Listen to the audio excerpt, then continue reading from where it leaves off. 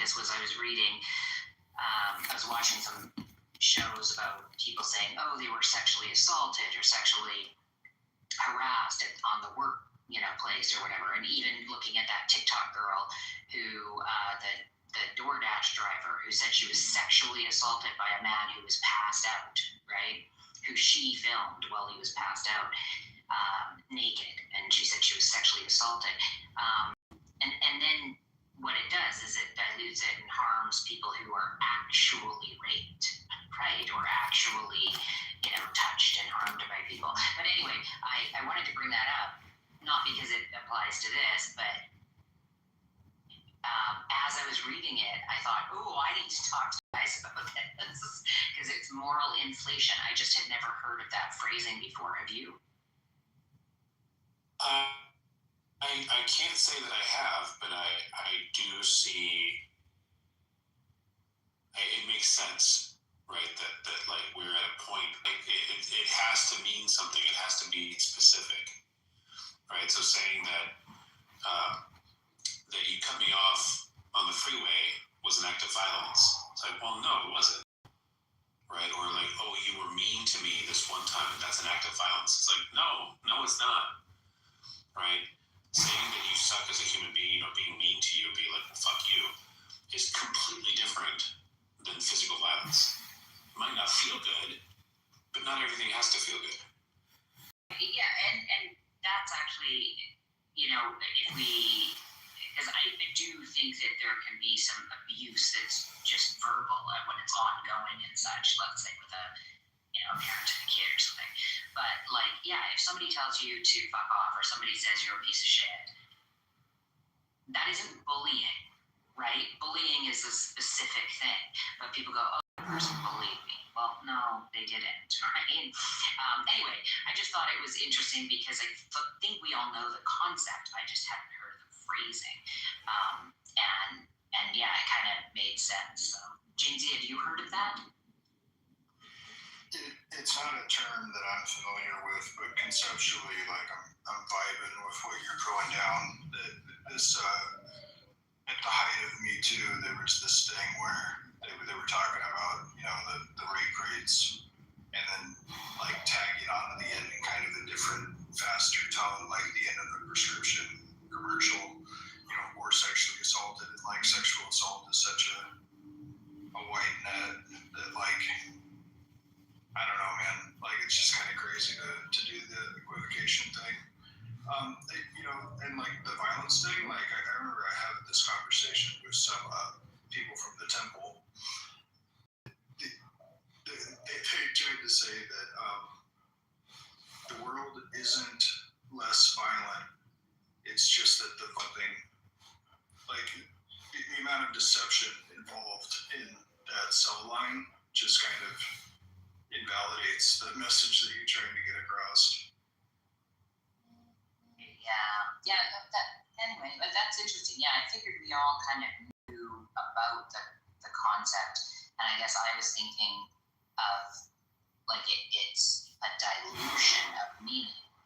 So it took me a while to wrap my head around moral inflation, but then I thought, oh yeah, inflation, where your dollar worth less, right? So that's kind of how I wrap my head around it. But anyway, okay. Yeah, I just wanted to and we didn't have to put a pin in it anymore because we discussed it, but I just thought that was an interesting phrasing that I hadn't heard before. So, okay, I'm going to go back to my and set up the other one, and I'll see you guys over in just.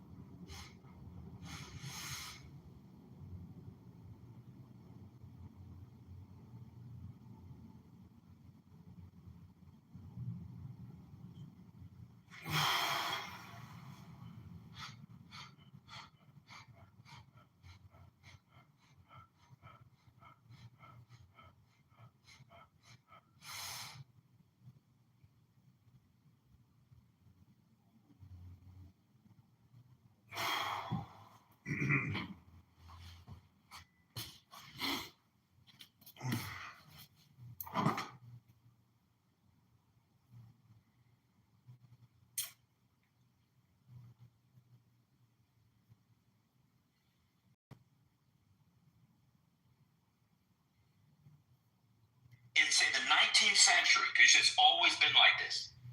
You think they weren't agricultural people who ate off the land that they were? Let me ask you, okay, so how is that similar to today? Potatoes. But yeah, rice with every meal and the vegetables that you had. It was season based. So you ate certain types of things. Hold on, Toye. We don't eat season based foods now, Toye. You live in. You go to a fucking grocery store. I think there's a myth that Black Americans were eating collard greens and macaroni and cheese and fried catfish. And fucking KFC. The meat intake in 2025, nobody matched in the past. So can I ask you a question then, Megan? No, go read a fucking book. If black people, You did not ask anything. I just wanted to point out. What is anti-negrophobic? What did he say? Go eat some chicken wings and fried catfish and then try to act like he was talking about white people too. Get shit out of here.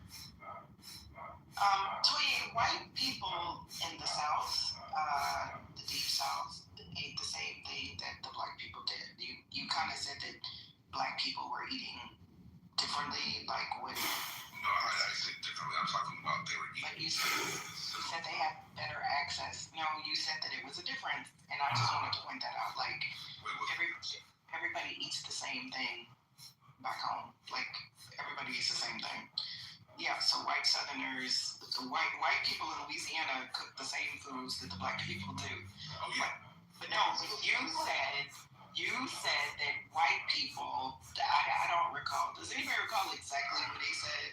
I don't pay attention. He said that. But you said that you keep saying Black people, and you said, and I'm not paying attention, that much attention to the conversation. But you did something about white people had better accent. Doing yoga, that's what I'm doing. It's called stretching, and I'm listening to people talk about nothing, waste all their time. Just listen to what these people are talking about. Think about, is this really necessary conversation? But you said something. What are they talking about? Is this important? Is there any purpose? The food that black people Is this how people spend their time talking about nothing? I'm doing yoga while people talk about That's nothing. not. And we'll put on some music very shortly. They eat the same. You go to a white family in Mississippi, you go to a Black family in Mississippi. All America. We're talking about the South at first. You know what? No, that was after the black South. The Black South? I fuck you from you from Never mind. Nebraska? Where are you from? I don't know. From the The whole point was that What's the town? if we look as a whole, Black people were healthier because they didn't have access to the amount of meat that we eat or the ultra processed foods. We are eating a much more calorie laden and processed diet. And clearly that is impacting our bodies in lots of different ways, including in birth rates. And that's how we got to this conversation. Maggie, your mic is. Ines, you ever look back at pictures of your aunts and uncles or your moms and your grandmas and be like, oh my God, y'all are skinny. We did that last night. Everybody's skinny in these pictures. That's very common. They weren't malnourished. They were just thin because they weren't sitting around eating Cheez-It and going to Chick-fil-A 2 times a week. Yeah, but we're also more sedentary. Real food back then too. Yeah, but they were far more active than we are today. That's also, like we talked about this last night. We had a lovely room sharing stories and pictures, and shout out to that, y'all. That was so much fun. Seeing all the beautiful people. Like, we were even sharing how we grew up. You'd be out of the house by 7:30, 8 o'clock. You stayed outside all day. You came in at 12 o'clock for a lunch. If you were lucky to eat outside, if not, you came in the house, and then you stayed outside even longer. Y'all didn't have to delete his comment about that. That's true. I shared that. My great-grandmother had an outhouse. Not an outhouse like for a bathroom, but the washing machine and the dryer were along the property, the land, because that's where they have food. Oh, I'm sorry, not the food. I'm sorry, y'all. The clothesline was longer. Yeah, so that's what we were saying. Oh, okay. I just want to make sure nobody was deleting it because they thought it was icky. I hate chitterlings, Robert. The only time they would cook chitterlings are on New Year's Day. Yeah, so we stayed outside. But first of all, now you can't eat outside. You thought you was the shit. You thought you were the shit. Nowadays, you can't even do that. Like, kids can't stay outside all goddamn day in Houston. That's out. So, anywho, yeah, but it was I think a lot of my family members back home, they still do chitlins and black eyed peas on New Year's Day. That's like, yeah, that's a black family ritual. Yeah, they all just random. My grandfather also said keep black eyed peas in your wallet for prosperity. That's what. Did anybody else ever do that? I've never heard that one before. Yeah, keep. The men would have black eyed peas in their wallet. So is it cooked or is it? No, beans. I'm sorry. They would have beans. Is it cooked? Is it a cooked one or is it uncooked? Uncooked. Like I see that. Yeah. But anyway, back to the stage.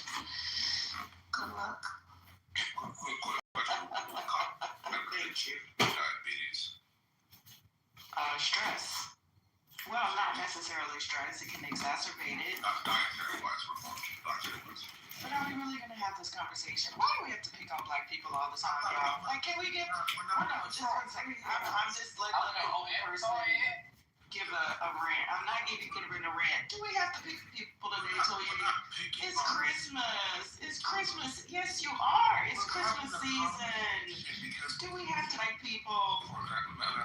Goodness gracious. Oh, I don't have that much interest in the conversation. I have to look cute today. We had last night. So, bye-bye. I'm off to be cute today in honor of the ancestors.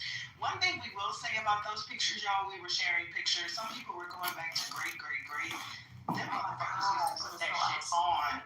They all looked the fuck good. I mean, they were laid to the nines. So, in honor of that, Sai already put that shit on, but I said I was going to put that shit on today in honor of the ancestors. So, y'all. What was your question, Zoe? What causes diabetes? Yes, the question was in relation to food. What causes hypertension and diabetes? Okay, which one would you like me to do? Those are different conditions. Let's start with hypertension. Go ahead. Okay, what do you know? Why don't you answer? I asked you a question. It's Googleable. You can get from Google. I'm asking you a question. We don't know. I'm not a dietitian. If you don't know what causes hypertension in 2025 and you're a college graduate, that's on you, bro. Well, just make your point. Just make the point you want to make. We all know what causes hypertension. We all know what causes diabetes. What's your point? Well, by the way, the point you're going to make goes against the argument that you were making earlier. So go ahead and make your point. Go ahead, make your point, bro. The point was that in relation, I made a point earlier about black people's food in America versus white people's food in America. And we're talking about, like we said, oh, we ate healthier and we ate all these vegetables and they were from the earth, which not disputing that whatsoever, but are we going to act as if there was a higher level of hypertension, significantly higher, and diabetes amongst black people than white people in America, so in the 40s all the way to Yes, I got you. Yes. So if we're going to have that conversation, right, we're talking about the diets of people in You're so stupid. Oh my God. So yes, actually, yes. We're going to see. But listen to what you're saying. You said you know what hypertension is, and you're limiting it to food in the Jim Crow era. It's just so dumb. I'm not limiting it to food. We're talking about food. When you brought up about science and vaccines and health things like that, that's a separate conversation. I'm not disputing that. But there's also other factors as well too, correct? Is food not a factor of hypertension in diabetes? Yes or no? What it is.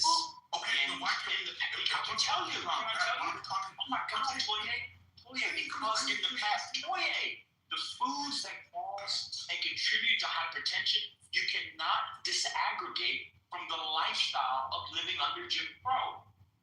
Now, that's why I wanted to go to diabetes. So you said, and we make the claim, where you suggested it was the case, that black people had appreciably higher rates of diabetes. I guess you mean type 2, but you didn't say which type, but I guess you mean type 2, than white people. No, we actually can't make that claim, in fact. So do you have data on that? I actually can't make that claim. I don't think you can't make the claim that black people have had historically high levels of diabetes than white people in America.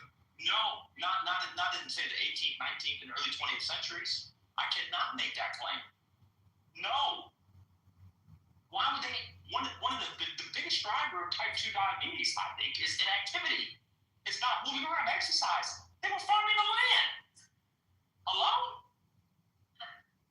So you're telling me enslaved persons had more rates of type 2 diabetes than the master? Doesn't even make any sense. We're not talking about Okay, how about this? How about the sharecroppers? Okay, yeah, the sharecroppers. Okay, Toye, I got you.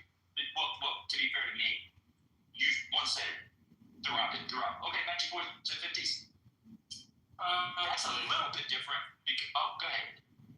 Yeah, early 20th century data shows similar or slightly lower diagnosed prevalence among black adults. Of course. It spikes. Obviously. So I actually recently looked this up because I have a uninformed. And you But you specifically brought up a year, and we're sticking to that year and forward. Why are we It's talking not about 1940s when you see the explosion. I look at this closely because I have a grandmother with diabetes who, sad kidney failure stuff. We really see the explosion in the 80s for Black Americans with regard it was to. in the 50s and 60s. It was not in the 80s. You just said 40s earlier. Now you No, that's the time frame that Maga brought for No, I said 1840. I said 18. I said 1840. I said No, 1940 was the standpoint of a different No, it conversation. wasn't. I said 18. I said 1840s before. We were never talking about And then anything. he moved to Yes, I was. And then I moved to sharecropping. I wouldn't say 1940s and then move to sharecropping. Toye, come on, bro. 1840 is a crazy time frame you're talking about. What are you talking It's about? not. Can I tell you why it's not crazy? Because you said in all of the history of the South. That's why I said in the 1840s. You remember you said throughout Southern history. You said people have eaten. You did. You said people have eaten the same. You said people in the South have eaten the same across history. That was your claim 10 minutes ago. I was talking about what the diets of the black people are in the South. I know. And throughout history, I'm talking they've changed. Yes, they've evolved within the same food. They're not changing as far as like going from eating beef and chicken to now eating They didn't eat beef and chicken in the South because they didn't have beef and chicken. I'm giving you an example, Maga. I know. You stop being. You're not. I'm talking Toye. about using a food group and changing to a completely different food group. They have changed to a completely different food group is what I'm telling you. Do you know what the food group is? Beef and chicken. So which one is healthier, Toye? Less diabetes or more diabetes? You're telling me the types of protein that I black know people which have. one is healthier. Less diabetes or They did not have the oh my God, Toye, do you not know what happened in the 1840s? You think enslaved persons were getting beef? I know they were not because they weren't getting big pieces. They were not. And I know that. But we're eating it now is the point. So it has changed.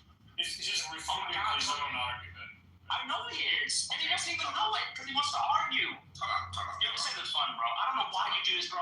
This is not fun. What are the proteins, the meat-based proteins that is Now we're moving. what They gotta learn. Okay, I'll answer it. animals, the animals. I'll answer it. It was almost exclusively pork. Yeah. It was a really bad. Be quiet. Let me answer. Toye, you've never studied. Shut the fuck up, bro. I don't need you to confirm me. You studied slavery? I have actually. Oh, like who? Like what historians do you read? I'm not here to play like. No, shut the fuck up. I don't need you. Shut the fuck up. Shut the fuck up, Toye. Just let me answer the question. Don't interrupt me while I answer the question. You can don't need you to. You small speaking. I know it very well. And it was usually, if they were lucky, they would get a side of pork, if they were lucky, once or twice a month. It was not a meat-based diet. However, if they were near waterways and they either snuck or their masters allowed it, they might get fish. But they were not eating as a general diet of enslaved persons beef or chicken. You know who else wasn't eating beef or chicken at the time, as a general diet? White people. Beef. So yes, diets have changed. Beef would be a change. When did people start eating beef in America? Beef picked up in the late 19th to early 20th century with all the meat packing, mechanized. Just 7 years. Literally, I'm done. You're done. You just gotta go down. You just gotta go down. No, just shut up, bro. I literally said the year. You said what years? I just fucking dumb. This is not fun. Y'all got it. It's so dumb. I'm tired of talking to dumb black men. I hate what this country has done to black men. It's a fucking travesty.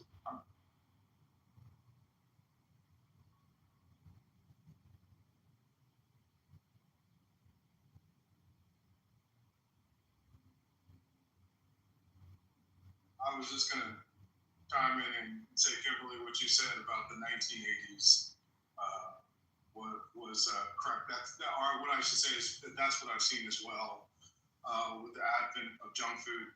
And by the way, in Texas, the highest obesity rates are actually in South Texas, in McAllen and Harlingen, which is 97% Hispanic. That's where we see an explosion of diabetes and other problems. Yeah, Kimberly, I feel like you're right there, right about to make the point. You got cut off. It's fine. Toya hates Black Americans. So. Some news in the chat. It's really bad. Trigger warning. Hey, and Kimberly, what else did your research say about the reasons for the spike in diabetes? I'm very interested in. Oh, I haven't done any research for real. I'm just, a girl with Google and perplexity. But we're less physical activity and then more access to the processed foods and the high-calorie foods. As we move away from living on our own land, and it's like, go is the person, I'm just a girl with some Googles. Wait a minute.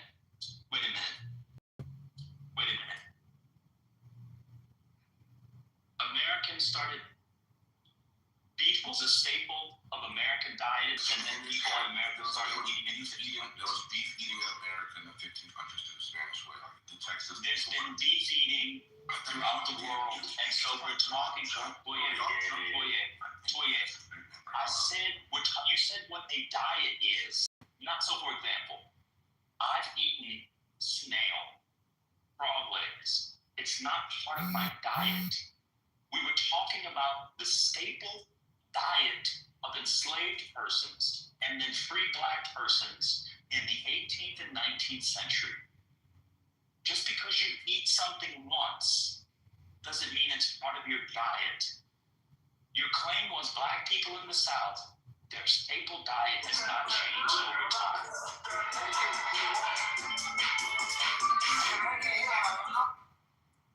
Has not changed over time.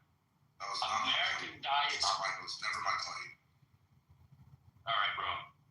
I'm gonna be honest with you. You can change the claim. That's what you said.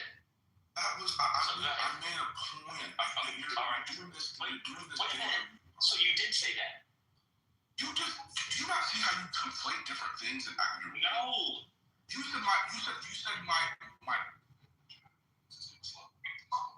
said that my point. That was never my point. It was something I made. I didn't say that was your point. I said you made the claim.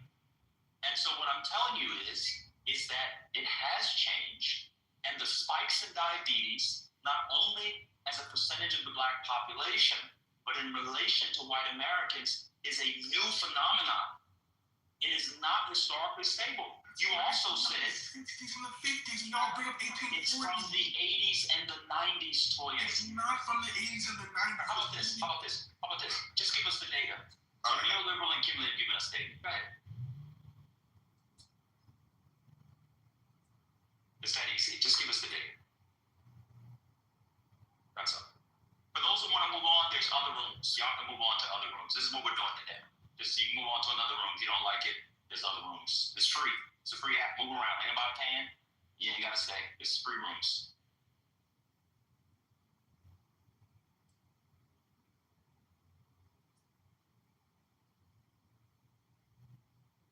I mean, diabetes really was type 2 diabetes generally was not a thing in America until recently.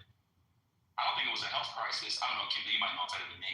I don't think it was really a health crisis, or neoliberal was really a health crisis until what, the 80s, 90s? I know it's exploded in recent years. I have persistent increases in the 80s and 90s. Yeah. Same, late 20th century. That's what I got too. Yeah. Julie, where's your evidence for it?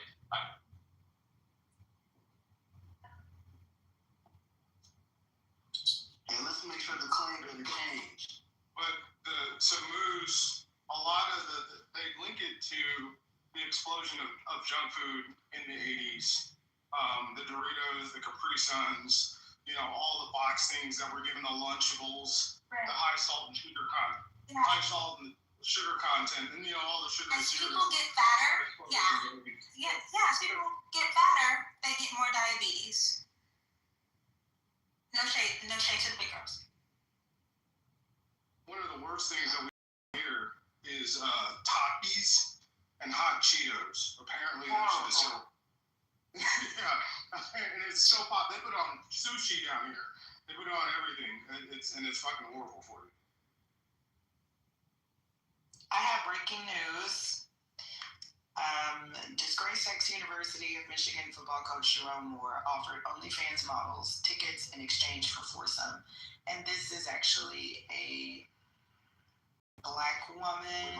We broke that this morning. I fixed that. Oh, okay, my bad. This shit is wild, bro.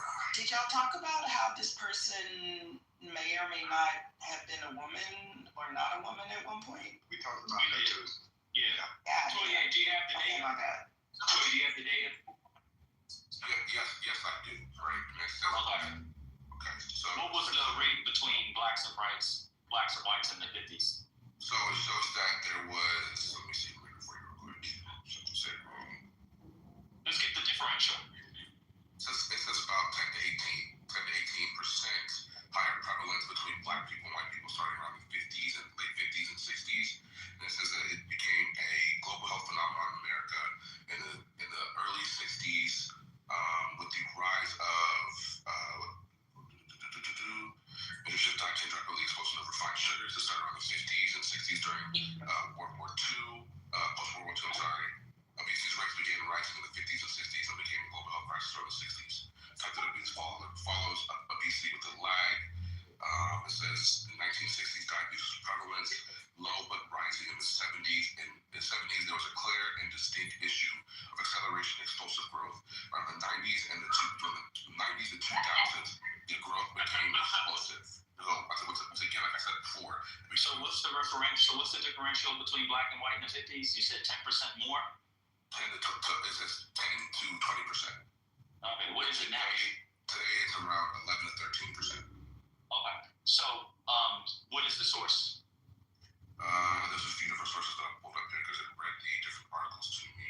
Right, because you read the AI overview. CDC, NIDDK.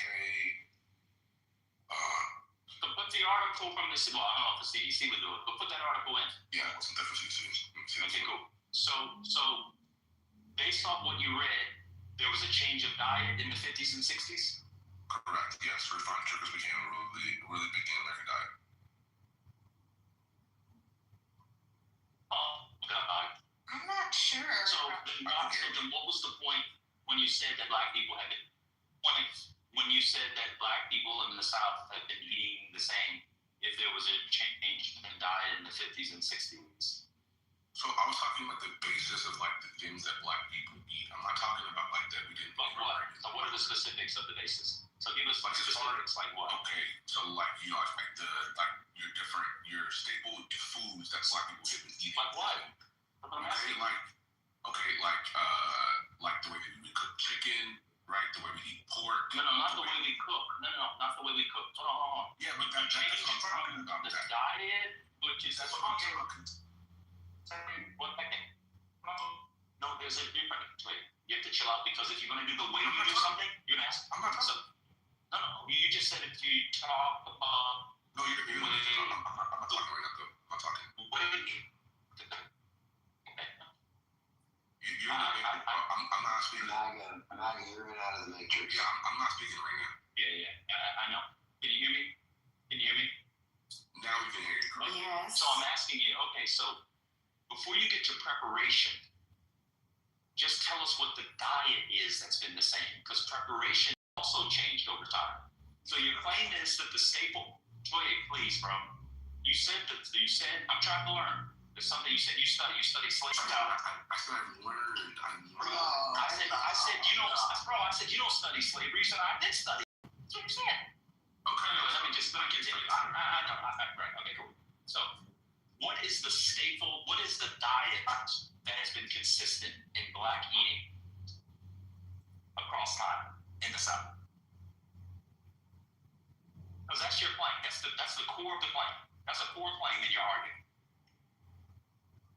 Greens. Wait, what type? Hold on. Wait. Hold on. 1 second, bro.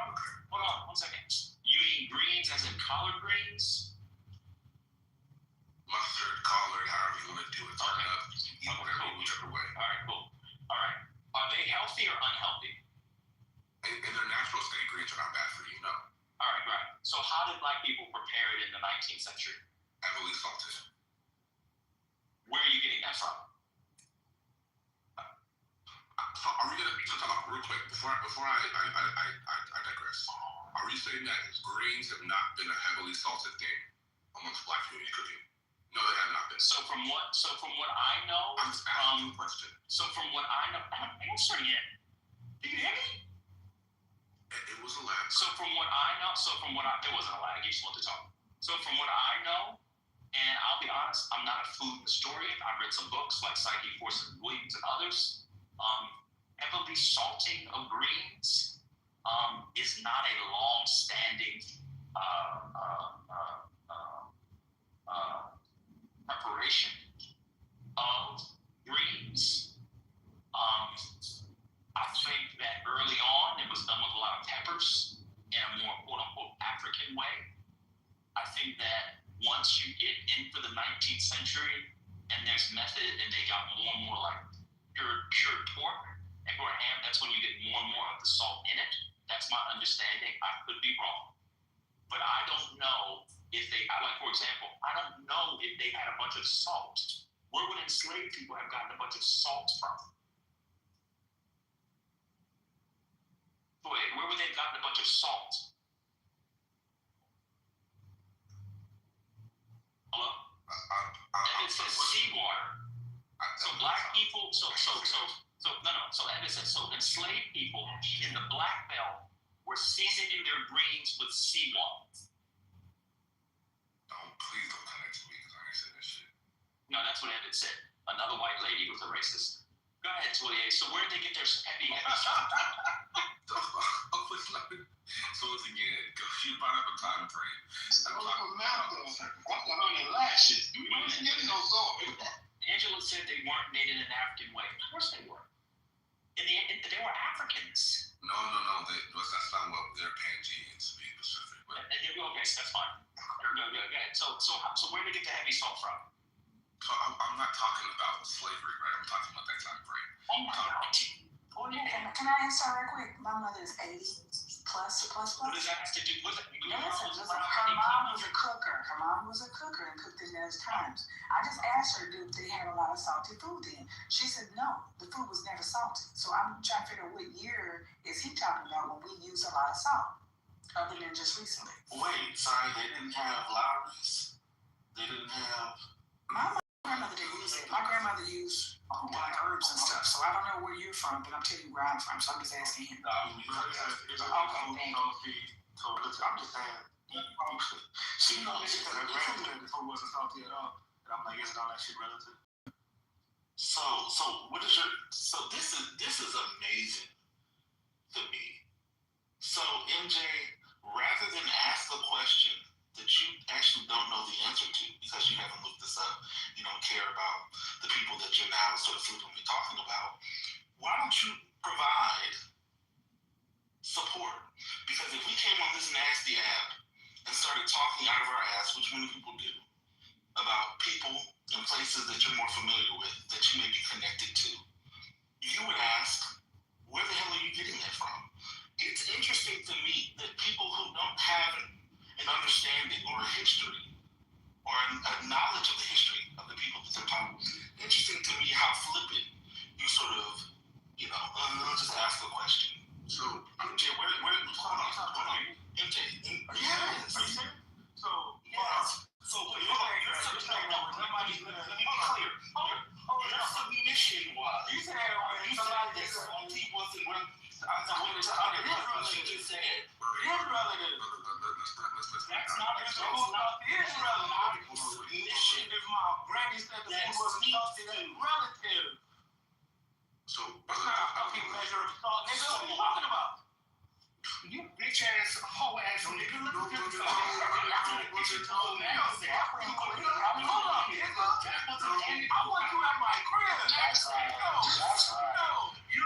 I got to eat the niggas like you, nigga. But you are stupid. You don't know what the fuck you can pull on the cow, nigga. on this app just like you get What's your address, Shut your nigga? bitch ass up. Worry about that, nigga. What's your address, nigga? Shut. Hold on. We're not doing that on Patty stage. Let's be respectful of the space. Y'all can make a private and threaten each other. Thank you. Anybody's threatening him. You don't know what the fuck he's talking about. I want the address, nigga. No. Please stop. Y'all are gonna get the house shut down. No threats in here. Do what? Brother, please. What the fuck you gonna do? That's what I know. What I do, nigga. Oh, you know. I think you know.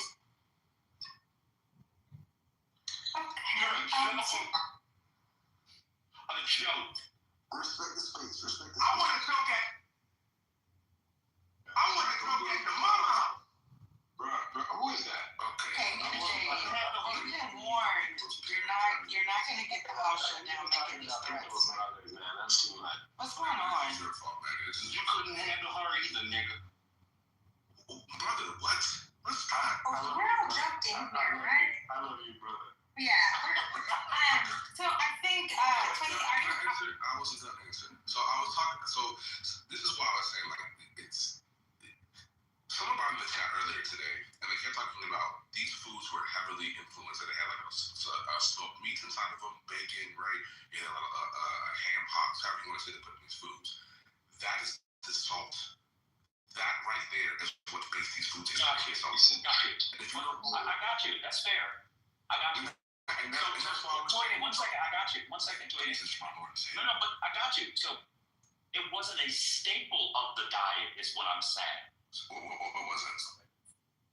Heavily salted meats were not staples of the diet. Wait. Heavily salted meats were not staples of the diet. Yes. How does it equate? We just talked about these foods were literally made from the backs of these like they were given the scraps of the But pig. they're not eating greens with ham hocks. You know, Quinoa Black by C. Forson Williams came out a few years ago. Things that we now celebrate as quote unquote soul food were not were not daily things that were consumed. You said macaroni and cheese. The idea that enslaved persons, or even people after slavery, ate macaroni and cheese with any regularity is hilarious. It's only a dumb thing to say. They were expensive. They didn't have the money for it. They didn't have the cheese like that. They had it, I don't know, for special occasions. They had basic staples, rice, fish, the things that they grew. That's what they ate. Black people in the South don't eat that anymore. That's why we're seeing these explosions in diabetes and hypertension and other things. The way the food is prepared. You mentioned fried chicken. They weren't using ultra-processed oils like we use now. And they weren't eating fried chicken multiple times a week like you and I do. I don't eat fried chicken. Well, not you personally. I'm just saying generally. Come on, man. Well, you ain't deserving because they're not small. These are enslaved play football. These are enslaved. These are enslaved. You're These not are enslaved. Yeah, I mean, go to the stuff on the right part, please. You're really tiny. Oh my God. Yeah, my grandmother grew her own chicken, so the difference with the chicken now and chicken then, she fed her own chickens. Yeah, but that's in the 20th century. My grandparents are young compared to the history of Black people. So when he says that the diet hasn't changed, it's changed considerably. We eat fast food today. Nobody was eating fast food in 1900. It's just a weird, it's just strange. When in other countries, we grew our own vegetables, we grew our own foods, we farmed. We're not farming now. I mean, some people did. Not everybody grew vegetables. I mean, yeah, okay, sure. Another thing, we eat lots of breads. Black people in the South in 2025 eat lots of breads. They did not eat lots of breads back then. People should go and read old African American or Southern cookbooks. There's recipes you can find. Google Books has them.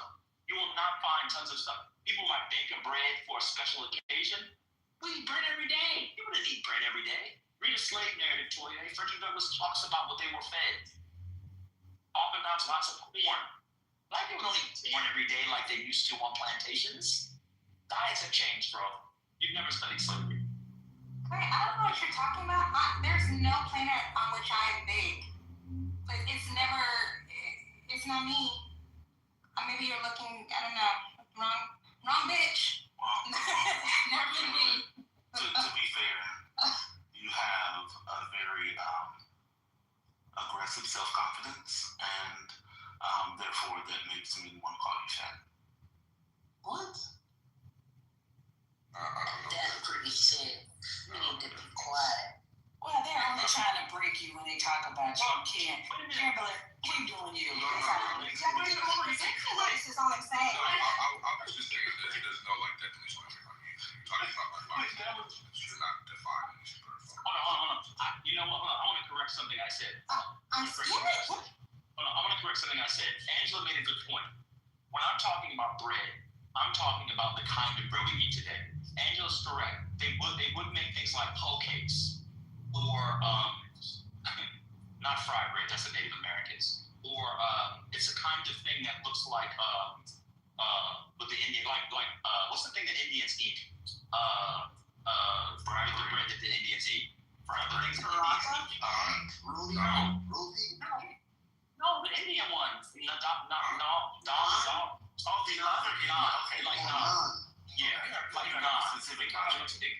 Sorry about that. It kind of looks like that, but they were not. Look at her. People never bought bread from the store. I'm talking about plantations. Nobody bought. Well, actually, black people never bread. So she's right. That's what I'm talking about. I'm talking about like we eat white bread, processed bread. We're not baking bread at home. Like that was the thing. So you should go and read. Go and read. I just reread Booker T. Washington's Up from Slavery. You should go and read. He outlays the slave diet. It is nothing like this what we eat today. Nothing. The idea that people from in 2025. Slave for you, but I'm saying I did not disagree. Okay, how about this? After slavery. I was talking about 1940s. We don't eat like 1940 either, Toye. Okay, so then what? Okay, so He's probably never read a book. I'm confused on what his. Can you give me an example of what the black diet was in 1940 in the South? Well, yes, it did. Just give me an example. 1940. Yeah, sure. Yeah, very easy. Vegetables, rice, Dishes. and whatever piece of meat they could get their hands on. Dishes, Mac, dishes. That is the dish. You got a plate. Vegetables is like You put rice on. That is the dish. That You get a plate. That is put not a rice. dish. That is a dish. Wait, are you? You are engaging with someone who doesn't understand the history, so he's thinking Wait a of minute. like 4-course meat. No, I'm not. What do you mean? Wait, but Toye, what do you mean? Okay, so if I said, right, like you said, give me a dish that we have been eating, Nigerians have been eating for a long time, right? I would say something like okra stew, right? We eat okra stew in Nigeria. When we make it, I'm doing the black version of give that. me a dish. Give me a That dish. is the I dish. would eat in 1940s. Oh, I got you. Okra stew. Okra stew. It's okra soup. Black folks in America have been eating okra stew. Yes. Yes. Hundreds of years. Okra wasn't enough. What's going on? Real quick, brother. How do you make okra soup the Black American way? Go ahead, brother. It's very similar to. Wait, hold on. No, we're not doing. I'm not from the 1940s, nigga. What is going on? What is okra stew for Black They folks? call it okra soup. Okay, first of all, they call it okra soup. They don't call it okra stew. What is okra soup? How do you make it? Break it down. It's very similar. It's very similar. No. Who's the gumbo? Who's the gumbo? I don't know who say gumbo. Don't say gumbo. I don't know. He's not American, so he's not. Okra soup for Black people. What is the beginning? How do you create it? If someone said, hey, go ahead. How do you make crawfish as you say? I can give you the steps on how to make that. So how do you, real quick, Matt, how do you make gumbo soup? Black I can't give you. One second. I can't give you crawfish Asian thing either. I can't give you recipes. You know food, don't you? I don't know every recipe offhand. What the fuck is wrong with you? I mean, I could give you, based off my knowledge of cooking, what it is, but I'm sure I missed some things. But the point is, hold on, here's the point. This is what you're doing. You're now plotting the fact that you didn't know that okra soup was a staple of Black American cuisine in the past. I know, I'm asking you. You didn't know. Just say you didn't know. You just say you didn't know. I did not know. Okay, cool. I'll tell you. I'm telling you, when I would go over my great grandmother's house, there was an anecdote. She would have this nasty, slimy, green thing with these white bits in it. My mom, what's that? That's that okra soup, baby. You want some? And she would laugh and then put in a bunch of nasty slop. It was disgusting and generational. So you're asking what a dish was? It was okra soup. We didn't do. My mother called it a lot of beans. It was a lot of beans, and my mom and my grandma loved beans. Could eat beans 3-4 times a week.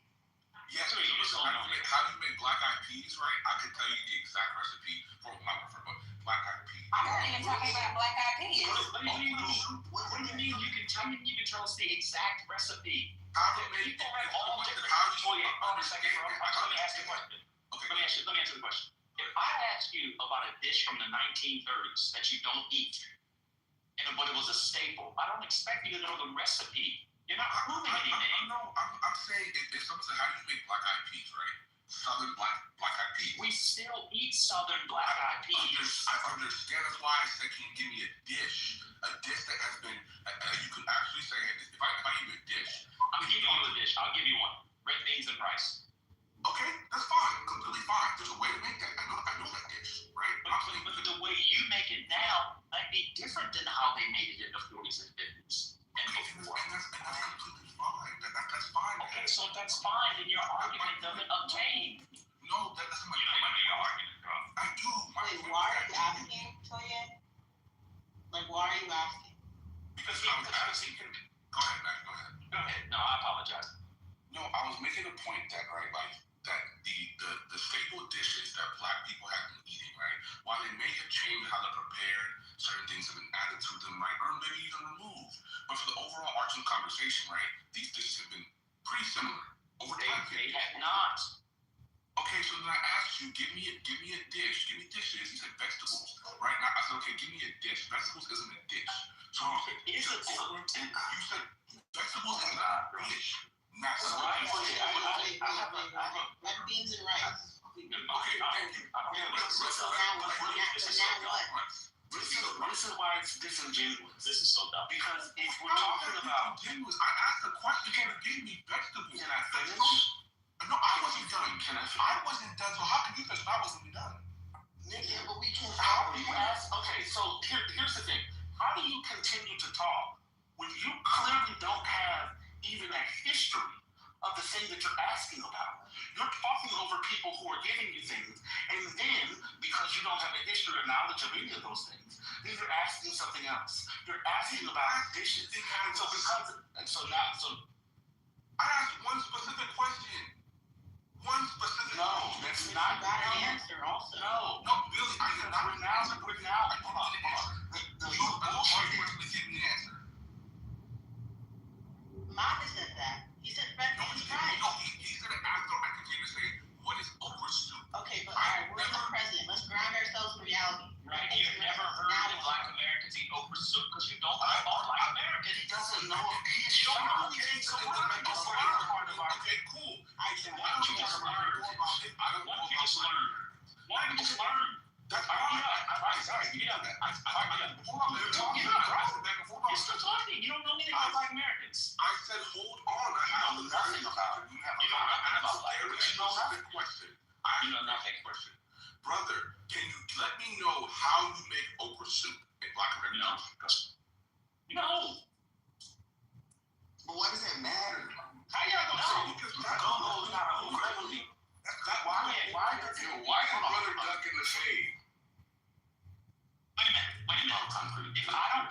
If a Black American 25, and I hate the gender, a man doesn't know how to cook something in his ethnic tradition, that means the thing is not in the ethnic tradition? What are you trying to prove? That's not what it means. Okay, so what does it mean? What does it mean? You just came on and told me that I don't know shit about Black American culture. You don't. And, okay, cool. No. Okay, cool. And I actually friend did from the 1940s, which is pretty recent, about from Black American culture, right? A dish from the 1940s. No, You're asking me for the cooking directions. No, I'm running from the fade, homie.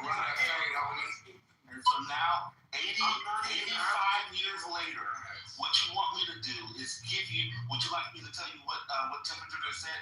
The stuff doing all the how Just say you don't know, brother. Just say you don't know. I'm just saying, can you get Why does that matter? Because that was the point that I literally made. That was the You didn't ask for the cooking directions. You asked about the food. The food we're telling you is different. The ingredients are different. They just told you. This is a basic. At this point, this is a basic thing. I put in the fucking chat. So you can look in the fucking chat about the okra and the relationship it has with the South. But I guess you don't want to fucking read that either. So come to me and talk that bullshit. Brother on this. Wow. Okra didn't even come from America. So in the it's not the same. Niggas didn't come from America. We gotta chill. Toy, I gotta be honest with you. You just said that Oprah didn't come from America while asking about Black Americans who also don't come from America. I gotta be honest with you, Toye. I think you're an absolute idiot. Somebody get some news, divine something. Let's move on. We gotta move on. You literally, I can't see your chat. You just said, one second. It's so bizarre to me that you just said Oprah doesn't even come from America while asking about Black people in America. Just chill out, bro. You got yourself worked up. And I know when people get exposed for being dummies on the app, they crash. That, what you just said, was one of the dumbest things I have ever heard. And I'm trying to decide if that's dumber than buying a $250,000 house in Mississippi over a $1.2 million house. Oh, Lord. $1.5 million. Just joking, just a joke. Just trying to lighten it up a little bit, just joking. Let's move on. I actually have news. Truck drivers, this is courtesy of my favorite, Bloomberg Law, one of my favorites. Truck drivers are being pulled off the road by law enforcement officers if they fail an English test, part of the Trump administration's far-reaching immigration crackdown that's threatening a critical U.S. economic pillar. What began as a push for highway safety, first, before I go on, has anybody heard of this? They're being administered an English test? Oh yeah, this is a very huge deal. Okay, I'll continue reading. What began as a push for What the test is, but go ahead. What began as a push for highway safety has expanded into an enforcement drive that immigrant advocates say targets foreign-born truckers who are legally permitted to be in the country. More than 9,500 cases of drivers pulled off the road, with Texas and Wyoming leading the way, have been since late June. Bloomberg News analysis of federal data shows. At the same time, Transportation Secretary Sean Duffy has sought to sharply limit commercial driver's licenses for foreign-born applicants. a move since paused by a federal court. And hundreds of truckers have been swept up in ICE raids across Oklahoma, Texas, Indiana, and New York in recent months. Shelley Simpson, CEO of JB Hunt, expects some 400,000 drivers, about 11% of the supply, to leave the business over the next few years because of enforcement actions. Commercial truckers face stricter language rules than regular drivers, but since the Obama administration, violations typically only resulted in citations. That changed after an April executive order from President Donald Trump calling for common sense rules of the road to be applied to U.S. truckers. Within weeks, the DOT issued new guidance prompting inspectors to place drivers out of service who did speak sufficient English. These are good drivers, experienced drivers, but they get pulled over and the officer says their English isn't good enough, says Vadim Shepik, the owner of an Illinois-based trucking company who's booked planes and car rentals for drivers who've had to abandon their rigs. Oh my God. Are you fucking... Here comes the procurement bottleneck. Christ. We're going back into COVID level procurement bottlenecks. This is going to be... Wait, and can you imagine that there is somebody with some sort of a load, like all kinds of shit in there, and they just pull them over, like you're going to jail or whatever? What the fuck happens to that load? I'm trying to figure out right now. I'm trying to figure out not just logistically, but like how is this working out for people? Like I watched a video of some white guy who like watched an immigrant get taken by ICE and then like stole his truck. So like in a situation with like what you're talking about, Nikki, like we're in like how is this working out for people for real? And I saw someone in the chat say they don't have an issue with it. Here's the problem. I would love to find out what the English test is, because as we well know, a lot of Americans can barely speak good English. So what determination, and are we really leaving this up to random officers to someone can speak good English or not? Like, what? This is so fucking problematic, y'all. As a daughter of, well, not my dad, but granddaughter of truck drivers and all of this, like, this is so fucked up. They passed the damn CDL test. So clearly it's just good enough for that. Right. Anywho, somebody asked for news. Back to the stage. Like, are companies going to start suing because of this? Like, you're literally stealing our employees? Like, what? Well, JB Hunt is one of the big boys. So I can't imagine. This is the law. I mean, I haven't heard about any law, but I did put the article from Bloomberg Law in the chat if someone wants to read. But this is very problematic. Yeah, very, very, very problematic. On the supply chain. And then how are they stopping these drivers? I'm not surprised that Texas is not one of the number one states, but Wyoming? That's crazy. Those are major transportation highways as far as like when you look at logistics in the United States, when you talk about places like Texas and Wyoming, you're talking about the way they get things to the rest of the country. That's gonna be very problematic. I don't understand his logic behind that. Well, and then we already have, I love how Cindy Stumpo, when I tried to say we still have supply chain issues, because she talks about this quite a bit. Of course, she's building $20 million houses at the B, and she said, no, we don't have supply chain issues. This is just the new normal. Because even at that level of building, she still has to wait for products, like for windows and doors and stuff. And of course, she's just a build. But it's just, no, she's on Chatter, Jazzy. She's on Chatter exclusively. But that's just, I'm sorry, y'all. I didn't know that this was happening. But anywho, that's just the news. But that's really just, no, she's even acknowledging, that's what I'm saying, there are a lot of Trumpers that are acknowledging that this is not what they signed up for. But we knew that was going to happen eventually. But, yeah, because these people are going to leave. Yeah, but if you're just... They were shot the first time, that's all. But why are they pulling over these truckers? Like, what are they saying that they're, like, are they getting them at the weigh stations? Because in some states you do have these weigh stations. I don't know enough about it, because I don't want to get beat up today for talking about something I don't know specifically how the weigh stations work. I don't know if we have a trucker here. I know that they're not weigh stations in some states versus other states. I know in Texas you have like the weigh stations for your load that you have to. I don't know how often you have them, but if you drive in this area, you might see some of them. Like they have to pull over. It'll tell you on the sign. Weigh station. Okay, AJ said weigh station in every state. I was talking to somebody in Boston, AJ, on Chatter, and he said that they didn't have as strict requirements as they do in Texas. So I don't know what that meant, but he did local hauls all over Massachusetts during the day. But anywho, I think we're strategically placed throughout the United States, and it's really based on what you're carrying. Like out here, you see them a lot. This is a state where you get a lot of, still a logging state. We have a lot of evergreens, so we're cutting wood, and I'm not that far from the port. So you see, from both ports, both the port of Olympia, the port of Tacoma, the port of Seattle.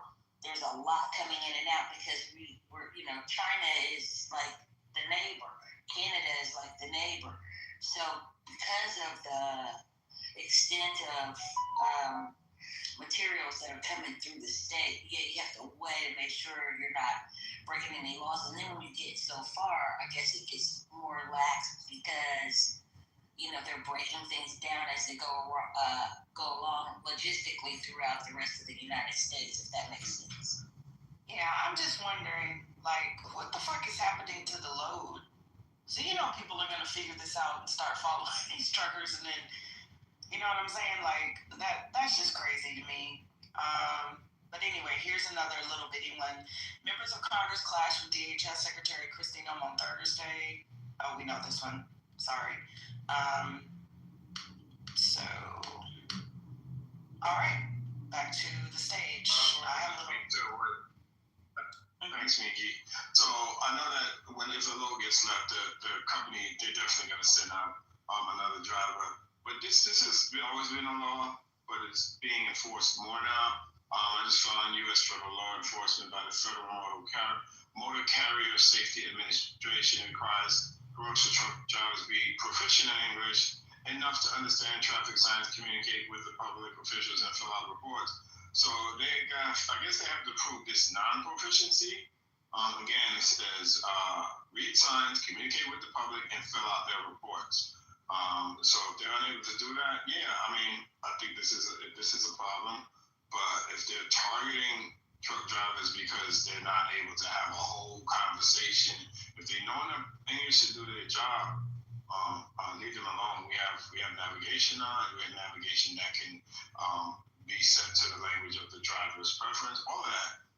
We've all been to Europe, right? And Europe has multi-languages, and you can go from the way the EU is set up now. You go from one country to the other, just like we go from one state to the other. And I don't think they require that, okay, you're a German truck driver, you must be able to speak French or English or what have you. Just another target, I think, another attempt to target people that aren't quote unquote American enough. I learned that. Yeah, And definitely not in Europe, brother. But once again, they want to target the goddamn people that are working and paying taxes and shit. Truckers can make pretty good money. I have a ton of truckers in my family. Like, grew up with truckers. This is such bullshit, y'all. It's just dumb as fuck. I thought they said that they were gonna go over the bad guys. Now you want to attack the people that are literally at their job, doing their damn job, that have their CDLs that are like, stupid asses. Those are motherfuckers. Anyway. Hey, you guys, didn't it start like back in September where that guy made a U-turn down in Florida with his rig? And six people, I think it was 6 people that got killed. Ron DeSantis went crazy. And he was like, we're taking all their licenses, and if they can't read English, if they can't pass, and he went crazy. So this is the new backup thing. So they're gonna get rid of the truckers that. What he didn't say was the China got killed right in the cruise. a Chinese bus driver also had an accident somewhere down south. So yeah, they're gonna target these people. These companies need to. If you own a holding company, if you're doing logistics, you need to vet your drivers, or you're gonna lose your load. But they have licenses, right? They do. Truck driving schools that have had their certification pulled because they didn't meet the standards from the USDOT. Yeah, but you still have to pass your CDL. Like you still have to. It's a particular type of license that you have to drive. So that's a CDL. That doesn't come from the truck driving school per se. Like not every. I mean, I read English and I've driven the wrong way down the road before. So yeah, the CDL is administered by the when you like where you go to take your license. You know your license exam, right? Like where everybody goes. So you can take a CDL exam without having gone to a truck driving school. Like my grandfather was old school. My uncles and my cousins could drive rigs when they were 10 years old. They could break apart those engines when they were probably 10 or 11, but that's just what they were taught. There's a huge company back home called Carrier. I've said this before. One of my uncles is literally on the damn brochure. So, and Fogelman, which was a company back in the day. Yeah, I'm a truck driving girl. I wanted a Mack truck or a Peterbilt. Shout out to Peterbilt. Peterbilt is the best in the fucking world. But anyway, this just breaks my heart. These people are working, minding their goddamn business, taking a load, probably picked up some Christmas presents for their kids, and then they get stopped, asked to read a damn or something, made to the determination by some crackhead ass cop, and then they're hauled off to some immigration detention center. Would you change your mind, Nikki, if you learned that 53% of the CDL licenses issued in New York were issued unlawfully? How are CDL licenses issued unlawfully? Did they game the test or something? Like, what did you have to be? Where'd you get it from? Right. How does that? Give them the title. The link is in the chat. The Twitter link? Wait, what's the link? Which Twitter link? Where you're giving us a Twitter link? Wait, maybe she has another one. What is the link? Because that's interesting. If more than 50. What does it say? On Twitter, could you break down how they got The it legal? speech from Secretary Duffy. But could you break down how it was legal? I can't. I don't have Twitter. What did he say? 53% of New York CDLs have been issued unlawfully. If someone's taking the test has been granted a 1-year visa, New York issues a CDL that's good for 10 years. Secretary Duffy threatens to block funding, but that's not enough. How does that make them unqualified? I'm asking, what was the illegal part? A federal audit of CDLs issued in California just exposed a huge corruption scandal. Over tens of thousands of illegal aliens being given CDL licenses. Yo, Monica, where are you going, girl? This is beautiful. Come on, MJ, hold on. Because I'm driving. Can you just... I'm learning. I have to. But what was the New York one? What you read, I'm saying, what's illegal? I don't know. That's what I'm asking. I'm not challenging you. The other people are coming off like they're challenging you and they want to be me, not me. I'm just saying, what's the illegal part? That's all I'm asking. I'm learning with you. Okay. It looks like if someone's taking the test and has been granted a 1-year visa, New York issues a CDL license that's good for 10 years. Apparently, that's not supposed to be done. Exactly. But what is the law? I'm saying, is it a federal or state law? I don't. That would seem like a weird. That would seem like a weird law that they would say if you're on a 1-year visa, you can't take a test for a license for 10 years. That doesn't make any sense because people come and study and they have short-term visas and take tests all the time. So, is it a federal law? Is it a state law? What is the law? You said it was a law. Megan, I read the article she's referring to. It's 100 out of 220. It's not a lot. New York has issued over 32,000, so we're talking about 100. The governor has since revoked them. It was a loophole. I don't know which law they broke, but it should not have been done. Wait a minute. Wait, the licenses got revoked? Yeah, the governor revoked them. Governor Hochul. This happened over the last couple of days. There's an article in the New York Post. I read it today. Wait, it was 100 licenses? Yeah, it was only 100. Come on, MAGA. Y'all conservatives got to do better than this. This ain't going to do it with prices where they are. I thought there were tens of thousands of CDLs that were given 100 out of 220. 100 out of But 220. even the point that Monica is making is not that they are not qualified, Monica, which is why you shouldn't Google things and you don't. And I brought AJ up. AJ, are you here? Because wait, you had your hand up, but you're actually a trucker. It sounds like you own some rigs. They still pass the exam. They're just saying that have been given an accreditation or the 10-year license, but they still pass the exam. So Monica, that's not apropos to this. If they have a 1-year visa, because I can assure you there are a lot of accreditations that you can get. Like for example, the one thing I can speak about that I know is if you're taking a securities exam, they're not asking you how long your visa is. They're not asking you that, right? So that's just some sort of technical compliance administrative concern. Those individuals still pass the CDL exam. You're trying to make it seem like they didn't pass the CDL exam.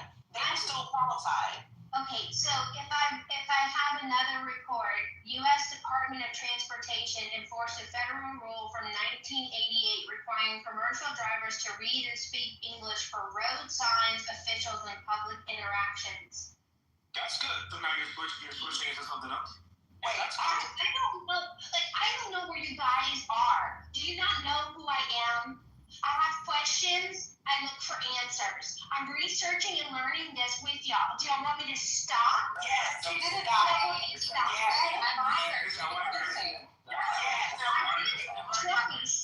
did twice. Just learn. But y'all mouths are open and your ears are closed because I'm MAGA. All right, to be fair, it's not because you're MAGA. They don't like you personally. So if the people, Paco put something in the chat that it was against federal Wait, regulation. MAGA, I'm sorry. I have to say something. I don't like when we break news and then because you agree or disagree with it, you want to start Googling shit and then you want to start submitting your fucking facts. Yeah, so now MAGA addressed this yesterday. Now I'm going to address it. I don't give a shit if you're MAGA. I don't care if you were Barack Obama.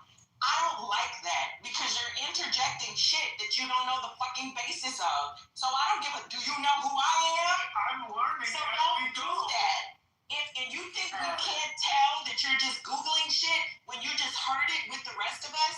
You're not educating us. You're not informing us. Hell, I paid $20 to ChatGPT. I got Claude. I got Gemini. I got all the shits. If I wanted to fucking Google things, then I would bring it to the stage. So no, you're not helping us. Nobody asked you to do that shit.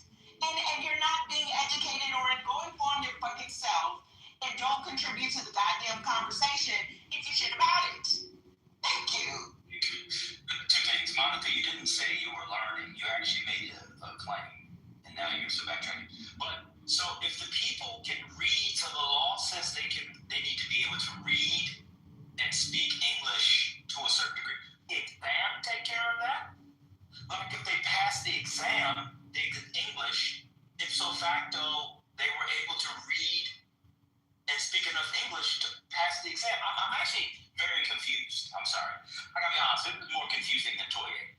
I'm confused. If you pass the exam and the exam's in English, and you have to have enough English to read the signs and do things to be a driver, wouldn't by virtue of passing the exams you know enough? I'm confused. I'm confused. Did they pass the exam? That's what I'm asking. Did they pass the exam? According to Matt Cool, apparently they did not. Monica's No, they did not pass the exam. According to Matt Cool. MAGA, I'm wondering if they offer those examinations in the language that you speak. That's possible. And if they don't check to make sure they understand the different road signs, because that can determine that. It's a federal exam. Why would the Trump people give tests in Spanish though? Like, it's a federal exam. MAGA, AJ, tell You're a trucker. Yo, Can you speak to this? Let me jump in a little bit. I've been in logistics since 2004, right? I sold my 80 trucking company right after COVID. Every state has its own little scam, right? You're talking about an industry where somebody can make $8,000 to $10,000 a truck per week. What does a person at a DMV actually make, right? If I pay somebody at a DMV $5,000 to $10,000, they really don't care. They can just come in. You can go in with your face and take a test for me. You know what I mean? So every state has its own little scam. Some people are passing tests. Some people are not passing tests. Wait, I retract that you're a subject matter expert. Because what the fuck? I really don't care if you think I'm a subject expert. It's the actual truth. No, but so where you the officials are 10 grand. is that in the story? Wait, where are we getting that from in the New York story though? I don't know about the New York story. I'm just telling you the facts of what the industry is doing. This is why everybody's like pulling back. In every state's DOT handles this shit.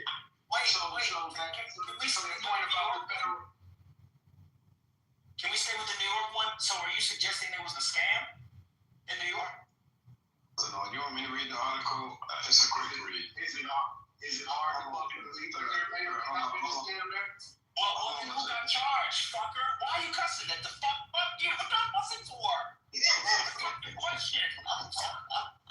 Damn, let me Y'all the only fuckers who didn't cuss. I simply asked a question. What you cussing at me for, bro? Fuck. So, was anybody fucking indicted? Fuck. So when Kathy Hochul took the fucking, when she took that fucking license away, then a motherfucker could get fucking indicted. No, I love it. Did the Trump administration fucking indict fuck squad body? Fuck. The fuck, y'all? I'm just asking. Is it hard to believe? No, it's not hard to believe. I'm asking about this fucking story. Did it fucking happen? If not, then shut the fuck up. Is it hard to believe that you can graduate high school? Yes. Fucker. So, AJ, you came up. You have evidence that the New York one was a scam? Well, no, I'm just speaking in general, not necessarily about New York. I don't know any information about New York, but this is like an industry. This is an industry thing across the country, for sure. What's that got to do with this? Okay, well. Did you also know that truck drivers like to get lot lizards who are females, males, sometimes trans? And I know it has nothing to do with this story, but he was in the business, so he used to get hand jobs and blow jobs by trans women in lots all the time. So looking at things that aren't related to the story, if it's not related to the story, let's just bring some stuff up. How do we get here?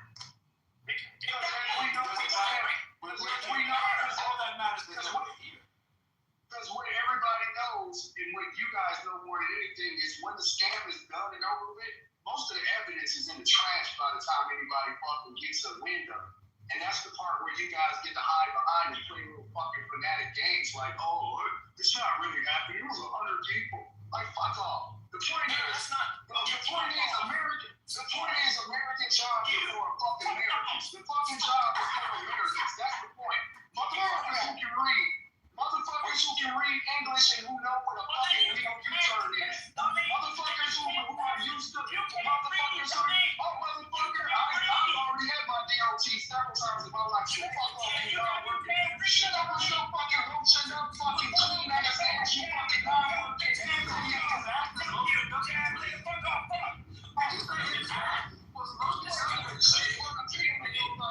You ain't lifting nothing but a can of things, you lazy fucker. Yo, this nigga's homoerotic. Pause. You can don't pause, go forward. Okay. So his point is that it could have been a scam and that could You're in the Matrix, man. You're in the Matrix. You're the Matrix. Fuck. We take care of that. I heard that shit, man. Why you say that? Yeah. My point is that your fucking ideology breeds up shit on the state, city, and fucking national level when it all comes to it. You're a bunch of fucking people who turn your back and turn a blind eye to bullshit. We got fucking Somalis ripping off by the buildings, and all you're gonna fucking say, well, it was only this amount, it wasn't really this. Fuck you, man. Like, y'all need to get with the times. What's going on this fucking place? Do you want the times is that the way you fucking people carry out, we're gonna end up living third world. And that's the way it is with you motherfuckers. And that's what y'all like. Y'all like third world, because a lot of you motherfuckers are plugged and got tenure somewhere, and y'all good, working a federal job, y'all will be alright, state job. Like, but for all the real motherfuckers out here in the real world working like the man that y'all, and I ain't jealous at all, motherfuckers. Y'all at all. I can sleep at night. I can sleep. You're complaining. I can sleep. Jealous. All right, let's move on. You don't know what people's ideology is on like Somalis. I know what your ideology is. Calm down, bro. It's all good. So I was just wondering if if they passed the test. Does anybody know if they passed the test? I was gonna read the article. I got the New York article if you want to hear it. I just want to quote. This all started because the DOT threatened to pull $73 million after audits of half commercial truck driver's license went to illegal drivers. This is all they're saying. Okay, so it says Transportation Secretary Sean Duffy threatened Friday to yank $73 million in federal funding meant for New York. Federal highway funding meant for New York after an audit found more than half of the Empire State commercial trucking license were issued to fraudulent foreign-born drivers in the U.S. illegally. New York gives an applicant that may have work authorization for 30, 60 days, or 1 year, but automatically issues them an 8-year commercial driver's license, Duffy said during the press conference. We also found that New York many times won't even verify whether they have a work authorization, they have a visa, or they're in the country legally. It says they're just giving 8-year commercial driver's licenses are coming through their DMV and sending them out on American road. Duffy issued a warning after the Federal Motor Carrier Safety Administration examined 200 non-domiciled commercial driver's licenses issued by New York Department of Motor Vehicles and found 107 were unlawfully issued. Approximately 32,000 CDLs issued by New York DMV across America driving. Despite the polls revealing in September that one migrant applicant didn't even have his first name down on the application and did receive his driver's license. DOT officials launched a probe Thursday in a Chinese national accused of causing a fatal pilot in Tennessee highways. This week, Woodley issued a New York State driver's license. Scrolling. You don't just drive in New York if you have a CDL. You drive around the country, Duffy said. Transportation Secretary is giving Hochul and her officials 30 days to revoke all the CDLs of illegally issued driver's licenses and learner's permits used to conduct their own comprehensive audit, or they will have their federal funding pulled. As for whether the lost funds could delay the shipment of goods, Duffy responded, at the end of the day, it's about safety. Good carriers who are out there employing drivers are going to ensure that they are safe, and they work together with the shippers to ensure that all the goods are delivered across America. What we uncovered is just an administrative oversight, added Derek Bars at the presser. It's systematically grossly unacceptable deviation from a federal safety regulation that has been on the books for a long period of time. New York State DMV spokesman Walter McClure responded, Secretary Duffy is lying about New York State once again in a desperate attempt to distract from the failing, chaotic administration he represents. The true commercial driver's licenses are regulated by the federal government. New York State DMV has and will continue to comply with the federal rules. Every CDL we issue is subject to verification of an applicant's lawful status through federally issued documents reviewed in accordance with federal regulation. This is just another stunt from Secretary Duffy and does nothing to keep our roads safer. We will review USDOT's letter and respond accordingly. Half of the CDLs issued either New York or California, the federal official noted before calling both states to revoke the unlawfully issued licenses. In the Golden State, Duffy said 25% of CDLs were unlawfully issued, and Sacramento responded by revoking 17,000 licenses. However, DOT chief said he was not letting Democratic Governor Gavin Newsom off the hook. I thought Hooker revoked them. I guess I was wrong. California is the only state that unwillingly enforce English proficiency rules, the secretary noted. And how you can get a license when you're not proficient in English in California begs the question, what the hell is going on in California? That's the end of the article. So somebody got a license, we're expected to believe, and they barely put their first name, but yet they were issued a license with their address, their information, but they only provided their first name. So what do we have? Some Harry Potter motherfuckers working at the DM in New York that can just glean all your information without you having to fill out shit? Is that what we were saying? Okay. Most people that go to get the CDL, they usually go to a CDL school. There's one near me. You go through the whole process, and once you go through that CDL school, there is a written portion, right? Air brake endorsed. There's a lot behind getting a CDL. So I don't think anyone just got a CDL magically. It looks like they all went through the process, but I could be wrong. Well, it said that one migrant only barely gave his first name. So how did they do? You know what? It's New York, I guess. Whatever. Divine, that was a lot. I was just gonna say, Divine, that was a lot you read. Was there any evidence that substantiated the claim that they were getting these CDLs without actually running the exams or anything, or is that? There's no evidence. It just looks like accusations, and it looks like another attack by the Trump administration. This is money promised to us for our highways. So it's like, you had 100 undocumented CDLs issued. We're not going to give you $73 million. That's what they're threatening.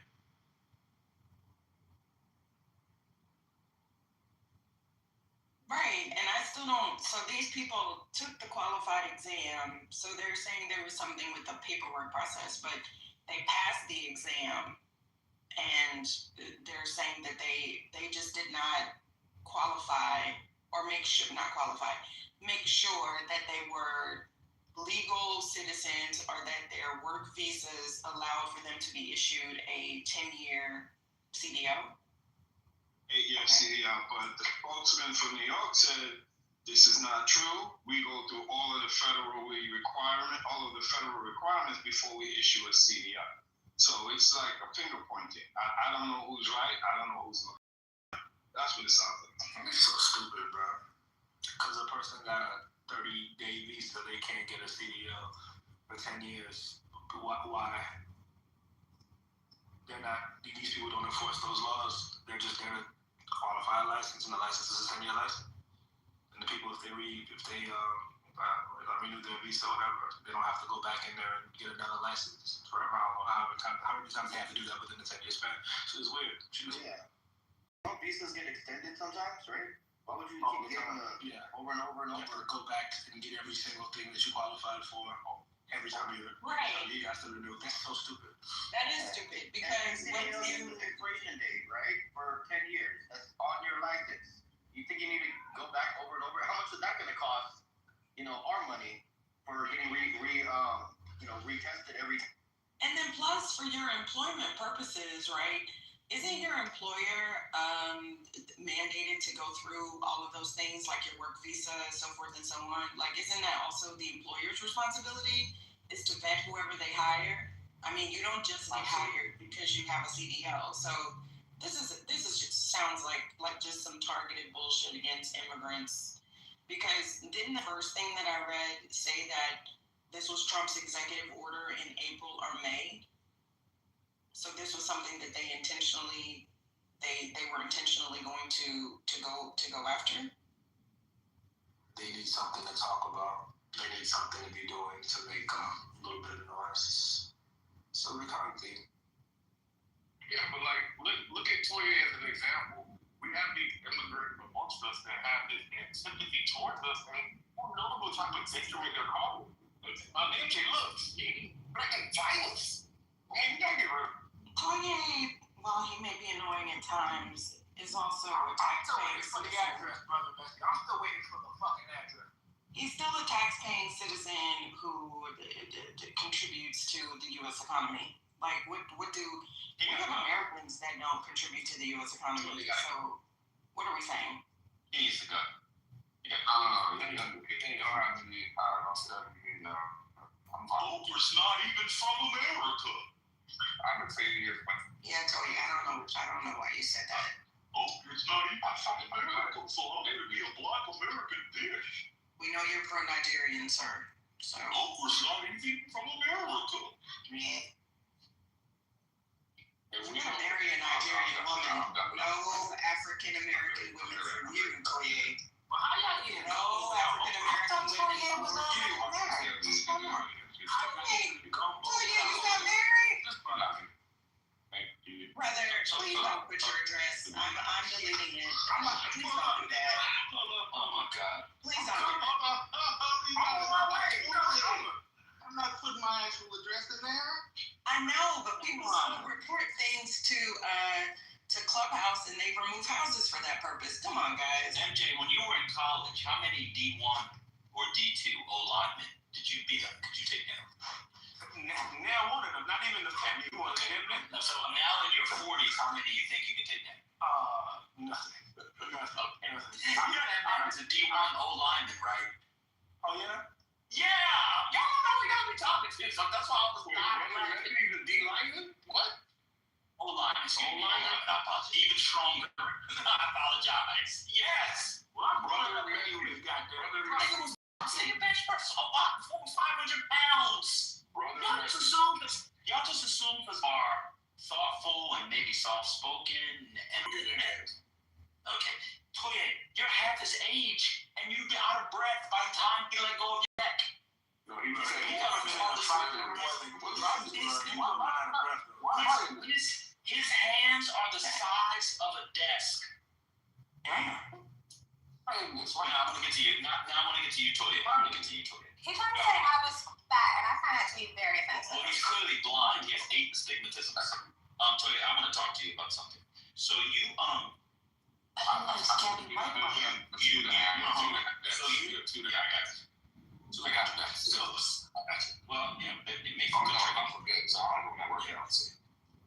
So Toya, you said that you cut. So what was your point about Thomas Jefferson's slave, James Hennings?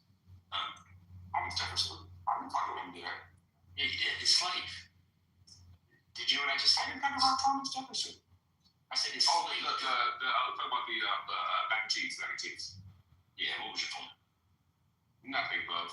Nothing. So, have you? It's okay. Because I want to ask you a question. Have you since Googled about black people in okra soup? Yeah, it's not a real dish. Well, I digress. You digress. What do you mean you digress? Yeah, there's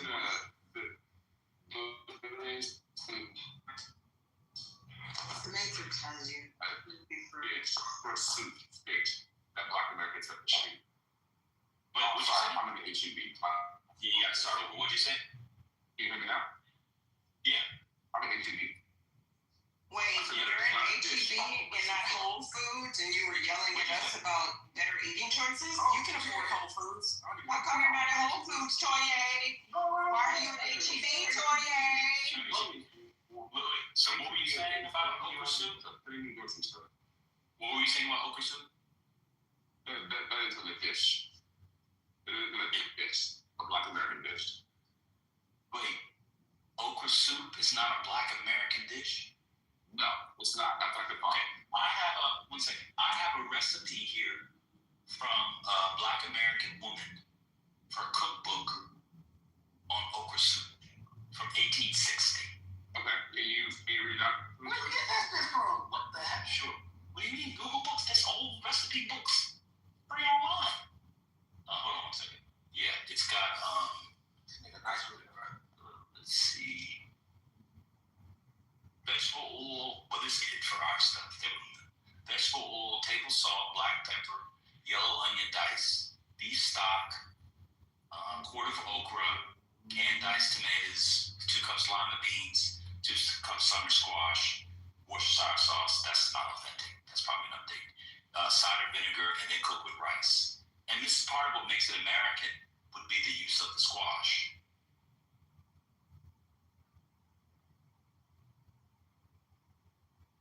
You don't know that people in the Carolinas have okra soup? Like the Gullah people and Low Country people, Toye? Have you ever been to North Carolina, South Carolina?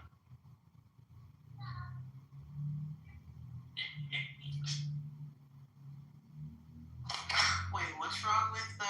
Sorry, I'm ordering my thing, sir.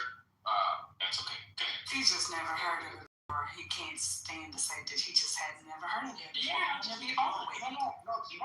Sorry, I literally said that. That's the first You thing just I said it wasn't a thing. soup, right, that I found upon many black chefs or conversations about how to make okra soup Black American style. Never heard that before. I looked it up. I didn't see it. Didn't find it. Because that's something It didn't have any Worcestershire. That's Blacker chefing up. What are you saying? What's going on? We can't understand. What's he saying? It's just Blacker. I don't know what he's saying. So wait, is he making a claim that Probably because we don't need to hear it. That's probably why. is he making the claim that because I've never heard of it, it's not a thing? And it's a Worcester sauce. That's not how. That's what he asked me. What's that nigga name? Mark. I'm confused. What's the argument that Black Americans don't make okra stew at all? It's not a part of Black American cuisine. Keep That's someone what to make he's saying. sense. I don't know what he's saying. All right, Remy, can I just give this a quick update? Soldiers ambushed by ISIS in Syria. I know y'all probably already talked about it. 2 U.S. soldiers, 1 civilian interpreter were killed. 3 others were wounded in the attack. Soldiers' mission was in support of counter-ISIS, counter-terrorism operation. Attack killed by partner. Trump vows relentlessization after 2 U.S. soldiers killed in Syria attack. This Also, was Dash. Dick Van Dyke turns 100. Say it again. Keep saying that. I'm recording. Very first year of college. What's up, Lady Chi? What's up, family? Okay. So it was Dash, I believe, that did it, correct? ISIL Dash, isn't that who did it? Oh, I don't know. I didn't say that. Okay. Well, neoliberal said yes. Didn't Trump just have the leader of Syria here and fetting him and everything? And wasn't he like on the terrorist watch lists a couple weeks ago? Oh. A bunch of years ago, but yes. Wait, when did he get off the terrorist watch list? I don't know. A bunch of years ago? Yeah, it was a bunch of years ago that he was a bad guy. Now he's a good guy. He got off in, I don't know, offhand. Say that one more time. Was Trump on the terrorist watch list? No, the leader of Sacco. Oh shit. Okay. What's his name? Giuliani. His name was Giuliani, I think. Now he's calling himself. Oh, okay. But we got troops over there on and off since 2015. He was removed by the U.S. and the UN off the terrorist watch list in late 2024, early 2025. There you go. Y'all talking about that coach, Michigan coach, yeah? No, we're talking about the attack on U.S. soldiers in Syria. I was talking about the topic. I just got here, man. That Michigan coach, that's crazy. I'm surprised that didn't hit the top. Boy, are you there? Boy, are you there? Or are you there? Don't matter, are you there? Yeah, but it ain't be hard to hear me. I'm gonna need you. Okay, this sounds better. So you're saying that okra soup is not a dish Black Americans have made, had, and served traditionally, you're saying? Well, that was my point. Us who are, well, it's definitely not as good as matzo ball soup, it's not even a question. But for those of us who, nothing like the schmaltz, you need to do the schmaltz all the time. So for those of us whose great-great-grandparents, granny, my mom, etc., who are from the Carolinas, Georgia, certain parts of Alabama, Mississippi, and they used to make okra soup all the time. Did they get that off Instagram? So once again, I asked you. Absolutely not. I should how they made it because that was the specific question I asked. in time that I go to all I've been to the place called Sweet Georgia Brown, right, off of Ledbetter in Dallas. I love going out Sundays, right? And they got authentic. What's up first? You mean okra gumbo? No, gumbo. It's something like tomatoes and also okra. I said okra. It's not like traditional gumbo, but we still call it okra gumbo. Oh, I'm saying I should gumbo. Yeah, I was like, yeah, I mean, it's just a derivative of what it's just a derivative of what we call okra soup. So it started. Can I just tell you the story? And I just no. What she's talking about is derivative. I know. I'm telling you. Can I just tell you the story, Toya, so you can learn? Do you want to know the story, or do you just want to continue to act like you know the Black American culture? Listen, bro. It started. All right, listen, Toya. Look, all right, never mind. First lady, you want to do your you want to do the duty head? I'm sorry. Do you think? I apologize. I ain't gonna lay this on my front door. No, or you guys can do the thing. He just wants to argue. He didn't know that okra soup. He's doing it again. It just came off mic to say I'm not talking. How is that possible? At the level of logic, I'm not talking. All right, cool. First lady, do you like okra, First lady? No, sir. What kind of okra did you ever have growing up? I don't know. My dad used to make it, but I didn't eat it. He made it how? God, I don't know. I didn't pay attention. I didn't like it. But like, did you fry? Was it in a kind of soup, stew, or tomatoes? Like, what did he do with it? I've seen people fry it, like at the church and stuff. I think my dad just had soup. Okra soup. Your dad had okra soup? Incredible. Toya's going to tell us who grew up with our parents, grandparents, and great-grandparents eating it, especially those of us whose people come from the Carolinas and certain parts of Georgia and Alabama, that okra soup is not part of our cuisine. He's a Nigerian who's years old or less, but he's telling me what Black people ate in the 1910s and 20s in America. And then his defeater is, what did they eat? You said, what did they eat in the 1940s? And I said, and you said vegetables, rice, vegetables. Yeah. Like most people dish like okra stew. I didn't say. I said, can you give me a dish? And right, okra stew is that's why we eat differently than people did before. We have a far more homogeneous, well, that's not necessarily true, but we can get stuff like out of season. I just went and bought some blueberries and raspberries. They're not in season in America. They didn't come from America. Hello? Strawberries are out of season too. Meg, can I make an order? Please. I'd like to order some First Lady cheap. Yeah, it's just tip your waitress in the group. You can make your order.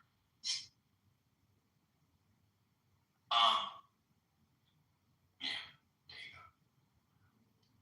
I'm not asking, man. I'm like, oh, bro, I'll do my favorite thing to eat. I would ask a question of, hey, let me know how to make the dish. I have brother had nothing to say. We don't know how to make. Oh my God, this is a dumb argument, bro. All right, I apologize. You're right, I apologize. Since we don't know how to make the dish, I apologize. Since we don't know how to make the dish, it definitely can't be Black American. I apologize. This is kind of complicated. This is so dumb. I asked a simple question. But you are insulted. No, I'm not. We don't know how we don't cook it, bro. So to be right, I asked you, the question was the fact of that what are the dishes? We're talking about Black American dishes all the time, right? They've been around here for a long time. It's kind of muffled, and you're a little muffled. I'm an HCD. Hello? No. Keep going. Go ahead. Okay.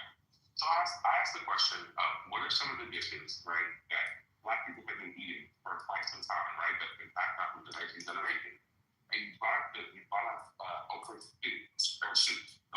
I said, Yes, I said I can stew regarding Nigeria. This is an example. And you said you got okra stew. And I said, okra soup. Well, that's actually hold on. That's actually not what you said. The Jesus Christ call on him. So the problem with that is you were the one making the claim about the uniformity across generations. My claim has always been, and the claim that NAGA was making, and correct me if I was wrong, was that the choices of food and what we eat have changed over time. So it would make sense that my ancestors would be eating a dish, but I don't know how to make it because I'm also not eating that dish from 85 texts of African American history. A lot has happened in that time. Yeah. So I don't understand what point you're making by asking me if I eat a dish that my ancestors ate when I told you when we have been telling you repeatedly, various ways. Different African Americans have been telling you repeatedly that the food choices of our ancestors, some may still be alive, some may not be, but the food choices that they had are different than the ones that we have now. We literally made the claim that they were healthier back then than they are now. So I would not have answered the question, what is a similar dish over time? Because that's never been my claim. That's been yours. It wasn't you. That's the point I'm trying to make. If you just calm down and breathe. So why would you ask me, if it wasn't me, then why did you ask me a question? Why did you ask me a question of how do I make a stew that people made 85 years ago? Gold and I were having a conversation. I made a point and Gold refuted it. And I said, okay, and you came off the mic to say, agree with Gold about okra soup. So I asked very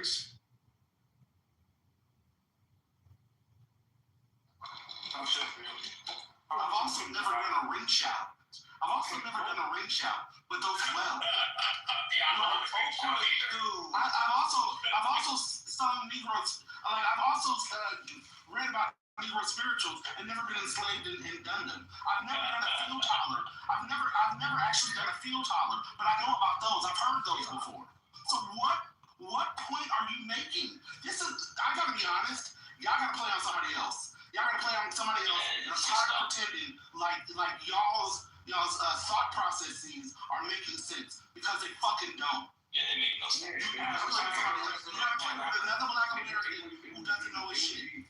You gotta play with somebody else, but you're not gonna speak on my shit like you know what you're talking about. Because you barely know how to make an argument. You are not even making a cogent argument. It would be one thing if you were wrong, but the thought process carried through, but you're not even doing that.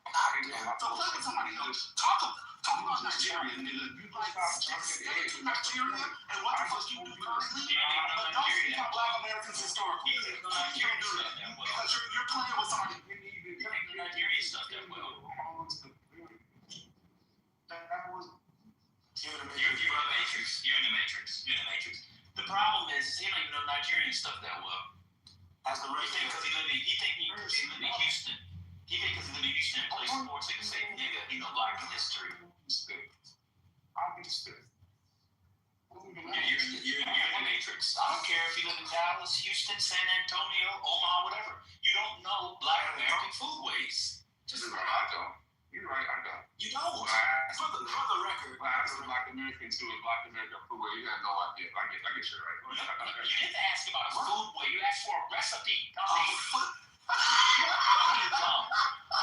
The food way is not. Did you graduate college? The food way. You asked for a recipe. Not a food way. Was you saying okra wasn't even from America, but you didn't even fucking know what. You are dumb, bro. I gotta be honest with you. Are you serious? You play with somebody else. Play with child. Play with somebody else. But you are not going to try and pretend as if you understand what the fuck. You're having a conversation that is above. What's the girl's name? With all too far, they're doing everything high. They were correct. You didn't ask about food way. Other people on. Did you hear what you Toya? You asked when you didn't know about okra soup. You could have just said, "Oh shit, all right, that's interesting. Oh, I didn't know that." You continue to maintain. One second, bro. One second. You then asked us what the recipe was. I don't know the recipe to lots of things. That doesn't mean it's not a historic food, right? And I said you don't have to give me the exact recipe. And then I said, well, it's made by, and then I said, and you came back an hour and a half later after somebody else brought me up. Give me an explanation. Calm down. Let me just be. I'm very. Then you said, all right, then be quiet. I'm calm too. Then you said, okra's not even from America. What does that have to do with the? You know why okra soup and okra dishes are part of Black American history? Yes. Why do you think? Why? Okay, explain why. Well, Michael, We do know why. We know why. No, Michael, It's okay. You can continue. We're moving the goalposts 5 times. The conversation. Okay, so here's the goalpost. Here's the goalpost for everybody. Let me reset the room. Here's the goalpost. Toys made the claim that black people in America, and in particular the South, their diet has been the same across history. I'm arguing it has not, because no one's diet has been the same across history. Did not say it's been the same across history. That's a lie. You're doing it again.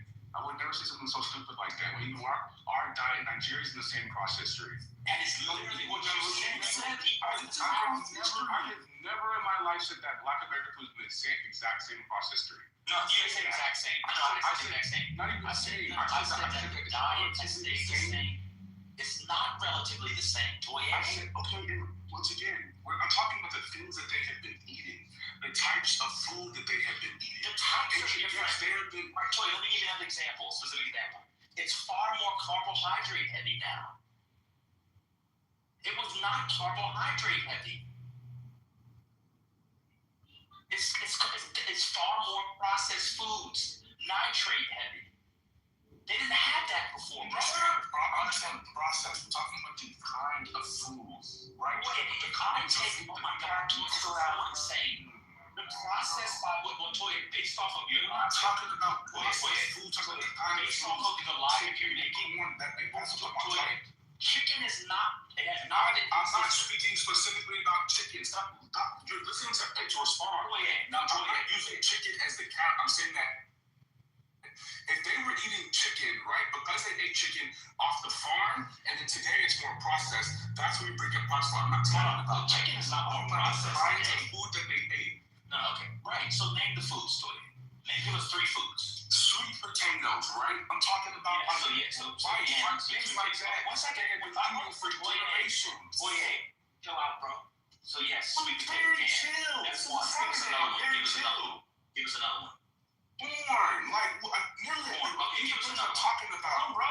Toya, come here. Give us another. I just gave you 3, man. I got corn, sweet potato. What else? Millet. And millet. Corn, sweet potato, and millet have been about the same, you're saying, for Black Americans. Millet. I'm saying, I'm talking about, like, I guess the ways that you eat it may be completely different, right? You may have added different seasonings to it, or Wait, you said millet? I'm not saying Black American, but I'm talking about types of foods. No, get the Black American one. So corn, sweet potatoes, pork. All right, pork. Okay.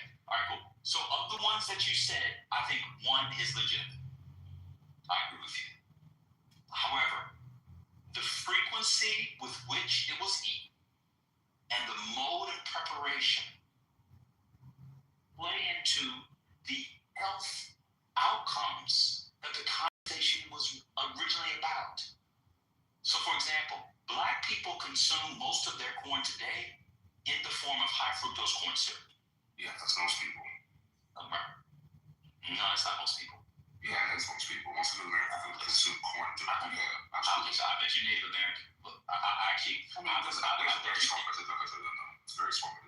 Americans. So it matter. That's what you said. That's. You said most people. Oh, you said most. Okay, that's good. Yeah. I just said all people. My bad. I heard. All right, most people. Okay, that may be true. That probably is true, right? But if we're talking about health outcomes, and they used to eat, I'm gonna be honest with you, and I mean this with all due respect, I don't think corn was a staple of Black American diet.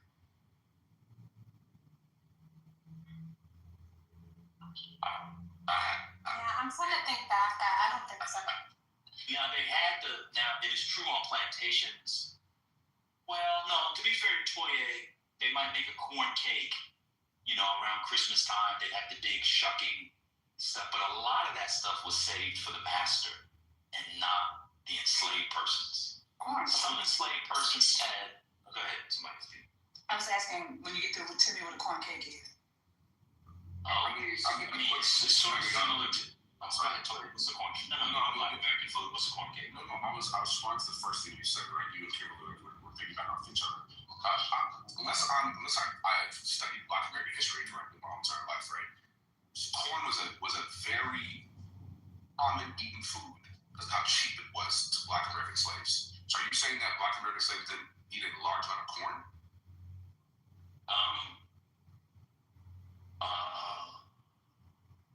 I'm trying to finish. So what I said was during the era of slavery, you had the big corn. You didn't say all that. Y'all said it wasn't. I did just say they had the big corn shucking festivals. Maybe you didn't hear me. I was just saying that. But a lot of that corn either went to sell to others, like it was a cash crop. You know what a cash crop is? Do you know what a cash crop is? Do you know what a cash crop is, Toye, Mr. I study slavery? Yes, sir, I do. What's the cash crop? Cash the crop. There we go. Continue. What's a cash? Bro, you don't know what a cash crop is? Don't just go, please. Can we have a conversation? Wait a minute. Toye, you don't know what a cash crop is? Why do you know? Yes, I know what a cash crop is. What is it? What's a cash crop? No, I'm not doing this. Just have the conversation. Okay, so you don't know what a cash crop is? Are you thinking like cornmeal? Well, it could be made. That's what I'm saying. So if they made it into cornmeal, and then maybe have little corn cakes, or like now people call it corn pudding, a corn cake. It kind of look like that. Orange or cornbread. Sometimes if the enslaved, like if there was the cook, but generally, no. So they would have it in meal, that's for sure. But as a no. And they certainly, and the main point is they're not consuming it today like they consumed it then. That's literally my argument. Talking about corn isn't consumed today? Yes. Oh yeah, absolutely. Consumed in the same way. I understand. Exactly. So when you say that the outcomes are so the main argument was they were unhealthier based off of what they ate. But if they weren't, they were no. That was no. You were talking. You brought up slavery to talk about healthy habits and eating. No. I'm talking about having the babies. There's no argument. You were saying people in the past ate unhealthy. You're right. You said people in the past ate unhealthy, and that got you to the point like they're eating unhealthy now because the diets have remained relatively stable. And we were saying it's not true. No. I was saying the argument. No, that's not just the argument. I was saying that people have been eating unhealthy and have been eating unhealthy and had high fertility rates back in the day. And today, right, they have a lot lower fertility rates. And they're eating, quote unquote, for y'all standpoint, more unhealthy. They comparatively ate much healthier is the whole point of this conversation. So I was trying to explain that. You say yes? No, you can't say yes. Yeah, you did. Yes to what? Yes to what? You did not just say yes comparatively healthier than today. To be honest, I think that was a verbal thing. No, I'm saying yes to what Kimberly said. That's what I'm saying. That's what she said. She said comparatively. Yeah, I'm saying yes. I'm saying that's what she said. That's what she said. Oh, but do you agree with that? That people eat comparatively worse today? Yes. Not necessarily. I don't believe so. Okay, so break it down. So I don't believe that there's necessarily like so it's about the diet thing, right? Talking about what people are eating and how they were eating that food as well too. Because we can acknowledge that the slaves were eating food that was quote unquote unhealthy as well too for them, because the fact it's all they got, it was a scrap ship. Yeah, but that's not right. It was comparative. No.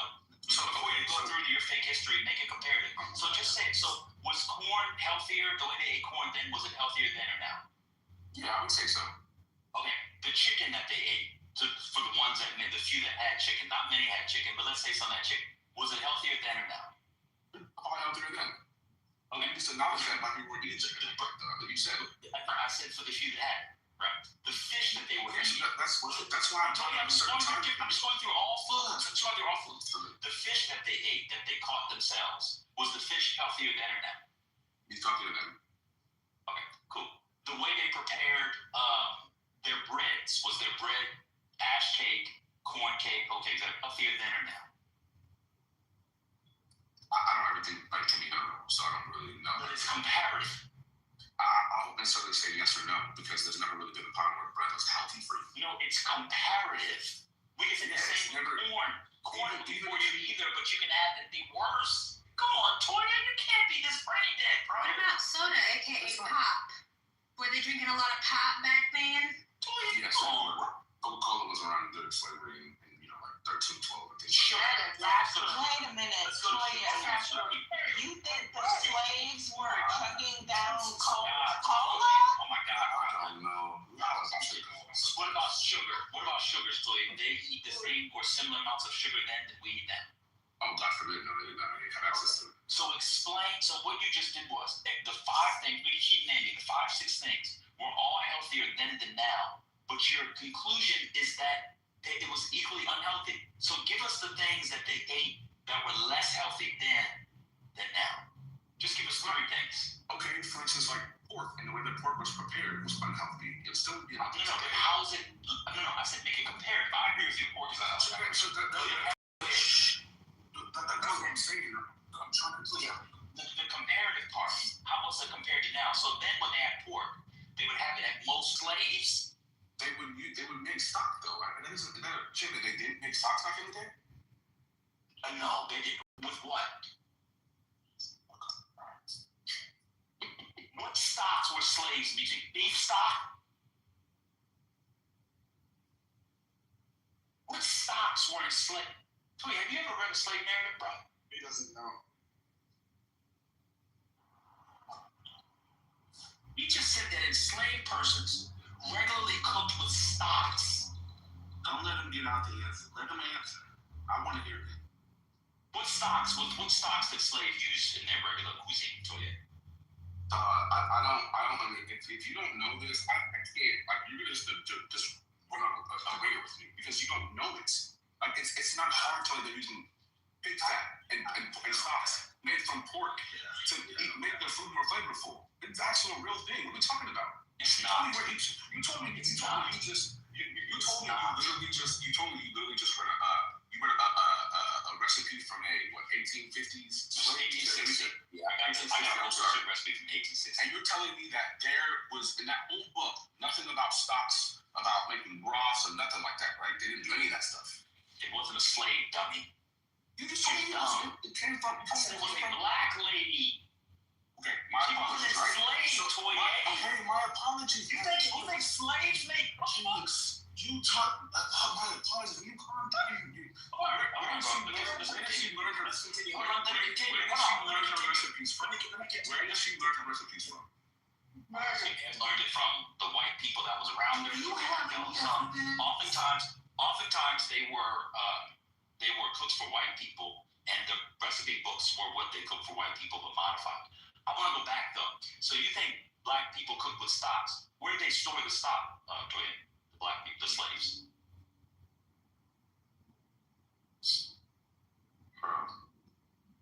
I don't understand. Like, this is very easily confirmed. You can literally Google this. I don't know why you're not going to use it in reality. It's literally easily Googled. Okay, so what do you have? Okay. Slaves cooked for themselves using stock.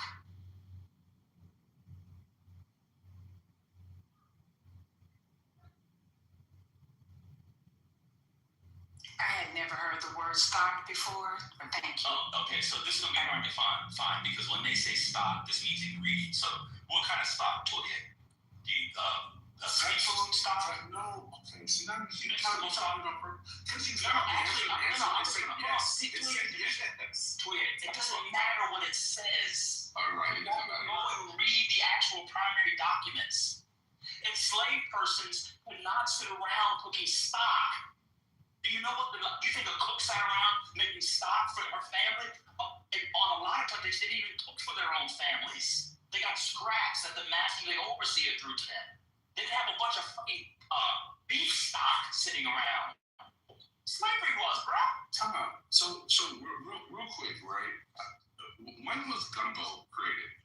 Oh, Toye. Gumbo was probably created. I don't know that. I'm not a food historian, but I would guess gumbo, as we understand it, was developed in the Louisiana Territory in the mid to late 18th century. May I answer? That wasn't me. You guys can correct me. In the mid to late 18th century, as we understand it, I would imagine. Yeah, it's in the 1700s, good. Yeah, that's what I would Well, imagine. Toye, you should know that since the origins of West Africa. Well, history, the gumbo one, yeah. Gumbo literally means okra in French. Yeah, meat, yeah. So keep going. Okay, so it's lazy gumbo, yes or no, nigga? Very, That's how I asked you. Yes or no? Just yes or no? very rarely. Okay, so yes, there you go. Most ran away, but I wouldn't say most slaves ran away. Come on, Toye, can't be his nose. They got it.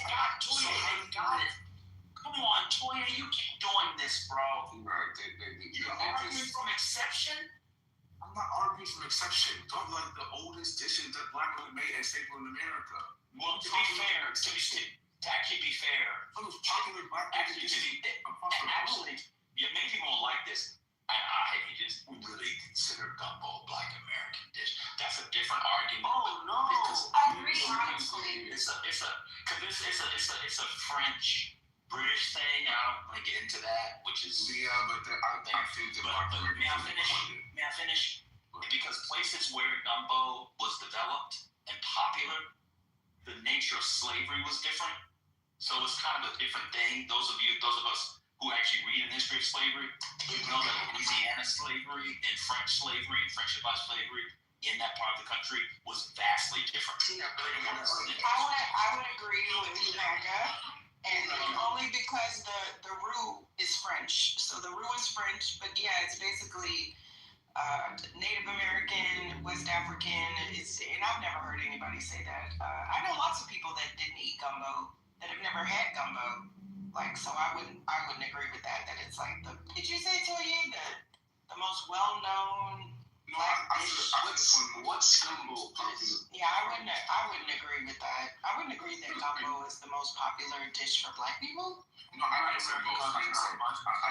go back to the stock? It's one of the popular dish. So you know what was interesting about the stock thing, and this is where I thought you were going to go. There's actually an interesting conversation. It does completely uncut your argument. But I thought you were going to talk about pot liquor. That's what I thought. You know what pot liquor is, right? Yeah, now we're talking. Well, no, Toye, do you know what pot liquor is? If you don't, I can just tell you. Otherwise, I'll keep going. Do you know what it is? Toye, do you know what pot liquor is, bro? Joseph, you're on mute. Relax, bro. I'm doing something. Hold on 1 second, please. Jesus. Do you know what it is? No. Of course he doesn't. He came off mute to tell me relax, but couldn't say yes or no.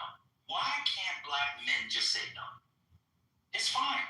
Pot liquor is the stuff that's left over from boiling of the greens. That's where I thought he was going to go, because later in the 19th century, you get more pot liquor. That actually is that's what's bizarre about his argument. You have pot liquor with or without a little bit of pork in it. It's far healthier than pork stock or chicken stock. I don't know about chicken stock. That's where I thought he was going. It's what's left over from cooking the greens. An enslaved person didn't have a bunch of pot liquor. Nobody here has ever read a slave narrative, because they always talk about what they ate, where they talk about stocks and eating a bunch of pork. I just don't understand why Toye is so dug in on acting like he knows anything about history. He's literally never read a book cover to cover on the history of slavery. Not one. It's weird. I don't get it. It's just weird. I don't get it, bro. I don't get it. I don't get it at all. You've been arguing with people who have. And are from and have eaten the okra soup. And I say another one that I suggest maybe. I wanted to add something to, if I could, before we change subject. real quick. There's breaking news. There was a shooting at Brown University in Rhode Island. So far, 6 casualties. Don't know what that means dead. But 6 casualties confirmed. All right, let you go. No, good. All good. Oh, God. Did the casualty mean dead? Yeah, I was gonna skip over that. Oh, okay. No. Casualty is an injury. Yeah, it can be death or injury. Yeah. Okay, appreciate it. See, I didn't know, so I asked. But what caused it? You think is there a shooting? You said or what? Yeah, Brown. At Brown? That's what we said. And Brown. At an Ivy League. By the way, the semester should be over. Oh, okay. Okay. It's in the middle of a city. What's wrong with that? The holiday doesn't begin until this coming Friday for most colleges. Doesn't matter. It's in the middle of a city. No, I know ones that are already up. And it's an Ivy League university. It's in the middle of a city. I can't deal with that bullshit. People think only people who are affiliated with Brown or at the Ivy League live in and around Brown. And you don't think students stay on campus even during a break? I think What's going on? I think he's attention. I mean, not enough to go shooting around. It's kind of empty. Well, how many people do you need to go shooting around exactly? Well, how about you go over there and check for us? Okay. What's the point of them talking? Yeah, I'm not sure what this is. It's Providence. People live in Providence. Yeah, but they said on Brown University, right? I'm just expressing my surprise, that's all. Yeah, we'll just bump it goes. Yeah, you know, we know what that's really. I mean, when I was in undergrad, somebody got shot and killed on campus. Like, shootings happen. Kimberly, I put the article in the chat. There's no fight. Police confirmed a multi-victim shooting at Brown University with at least 2 people suffering gunshot wounds, and that's pretty much it for now. The report is 20 shot. That is unconfirmed, but the report out is 20 shot. What, do you have an article? Well, we know that a lot of these things change, especially when it's just happening. They do change. The 6 casualties, I think, is confirmed. These are people on the scanner. But I appreciate it.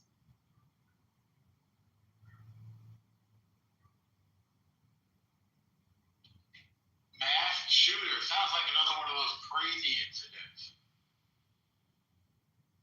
I don't even see a lot about it just yet. You have to use Twitter resources, which you guys don't think are. I don't use Twitter resources, sir. Yeah, I know.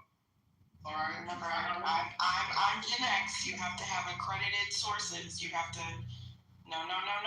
Shout out to the Dewey Decimal System. I know that's not necessarily related. I'm just saying how old I am. The Feds are talking. They said how Fed rate cuts are affecting the housing market. Did you know? I said that it wasn't directly correlated, and people were like, "It does impact it." I'm like, "But the Fed rates impacts pretty much everything indirectly. If you really want to talk about that." So, Jerome Powell is speaking somewhere. First lady. It did show. I don't know if that was Jerome. I don't think that was Jerome. I don't know who that was. Or another member. It was somebody else. But they were talking. The person that was talking was saying how it's going to impact you. But there are 4 panelists that this young lady has on here, talking about the Federal Reserve cuts interest rate by a quarter point and saying how it's going to affect the housing market. So I'm not listening to it. I was just wondering if you guys heard anything about it. But you guys can continue. Oh, and administration from detaining Kilmore Abrego, the man who was wrongfully deported earlier this year and eventually returned to the United States. Before a Friday check-in at the ICE office in Baltimore, Abrego Garcia, speaking in Spanish, told supporters, "I stand before you as a free man, and I want you to remember me this way, with my head held up high. A was nothing but that. Sorry, I was just reading it. Yeah, so Abrego was out. A lot of different things that turned out one way earlier this year, going in a different direction and ending in a good story after all.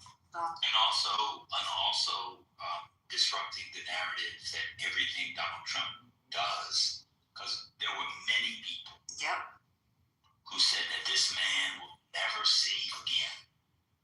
Especially when he was in that jail in El Salvador. And here he is. He about to be your next senator of New York. And the judge ordered like progress checks every week too as well. That's crazy. Who's gonna do that? Really? I hope he sues the shit out of everybody. The judge, is it Guinness? Paula Guinness or something like that? Zenas. I think it's how to pronounce. Yeah, I don't know how to pronounce it, but that was the judge. Why are you deleting your comment?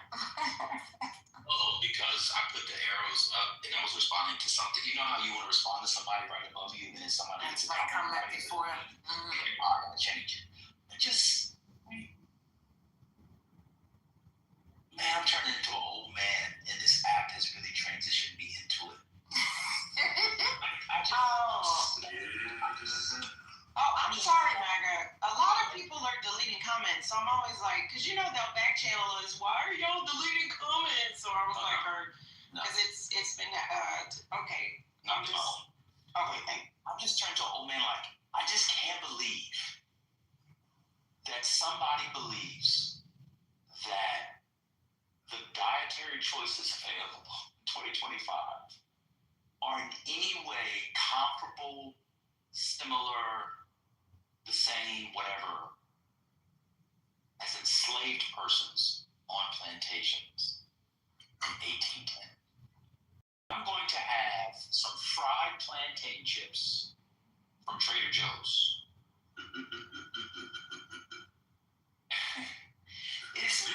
You could just stop right there. Yeah.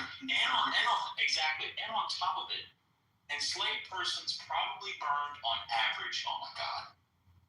I'm sure there's some research on this. I'm going to look it up. How many calories on average did an enslaved worker burn in a day? It must have been thousands. I can't even imagine.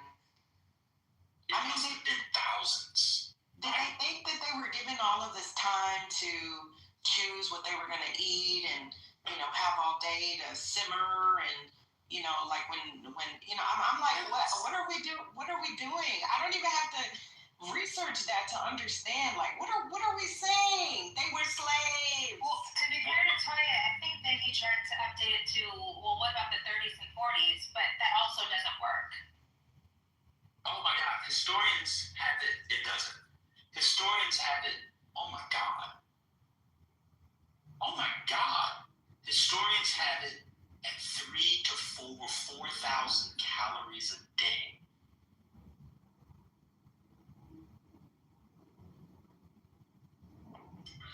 And he wants to. Probably a quarter of that if they were lucky. And the idea that Black people in the 19th century had higher rates, and the early first half of the 20th century, had higher rates of type 2 diabetes than white people has to be the most diabolical idiocy.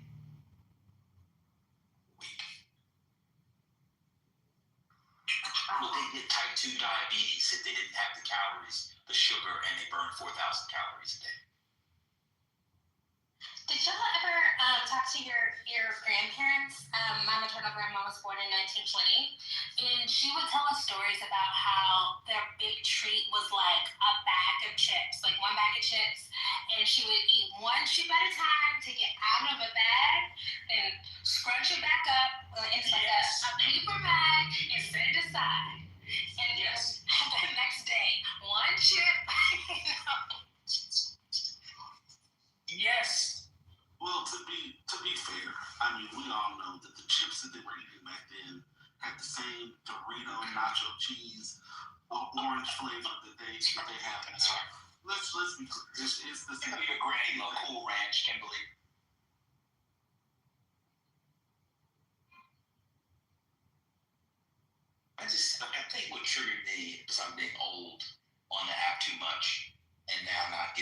TikTok, and it's fun, was when he tried to gaslight and lie and say, when he said, what did he say? Fried catfish and chitlins? Or what was it? Fried catfish and chitlins, but he was talking about all people. It's Black America. What are we doing? We need to DoorDash this brother some ramen. No, we need to DoorDash him a Plan B. No, I'm talking about you. We get some ramen. No, I'm making on this perfect chicken. I'm fine. And I'm not doxing him because he said this on stage plenty of times. The fact that Don't is a chef just makes this even more funny to me. Totally agree. Oh God. He said that he said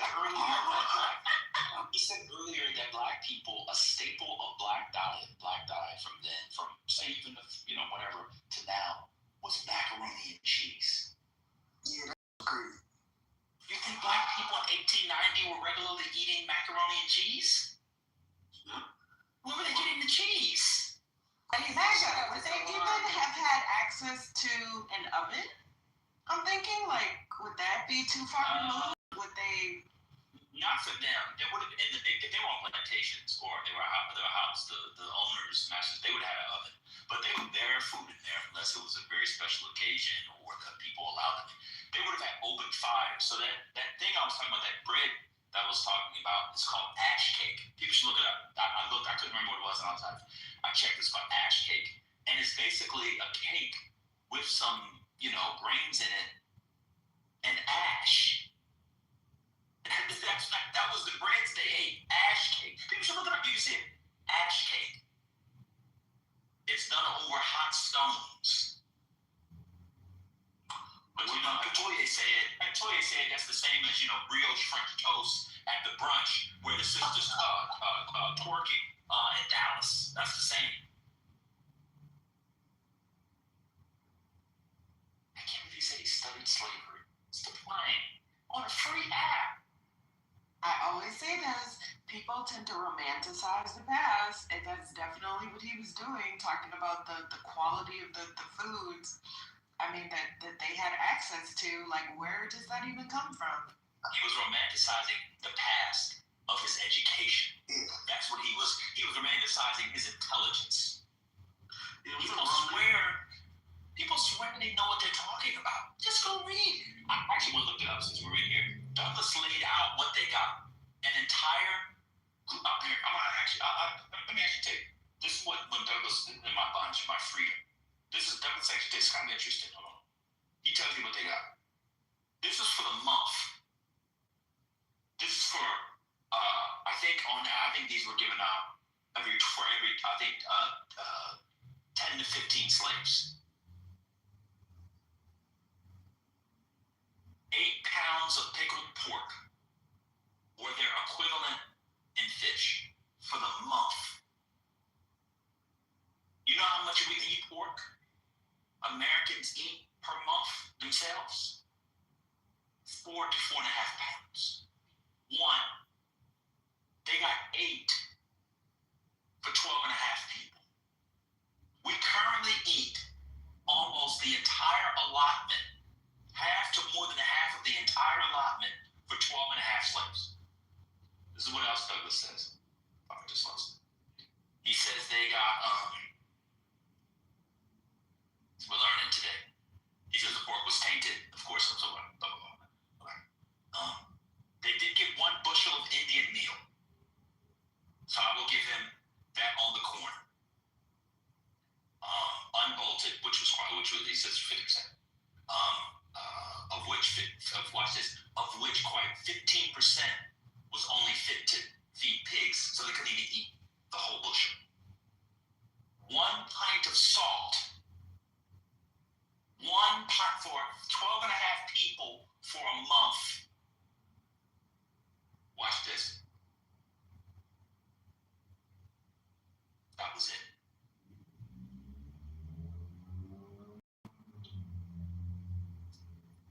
When he said they would make a stock to season their food, I was like, did they?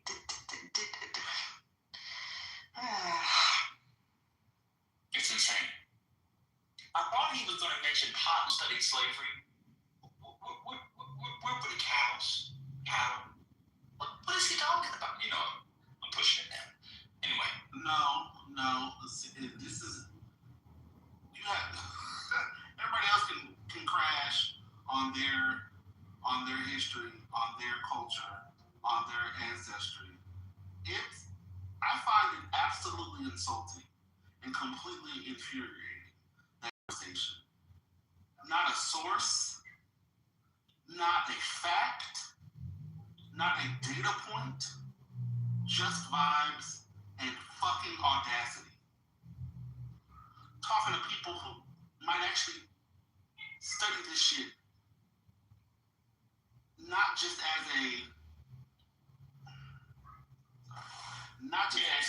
fucking clubhouse talking tactic, not just having Google tell me what the fuck the answer is to a question and not even looking up the source. And the part that gets me, we're airing our grievances. And the part that gets me is if you like have a disagreement or whatever, that's one thing. But on the overtop, can't even get a sentence out or just say what you want to say. It's kind of revealing. The one that got me, and I have to kind of reorient myself, was when he told me because he had never heard of okra soup, then it couldn't have been. I'm just like, and then because we can't come up with the recipe. Like brother said, I can't come up with the ring shout, but I know that's part of Black America. Like, what are we doing here? I'm reading that book right now, by the way. Which one? Ring shout. Well, Toya turned me into a xenophobe because I called him out because he was being anti-Black American.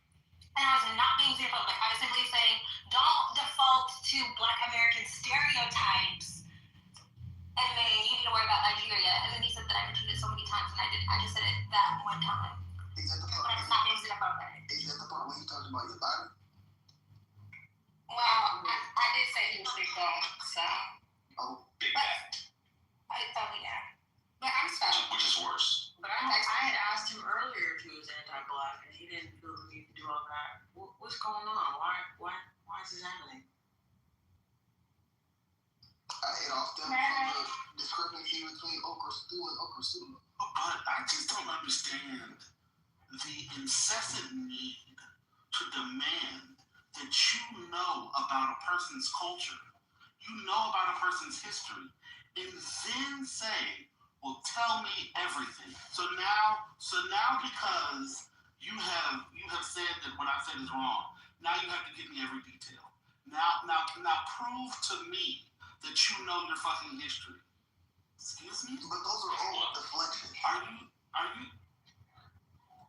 But let's be clear. If anyone else does that on this app, they're acting appropriately. The fact that he thought that was appropriate and the whole stage didn't absolutely crash on him, I gotta be honest. It's the fucking audacity for me.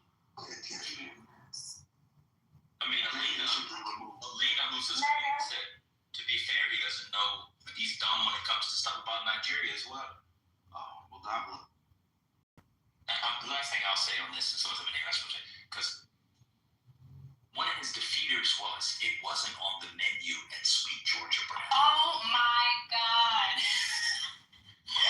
Which is so, but it does say a lot, right, about the ignorance. Everybody knows, as Major Park would say, that is exceptional, the most decadent, fatty, expensive, like pork chop, catfish, greens, sweet potatoes, macaroni. Like, that is, Black people are not eating that. That is the exception. Yeah, I think y'all gotta calm down. Y'all getting called liars in the chat. So. I mean, but I do know Sweet Georgia Brown though. I'll go stand in that line. You know, just as an exercise, folks should try to look up old cookbook recipes. Of different, regions. And look at the things that people, or just, people who are writing about it. Look up the things that, the recipes, the dishes that were being offered. Even the sweets are different. The drinks that we have, those things have been changed over time. And one of the biggest arguments I've made on this app and other spaces is that one of the reasons why we have the argument between sweet potato and pumpkin pie is because so much of the food that Black Americans used to eat has been lost over the years. And so now we only have a few things, and we hold on to the sweet potato over the pumpkin because there ain't shit much else that we eat. Never mind that we talk about food and the differences in what people, if you don't bring up the Great Migration and how they shape things, like we actually see changes in the health pattern of people who move up north. Right, the health condition of the people moving up north were so different that we actually see worse outcomes health-wise moving into these urban areas. Food changing, access to vegetables and crop change, and they change the lives of people. I don't understand what's going on.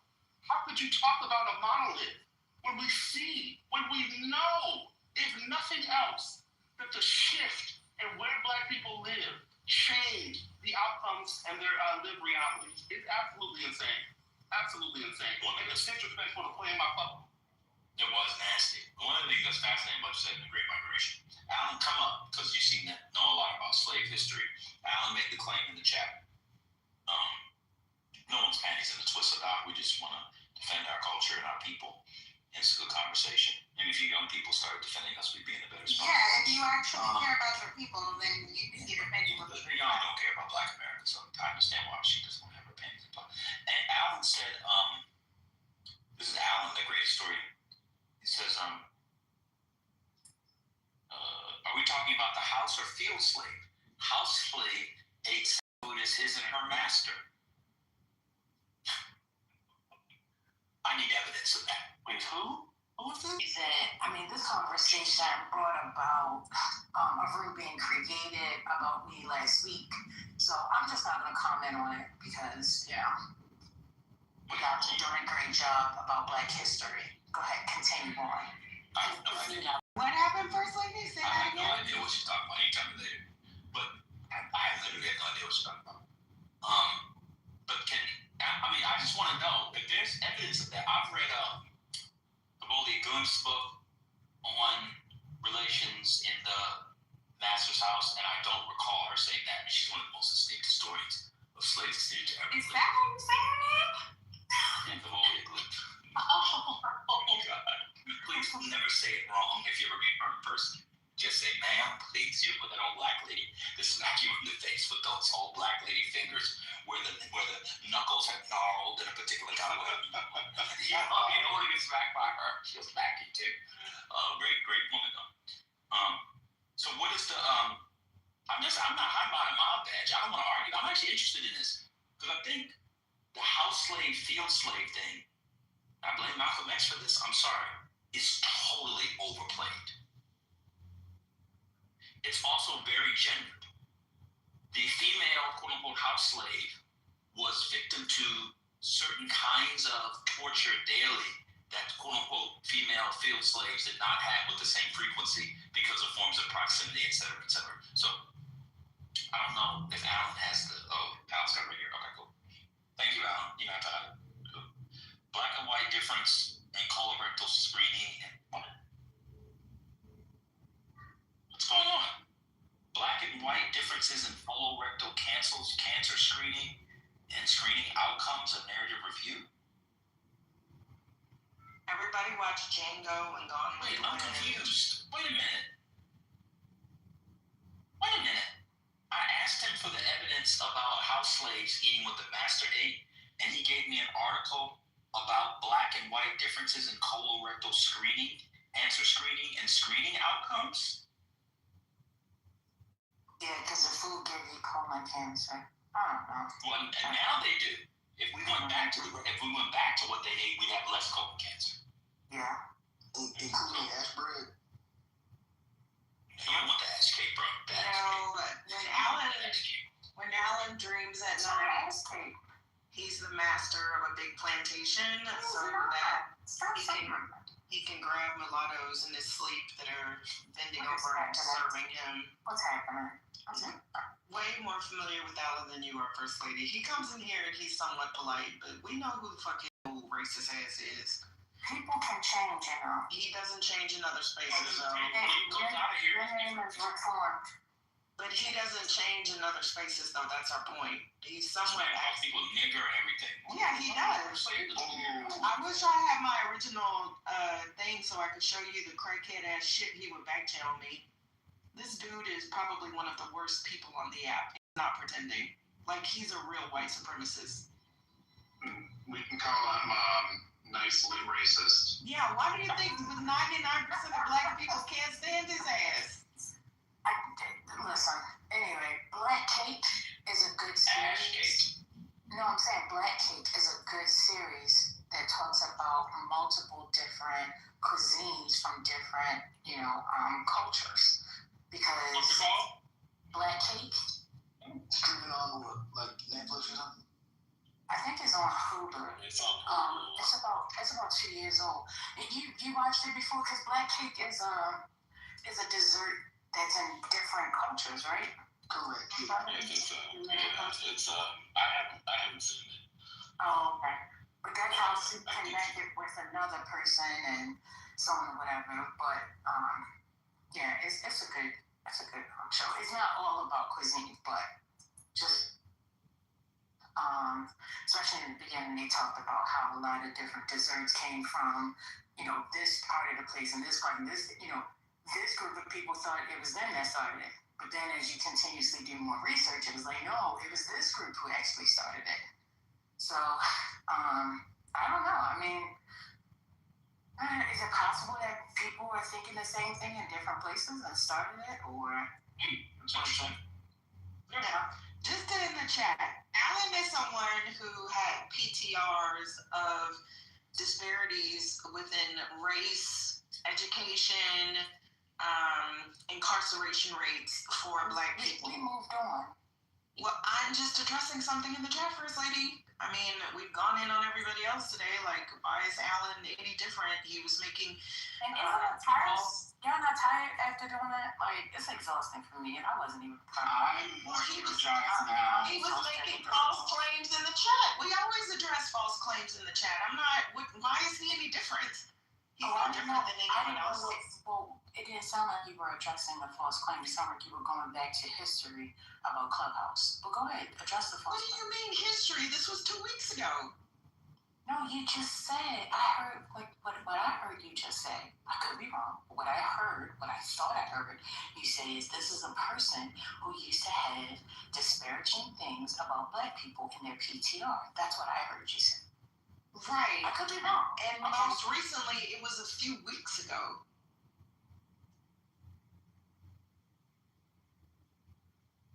Okay, so we can't talk about Alan? Okay. Carry on. Do what you did.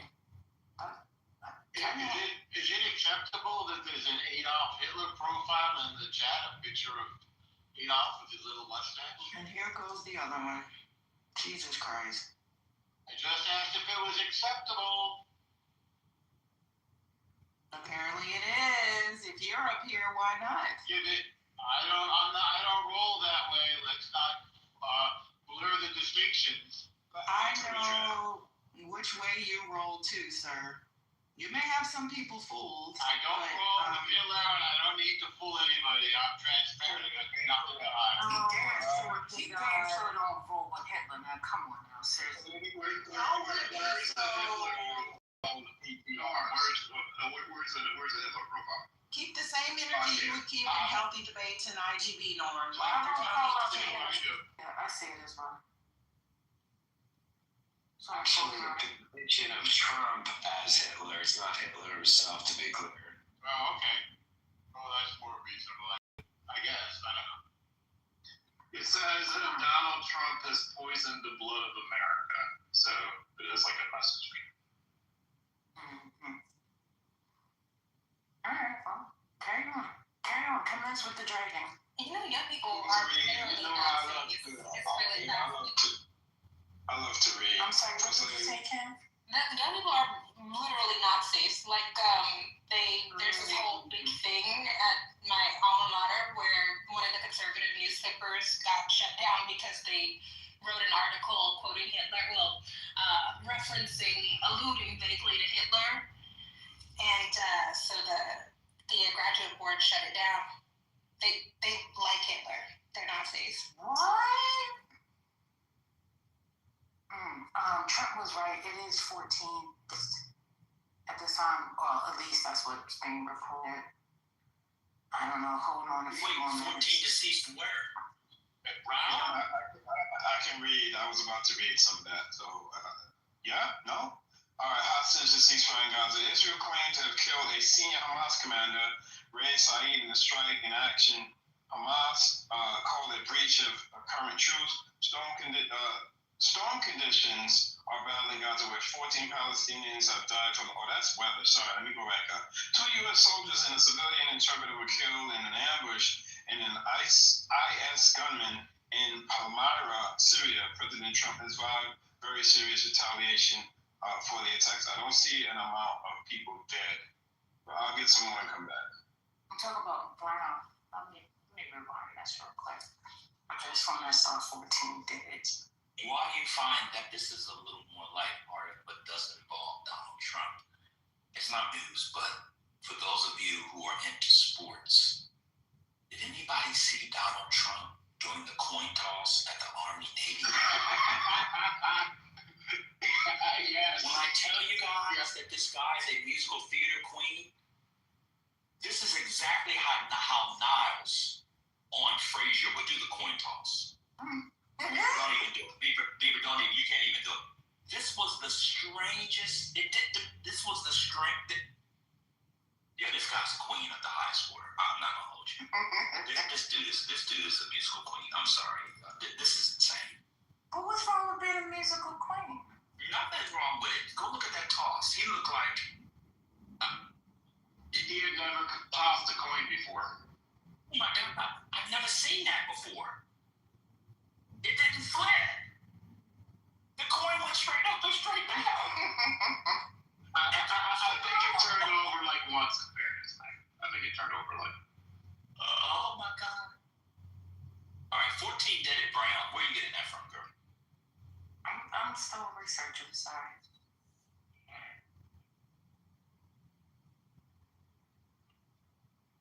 Like, we all agree, Donald Trump, his mind is gone, right?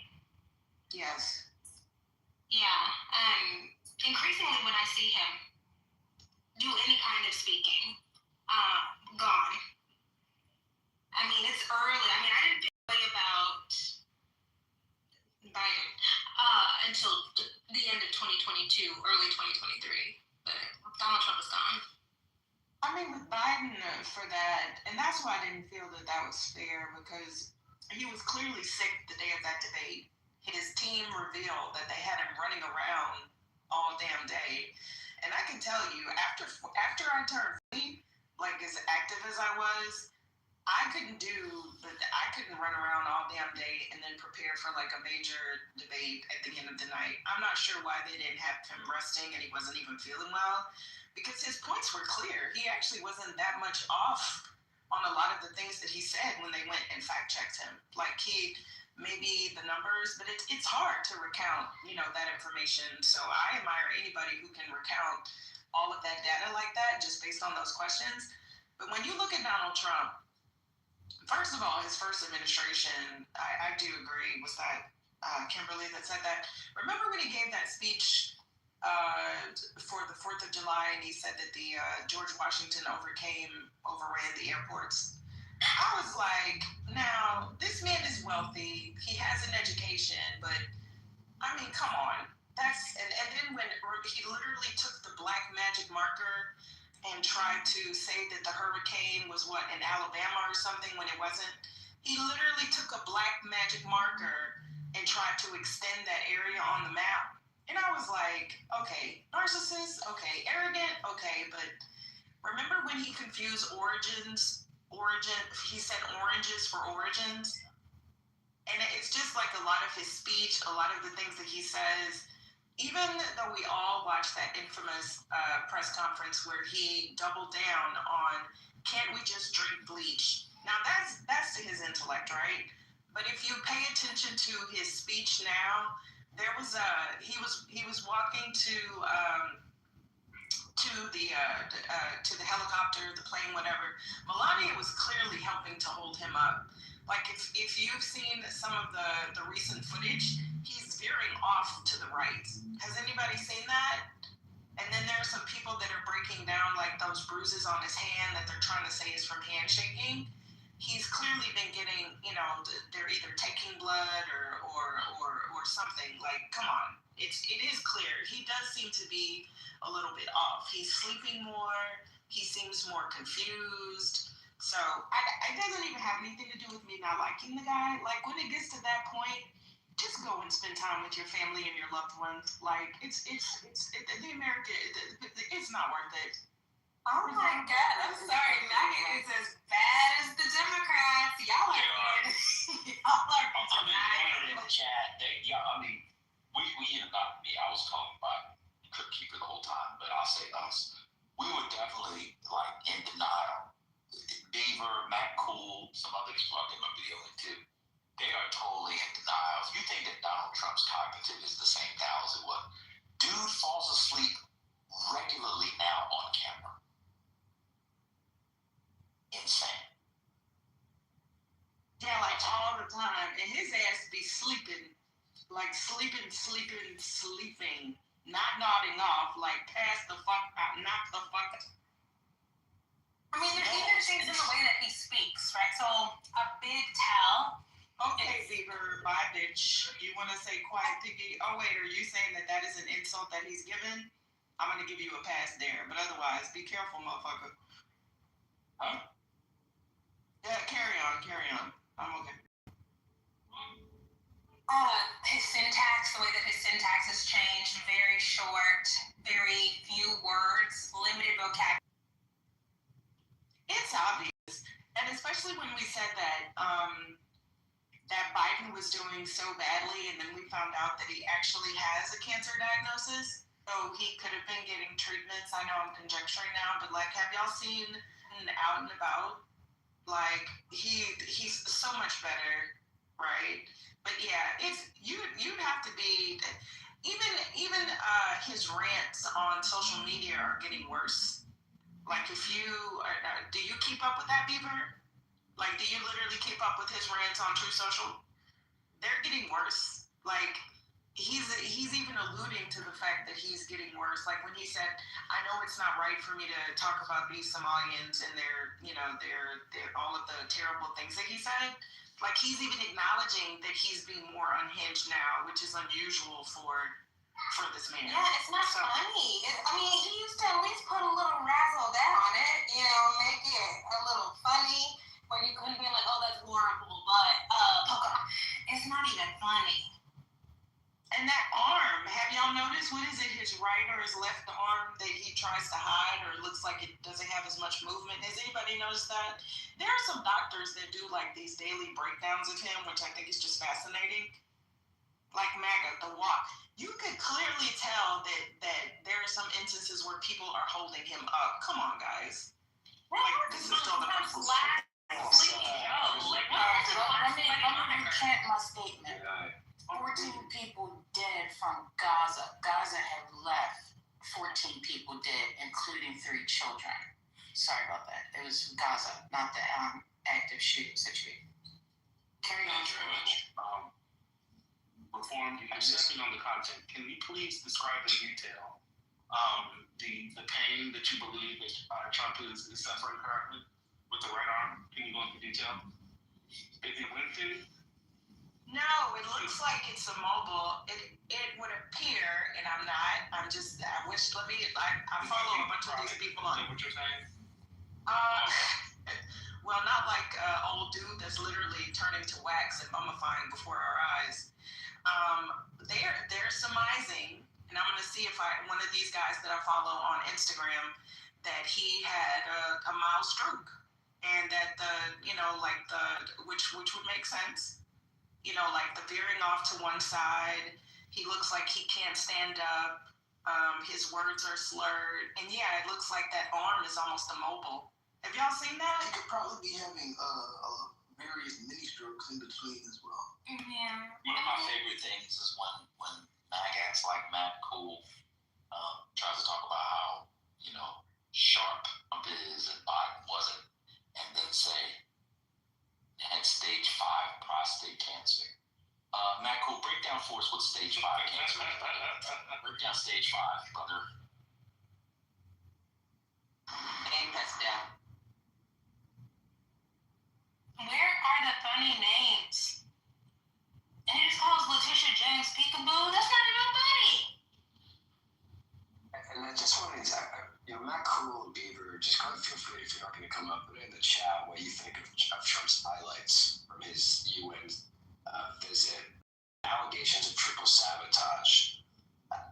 The most prominent personal complaints involve 3 technical malfunctions that Trump later labeled as sinister event. Your claim it was an attempt to make them fall onto sharp edges. The broken teleprompter that malfunction made him to actually speak off script, which every president in history has been able.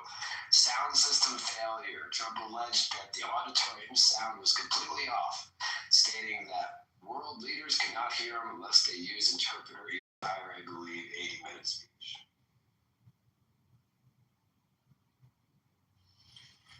He got that Gaza plan through, got the hostages back. That's pretty historic. What's historic about getting hostages back? Happens in every presidency. I'm not aware of ever getting hostages back from Hamas like that. I'll see if I can find some. Oh, you mean grade 5? Oh, before you said stage 5. Okay. See how you're losing it just like Trump? Trigger.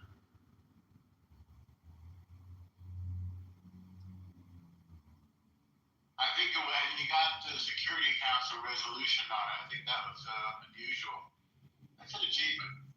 Well, what's the achievement? Getting the Security Council to sign off on his 20-point Gaza plan. Okay. Fantastic. Okay, anything else? Well, somebody mentioned the UN. They neglected the most important thing. Enlighten us. What's the UN final number? I just did. What's the most important thing? What I just said, the 21 Gaza plan. Are you paying attention or not? Ooh, spicy, Norm. Wait a minute, I have a list here of, there was a prisoner, Gilad Shalit, in 2011, one of the most high-profile shootings ever. Yeah. Israeli soldier. We got one person back. Bro, let me just read it. Let me just read for people who don't know. Norm, why can't people just learn? I didn't know this. You know what? You don't want people to learn. Fuck it. I won't read it. Just participating with just. Can you participate till I didn't hear me reading? I was in my reading voice. Go ahead. I apologize. No, it's okay. You just get Steve Cronin and whatever you want to fight. I'm not gonna fight you. We'll get Steve. I'm not fighting with you. Not fighting with you. I got 4 words in yaks. I want to happen watch. I was there. And it was one guy. It's just okay. No. They traded like this. Oh my God. People. You're Trump in Israel. Can we move off of Israel? I don't want to talk about it. Okay. It came in through the UN. That's why I mentioned it. No, it didn't. It came because many people are dead today in Gaza. That was the news that the lady of first gave. No. People dead in Gaza. That is the news she gave.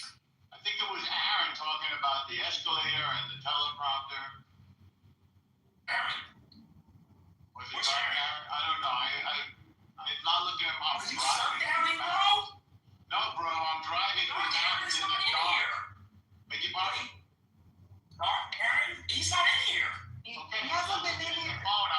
He hasn't been in here in a minute. Okay. Driving on a twisty mountain road in the dark. So I'm not looking at my phone. Why are you listening to us? I can listen. I just can't look. You're risking your life to defend drop, just for the record. No, I'm calling you drop. I'm mentioning what he accomplished at the UN, which was stupid of you. To be fair, He didn't accomplish anything. See how triggered you are? See, I didn't know that I didn't insult you. I didn't insult you. But yet your weak and watered down argument has to immediately go to Insult. Nobody insulted him. He's always the first to insult. Yep, always. So about me, so for the sake of the other folks on the road, can you move this man down so he doesn't do anything crazy? Absolutely not. It's on him. Okay. To be fair, he often operates like Bing Bong from Inside Out. If we don't think of him or talk about him, he won't exist. So he has to bring up the topic that he hopes that people will crash out on because he operates like Bing Bong. I'm going to do Bing Bong. Bing Bong. I do wonder. Like that. He said he's gonna be out all next year to rev up for the midterms. I do wonder how that's gonna go for him. I just don't think he has it the way that he did even a year ago. So you're driving on a dark, winding road, which is dangerous for anybody, but you had enough time to look down at your phone and see Hakeem's PTR? Yeah, I can see a picture of Hitler while I'm still watching the road. Fucking lie. That's crazy. You want to pay more? You don't think that's at all stupid? You want to talk about stupid? That's stupid. He's been up there for a couple of years. Not to mention, you can actually hit another driver, by the way. Right. Well, thanks for explaining how cars work. That was very helpful. Real quick, I'm going to give you some more breaking news. This is just breaking, very, very unconfirmed, but there are more shots fired at Governor Street, which is a few blocks away. The original report that the suspect was in custody turned out not to be the case, and there's a new report of more shots fired. Oh, I know where Governor said they got the wrong person. They got the wrong person in custody, is what you saying? Yeah. That's right. It turns out not to be the right. Oh. Mega, I just heard they said that Back to you, Magna. Beaver said back. Tripping is live at the scene. Back to you, Magna. Nicole Malakatowski, however you pronounce her name. She said that what they're proposing will help bring down the premiums by 12%. This is the house. This is the house plan. What is their proposal bringing? I don't know. She's just babbling on CNN right now, but 12%, what they're proposing, I can't see how that would be possible. I don't know, man. I mean, now it's Saturday, so the people who said that there wouldn't be a vote, they have to be quiet. People like me who suggested they would solve it by Thursday, we were wrong. So the people who said that they won't get anything done all until the midterms, they still have they're in the lead, first lady. So you and I are in second place. I don't really understand this. Open enrollment ends on Monday. Well, They can extend some of the plans that they offer that in it as well. I'm not sure. Oh, I mean to be covered on January 1st. So they could extend it, but you wouldn't be able to be immediately covered, I assume. Oh, I don't know. I'll look it up. Yeah, if they extend it, they will. Okay, does not extend. Oh, wait a minute. Hold up. So the House GOP's healthcare plan, the vote expected next week, does not include extension to affordable care subsidies. So they're not looking at subsidies at all. Expands availability of association health plans, which allow employers to purchase coverage and lower cost of benefits. This is the one where they were planning, they were saying it would lower costs for all people, not just people on ACA. Oh. But I don't know how that's going to work. Okay, funds and cost sharing reduction programs meant to lower premiums for certain ACA enrollees, requires more transparency from pharmacy managers in effort to lower drug costs. How? They should be doing that anyway. Yeah, that's it. That's all that they gave. It's crazy. The Republicans want to move the Senate, and this is what I'm getting. You can take that issue off the table. I don't know why they want this on the table. So they clearly don't want to be in charge of this thing. It's fucking 2 tears in a bucket. Yeah, for El Normo, it said in the past 72 hours, 14 people in Denver have lost their lives, including 3 children. That's what I said. I don't know. And the source is, what's the source now? This is coming directly from CNN. Yeah, and where are they getting that number from? Oh my God. Let me call up to the How does she know? producer. No, Let me tell call me producer. Let me call Sam next. Why don't you check when it's time to make a turn on the road? You just look down your phone and check. Oh man, it's gonna start snowing soon. Gotta be careful. Nobody cares. Somebody, yeah. Oh, I care. The only one who matters is me. No one else cares. Well, that's it. The people that I love care. Half the drivers that are. And I'm not looking for love in all these wrong places. But you are. You're forcing yourself. No, but I ain't. Conversation. Okay. Just We'll conversation. continue to talk to people who don't care about you and don't care whether or not Well, you don't speak for them. I don't know if you realize that, but you don't speak for other people.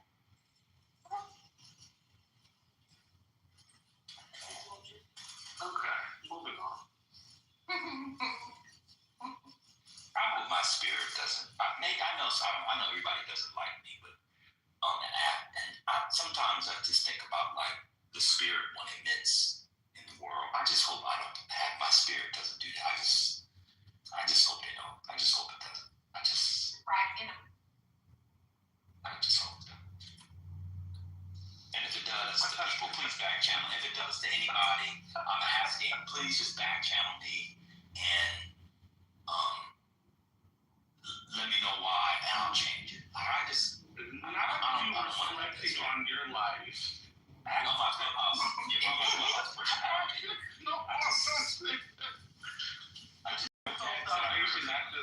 Jazzy said you heard her feelings. She can back channel me. I apologize, Jazzy. Don't feel bad. You done hurt everybody's feelings on this stage at least once. Yeah, but people, my feelings get hurt too. But I'm saying I don't want that spirit. Goat is mean to me all the time. I'm not mean to you. Yes, you are. I'm not. You sure? Okay. You might want to You're in the matrix. Concentrate on the road. Look out for that tree. On the bend there, Norm. There's a moose coming up. Avoid it. Or don't. And then we'll just see where it goes. That was funny. That was mean. But don't run into a deer. Just as we were talking about people in the South, people think that you can like knock down the deer. It will fuck up your vehicle and you just FYI. Wait, what's wrong with them running into a deer? I was saying, you might want to ease up on the stay off my okra. Let's start with what's right with it. Stay off my what? Well, What's right with tell it? you one Stay off my okra. I can tell you one result of him running into a deer. He'd I have said to what's go. right with it. What's right? Not result. Right. What's right? Actually, yeah. What the result would be right. And one of the results would be him having to go on mute so that we don't have to hear him. That would be a result, and it would be a right result. Yeah, I don't have any deer experience. Oh, it would be right. It's scary. Because we wouldn't have to talk to him for at least 10, 15 minutes. I mean, some people feel that way about you. Exactly. I wouldn't dare wish that you or that you would hit a Some deer. people feel the same way I about wouldn't dare wish that from you, sir. lady. Okay, well then you can just go ahead, right? Because I'm not gonna deal with you today. So y'all gotta get your little friend, get your little friend, get your little friend,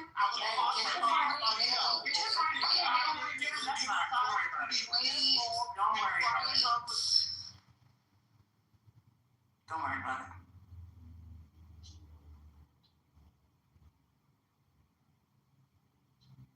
You can't come for me. You really can't. Oh my God. All you can do is. I don't need to come for you, sir. You're the one that wants to come for me because I asked a question. What's right about it? Watching somebody get hit or hit a deer is wrong. But you know what? You want to be nasty and you want to be evil and so carry on. I don't have to decide to do anything. I can decide I'm a grown-ass woman. I said what I said. And?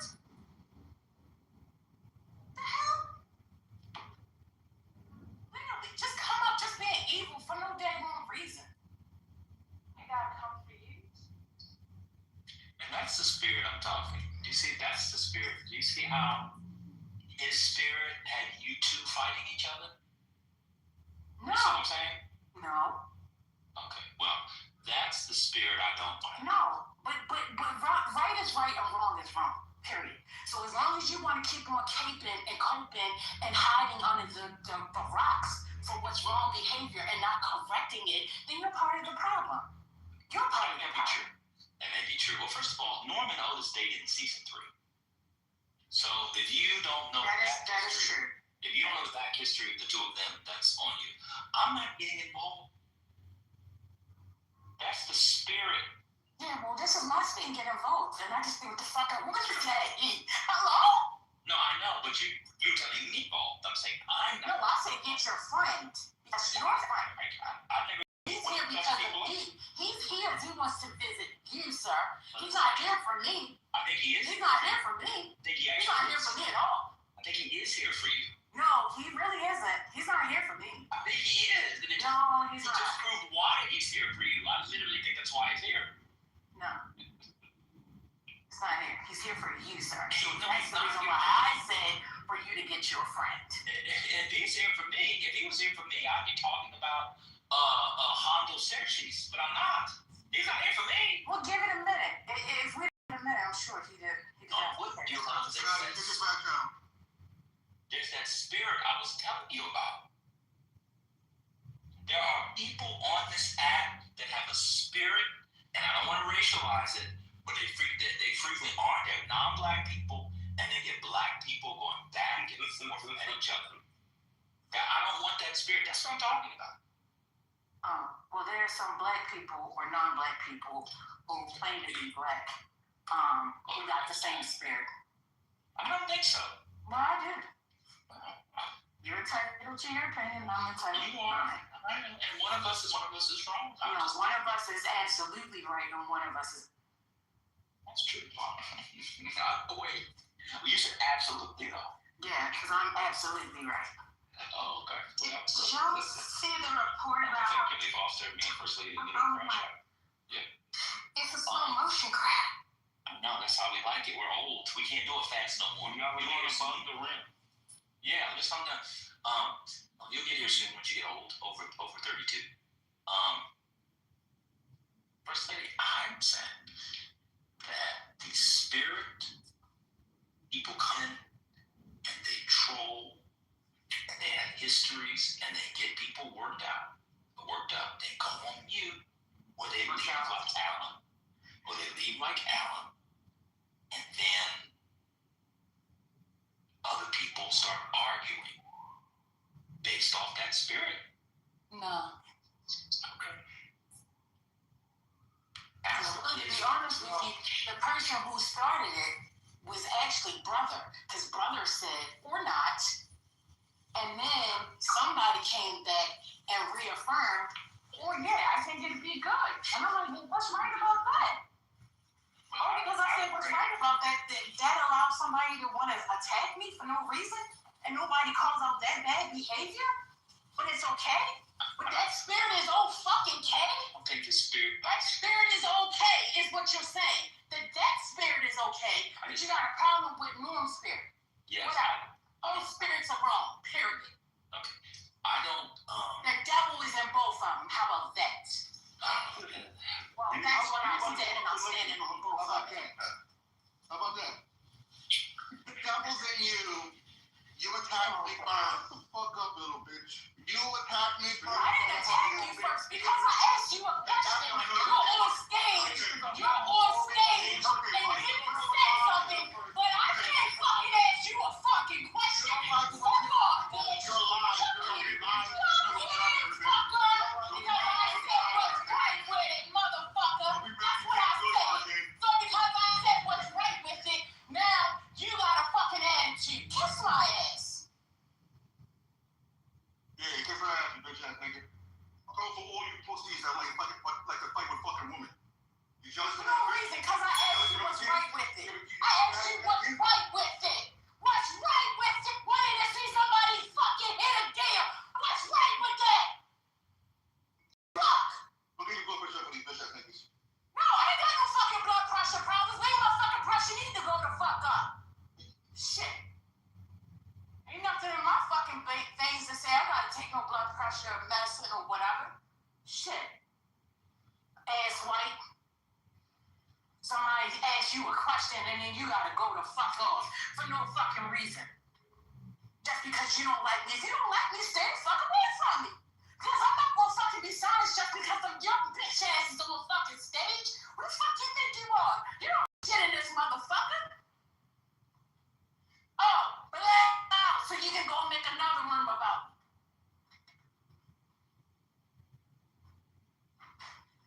it. So it could fucking be successful. Off of my motherfucking thing, bitch. Now go tweet that.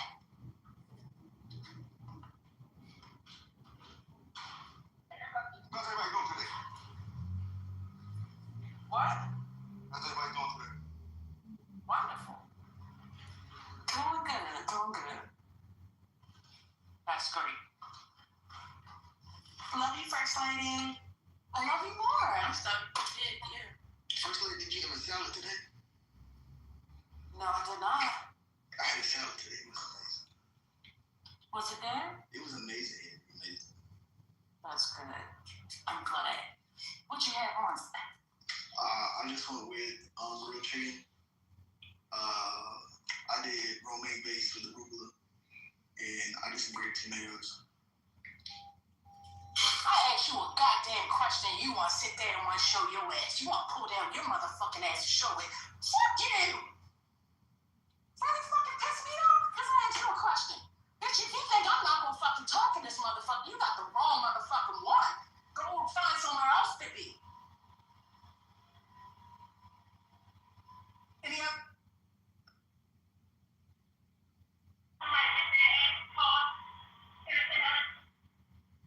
Oh my God.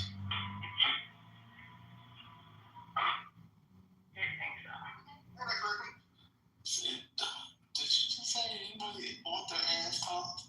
Is that what's going on? You want to talk now? No, that's okay.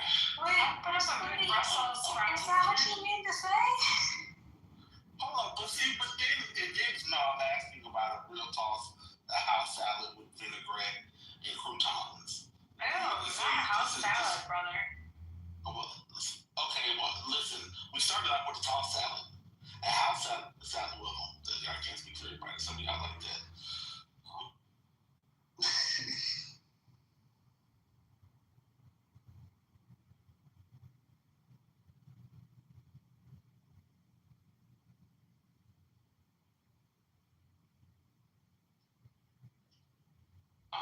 Aren't you Christians supposed to be in the holiday spirit? What's going on here today? What Christians? What Christians you talking about? You got supposed to? Everybody. What Christians you talking about? All of the Christians. Everybody's supposed to be in the holiday spirit. You and Otis love gospel music. I don't celebrate Christmas. Oh, you don't? No. Oh. Well, you know what? I actually enjoy Christmas. I think it's a holiday that can be celebrated by multiple faiths because there's a tree, there's sparkling lights. Oh, can you put a tree up? I mean, the tree is pretty pagan, right? So I'm just asking. You said you like the tree. I love a good tree with the lights and the ribbons on it. Yeah, I do. Why do y'all do that? There's a lot of Egyptian Muslim people that you're antagonistic instead of just moving out the way. Yeah, let's just move on. Yeah, that's what I'm saying. Y'all start getting aggy and you'll start picking. It's almost like y'all want to get cussed out too. But Penny, we're talking about Christmas. I'm in the Christmas spirit. I'm getting dressed to go to the Christmas party. You Christian. Like, let's not play. And so that's what I'm saying. Goo. Not First Lady Goo. And we move on just like that. Why did you goo me? Penny down. Penny? I like literacy to Penny. Yeah, you still talking, so you asked me a question. Right? Because this is what I'm not going to do. What is going on? You're Aggie. Right? I thought you Christians were supposed to, let's just move on. We can on. Y'all get Aggie when we could just move on. Y'all love seeing people who are clearly ready to empty the clip. And it's like y'all say, pick me, shoot me next. I want to fuck with you so I can see what your reaction is going to be on my ass. And I don't understand that. So we're just going to move on. That's what we're going to do. Welcome in, y'all, to Politically Correct, where we can either, politics, you just get stomped the fuck out in here. This is where the dark side meets Fox News, and we love talking about the latest current events. Okay?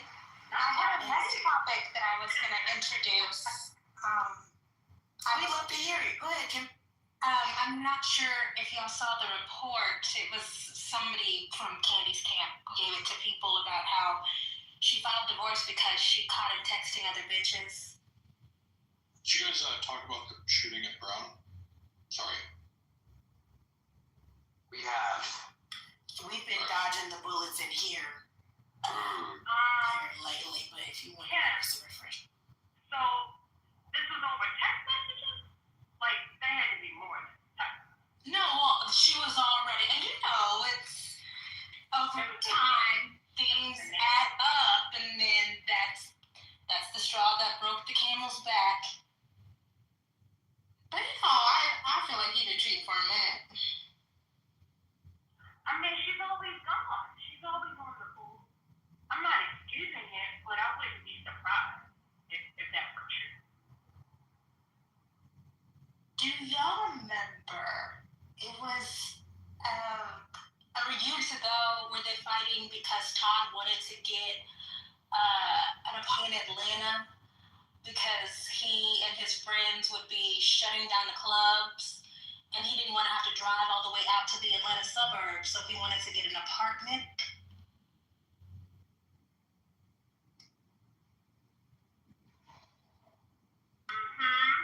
Cheating. That was an apartment if I bet you to. He been cheating. Is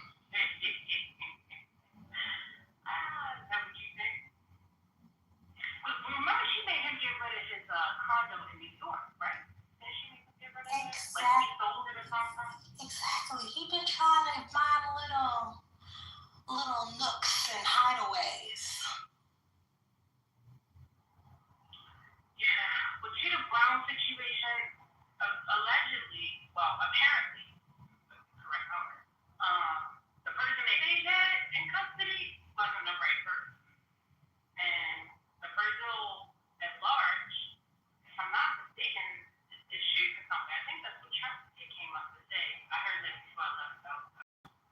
So, what's going on with them capturing the wrong person and saying they got the right person and putting it up? They did that the same thing with the Kirk situation. Multiple people shot and suspects still at large. Wait, I thought we had it's 6 casualties the last time we checked. And you guys saw 2 U.S. soldiers were killed? And that's permanent fatalities. That was brought up. I have a special announcement for those of us who remember Riley.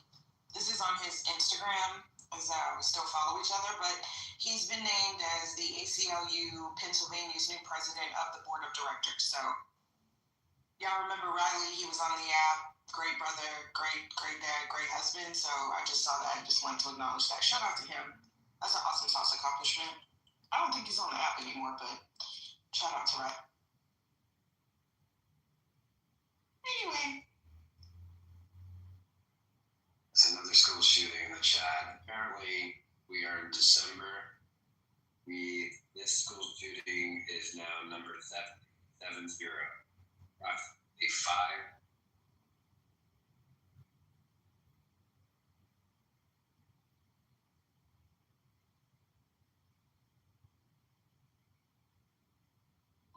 Can you say that again?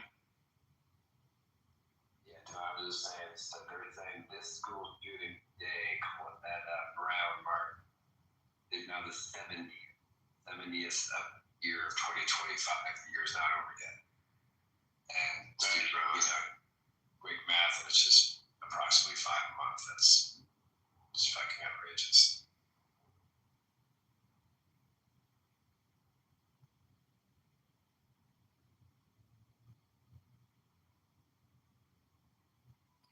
I think a while ago we had a conversation here about weed.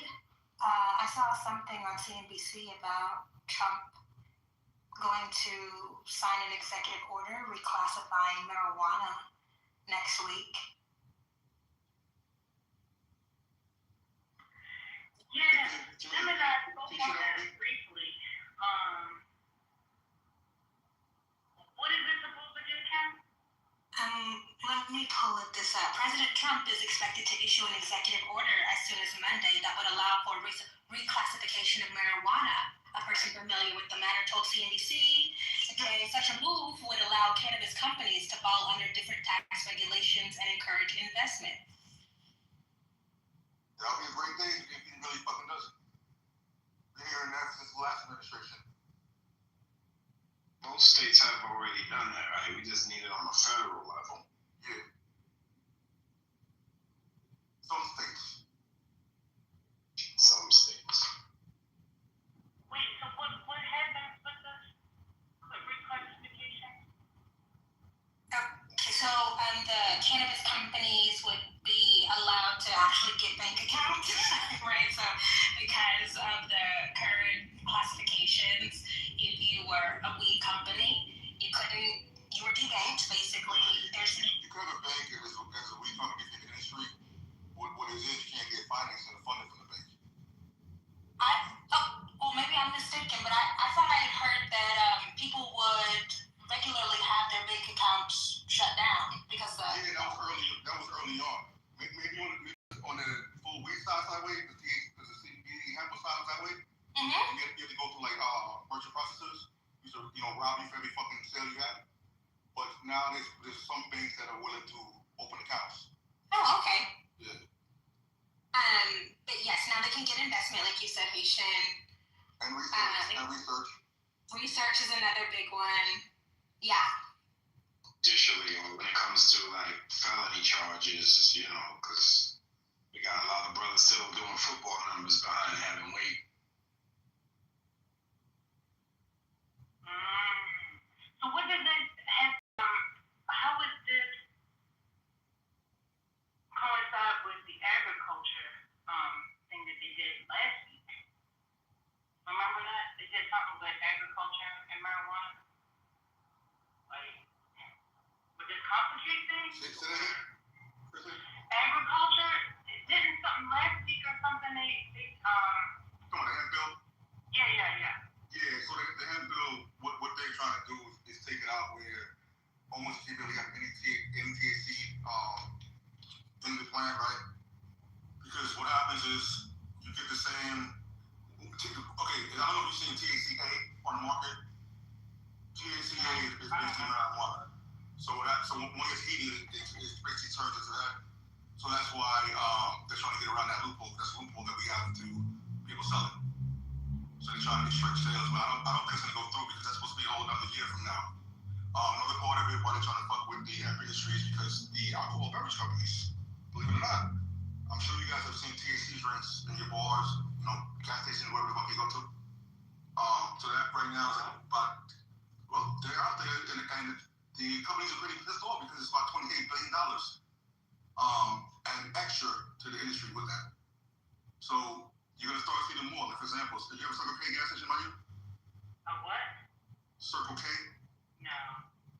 Alright, well, anyone who had those, you'll start seeing them in there. They have the refrigerators where they're supplying them. Now, who's supplying them is the beer beverage companies. So that's who's also trying to get into it to make them as well, to make their money off of it. That makes sense because alcohol consumption is way down. There you go. And cannabis consumption is way up. That makes perfect sense. So that's why they're trying to get illegal for people that's actually in the industry, and they actually want to be able to take that over on the alcohol side.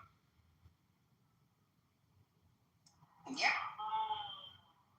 This is just random. Did y'all see that they were attacking the CEO of Uncle Nearest Fawn Weaver for something, I guess, how she treated somebody that approached her? Since y'all mentioned alcohol, but I'm really disappointed in what's happening there. But back to Well, if it happens, that, in my opinion, it'll be good. I mean, young people just aren't as into the vices of the elders of the day, of the old. It's actually kind of interesting when you look at the data in terms of Gen Z. They're just not doing some of those things that were considered standards for decades. I barely drink alcohol. I drink tasty drinks, but not too much alcohol consumption.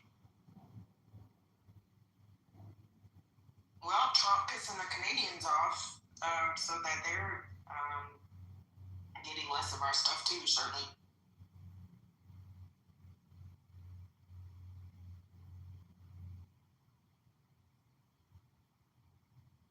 I have something, if we have a lull in the conversation. This is from Bloomberg Law. A judge goes on trial Monday for helping an undocumented immigrant evade federal authorities, a first for the American legal system.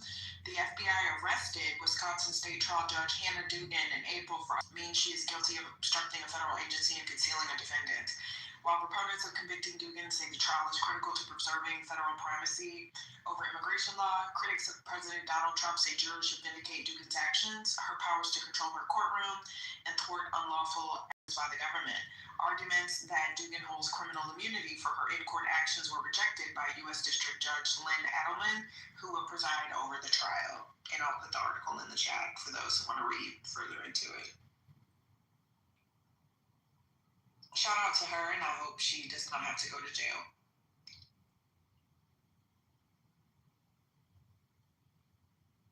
Where was that? Was that New York?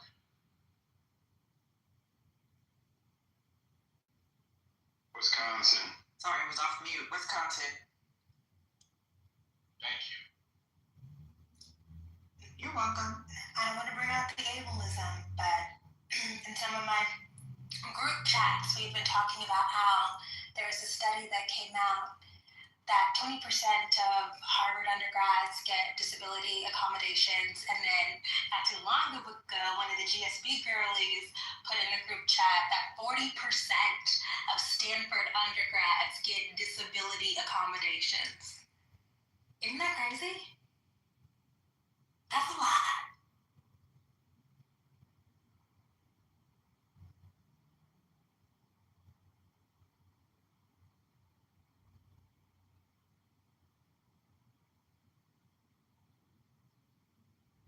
I would say good evening, suburban blacks, but niggas think that's a pejorative, so I'll say good evening, regular blacks, El Normo, and everyone else in between. Thank y'all for listening. What up, man? It's neurodivergent. What up, Haitian? How you doing? Hey, chum. What up, Concrete? Haitian? Nah, don't say what's up to me, Divine. Yeah, I'm finishing the Army Navy. Army's down by one, though. Concrete, I have no issue with you, brother. Neither do I. I have no issue with you. Anyway, I'm going on mute. Let me see. What, bro? We good. This is We've never argued. I try to just actually like everybody else. It's the grocery, bro. That's all. It's a little crazy. The grocery is out of control. Okay, let's hear it. Now, what's the problem? Leave it alone. Okay, before y'all get into it, I don't know why I feel like reading, but here we go. Trump's change to what harms species adds risk in logging areas. For those of you that are worried about the endangered species, the Trump administration's pending deletion of the Endangered Species Act definition of harm. So now he's after the animals too. Wonderful. Will have an outsized impact on imperiled species in Northwest forest targeted for logging, especially the northern spotted owl, environmental attorneys say. Habitat for several species, including the threatened owl and the endangered marbled murrelet seabird, don't know what that is, overlap with federally managed forests in Oregon, Washington, and California, where logging is expected to increase under the White House emergency orders in a new law that requires a roughly 75% increase in timber harvesting a national forest by 2034. Without adequate suitable places to live and reproduce, species go extinct, said Melinda Taylor, senior lecturer at the University of Texas at Houston School of Law. Repealing the definition of harm would undermine almost all of the regulatory framework in place to protect endangered species.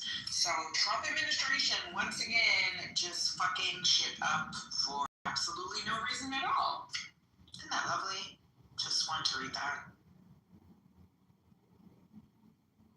I do agree, Agent. A lot of clear people will lose their mind and taking away the habitat for the animals. I happen to agree with them. I'm just not gonna, go out and, put red dye on your fur coat kind of person. But yeah, that's just kind of up. Why do we need to redefine what harm is? Anyway, I just read that and I wanted to share. Back to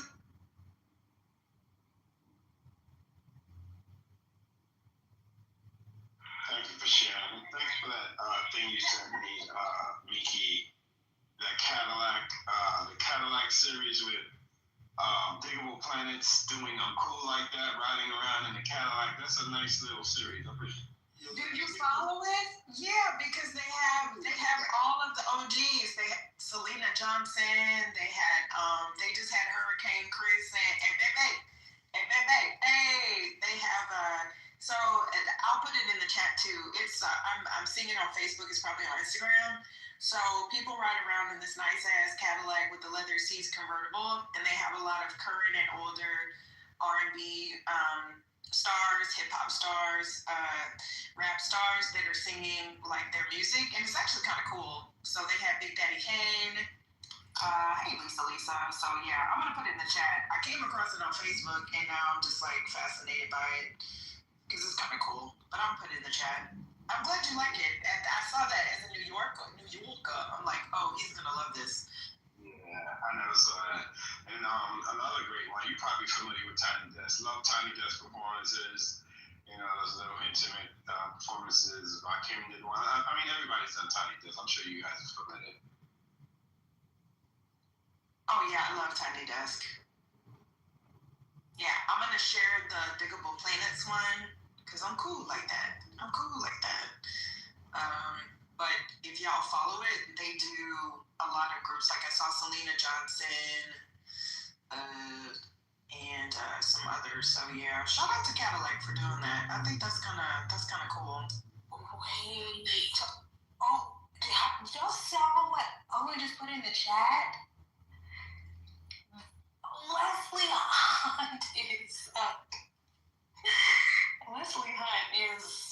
something. He's something. I saw him in an interview yesterday say, someone was interviewing and he said, maybe it was old, but I just saw it yesterday. He said, we've never had a black statewide official elected in Texas, which is kind of astounding if you think about it. It really is astounding. But everybody thinks Texas is good for black people. You can't even elect an official statewide. That's their discussion. And South Carolina has elected black people statewide in the last 10 years. Georgia, North Carolina, but Texas is HEB. I had to look because I was like, Barbara Jordan? Nope, not Barbara Jordan. Nope, not sure. And he goes, well, you also never had an Army Ranger.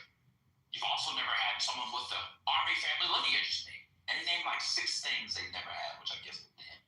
And he said, and I'm paraphrasing, but this gets the gist of it. Right? He said, I'm so much more than my skin color.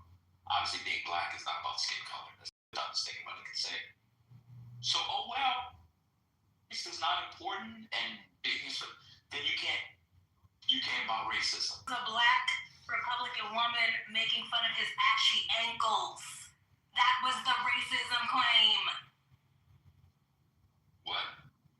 Y'all need to click the links. I don't have Twitter. Oh, you don't. Sorry. Okay, wait. Let me see. Let me find it. It was about his ankles. Okay, he was saying that the racism was a black Republican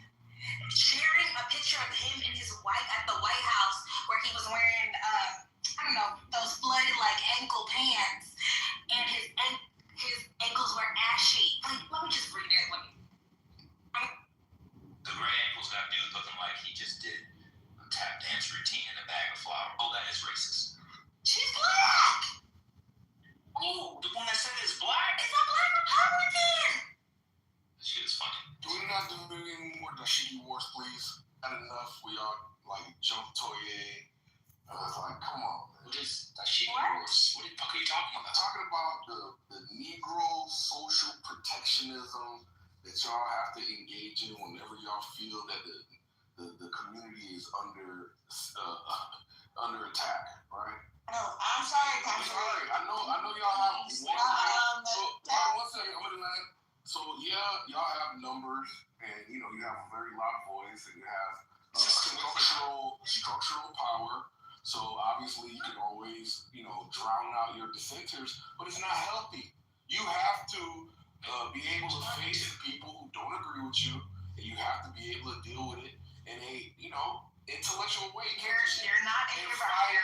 You can't scream, fight, and that's happening. I'm sorry, guys. I don't do that. I'm serious. What's he talking about? So wait, Maga. I'll bring him back up. You gonna do this So ChatGPT says that do judicial races count for statewide offices? No. Executive. No. Executive. Oh, okay. Well, then there's a couple of those. Okay, my bad. Go ahead and pontificate. Is this about the what's No, this is about the prior jumping of Toye. It's all going back to that? No, I'm not going back to that. I'm talking Can we about finish the Wesley Hunt convo first? Yeah, of course, brother. They just broke the news. Oh, okay. So the lady's a black Republican? I put the link in the chat. Yes, she is a black Republican woman. She is an NRSCC, the Republican something. Senatorial campaign? Yeah, she's black Republican. Yeah. Where would you put it? It's a link to a Substack post in the chat. All right, let me see. What's the lady's name? Oh, here it is. Well, with Jennifer DeCastro. Oh, that's hilarious. That is hilarious.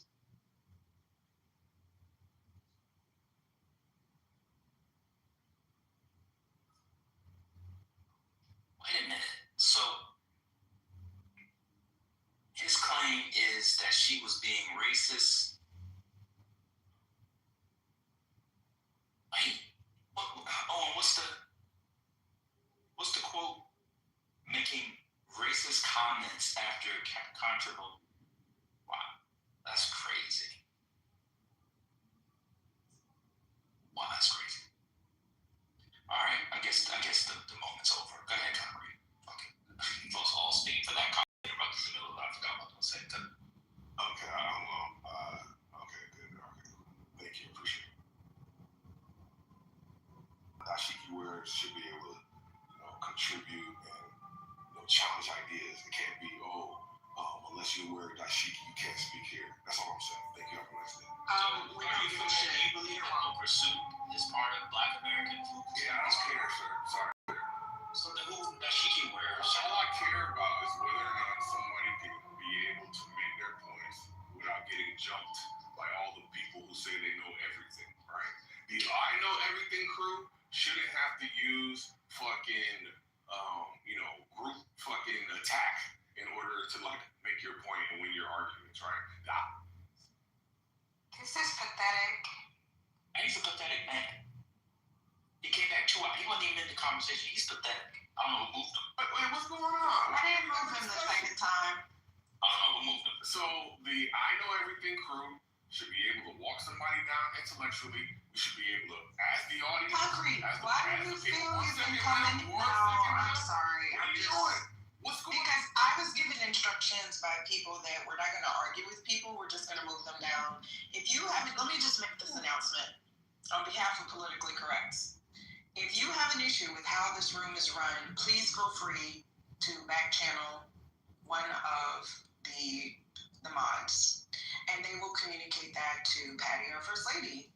But otherwise, we're really not going to allow stage time for you to fuss, wag your finger. But it's okay for you to wag your finger. Okay. This is Clubhouse. In the suggestion box, Concrete. Okay, Concrete, and you just got booted from the room. This is Clubhouse. This is a free social audio app. You were not required nor mandated to be here. You are not required nor mandated to agree with anything that occurs in this space. There is the Leave Quietly button. And if you're unable to do so yourselves, and you constantly make appeals to the moderators of the space, then we will exit yourself. Wait, that didn't come out right. I'm gonna put your ass out of the motherfucking room.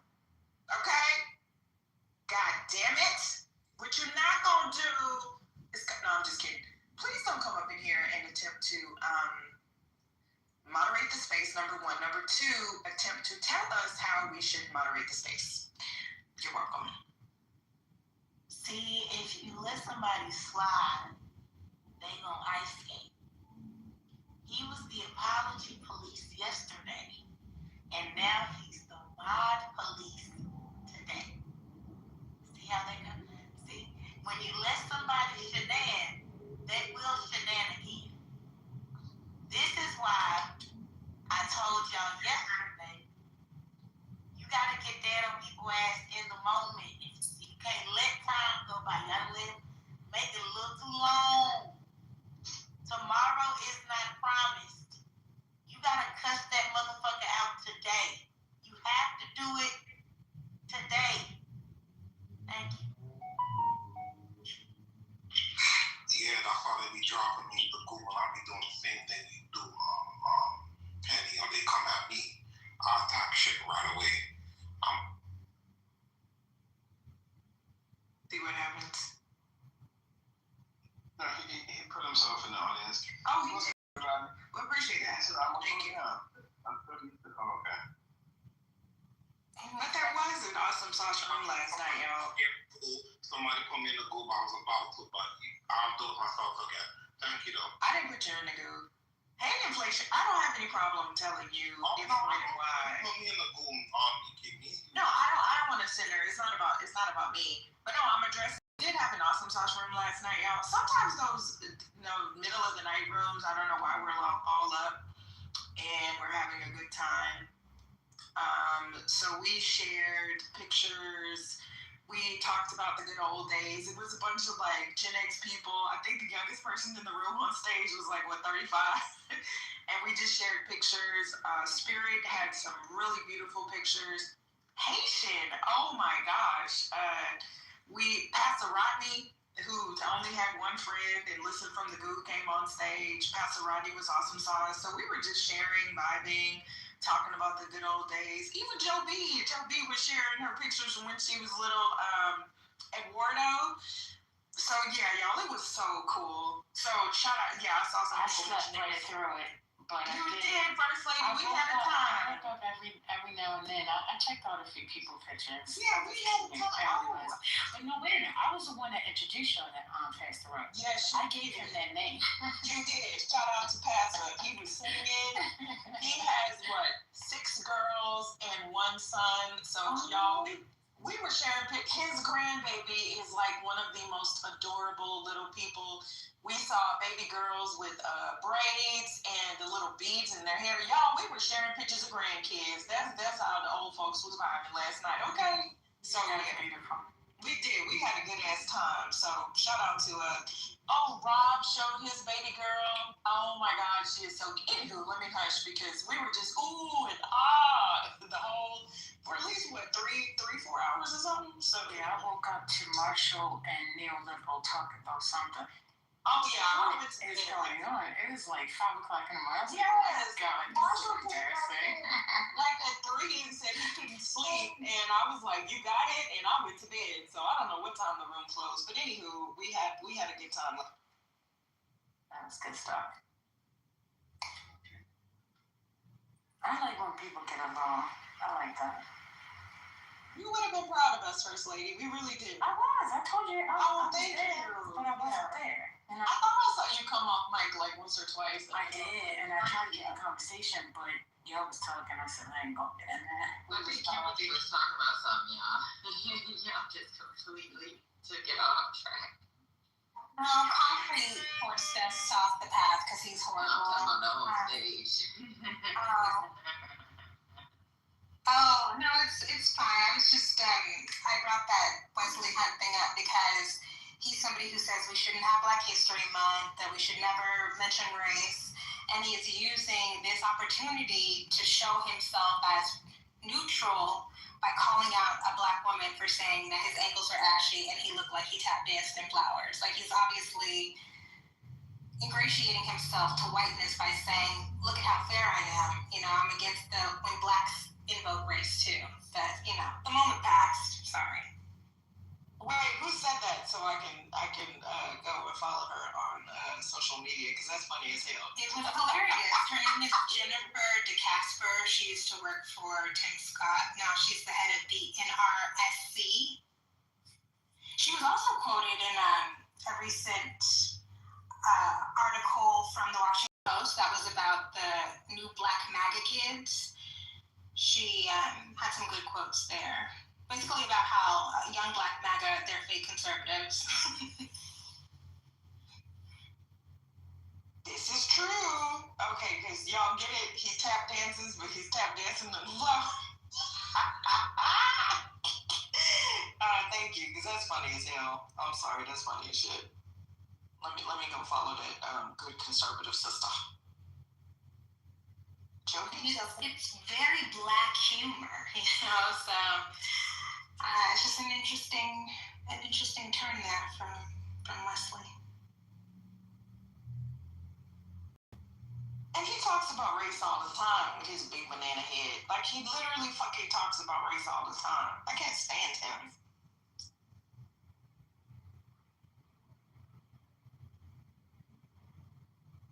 Concrete sucked the air out of the room. Was it, were neoliberal and MAGA earlier talking about the numbers for Jasmine Crockett? Was I mistaken? Oh yeah, oh my God, man, yeah. Out of is it TSU? I think I'm pretty sure they have. They do a lot of polling, and he is Crockett is +8 over Tellerico, and a lot of that is because she's bolstered by Black support. For Black support, she got 89% of support, so that's to be expected. For better or for worse. She does look like she has a lot of support. I mean, I know like Facebook or Instagram, whatever, we can't really translate to what people are going to do at the voting booth, but she seems to have a lot of support from other groups. But I've never really paid attention to who supports Jasmine Crockett. So, interesting. I wonder how much money she'll raise. I need to Matt say something. That's what I wanted to hear Matt talk about. Do y'all think that if Jasmine Crockett wins the primary, that in the general election, things are cooked, or what? Yeah. I finally watched. Ooh, I'm glad I can get this up here. I finally watched her ad. That ad she used to kick off her campaign. I found it to be horrible.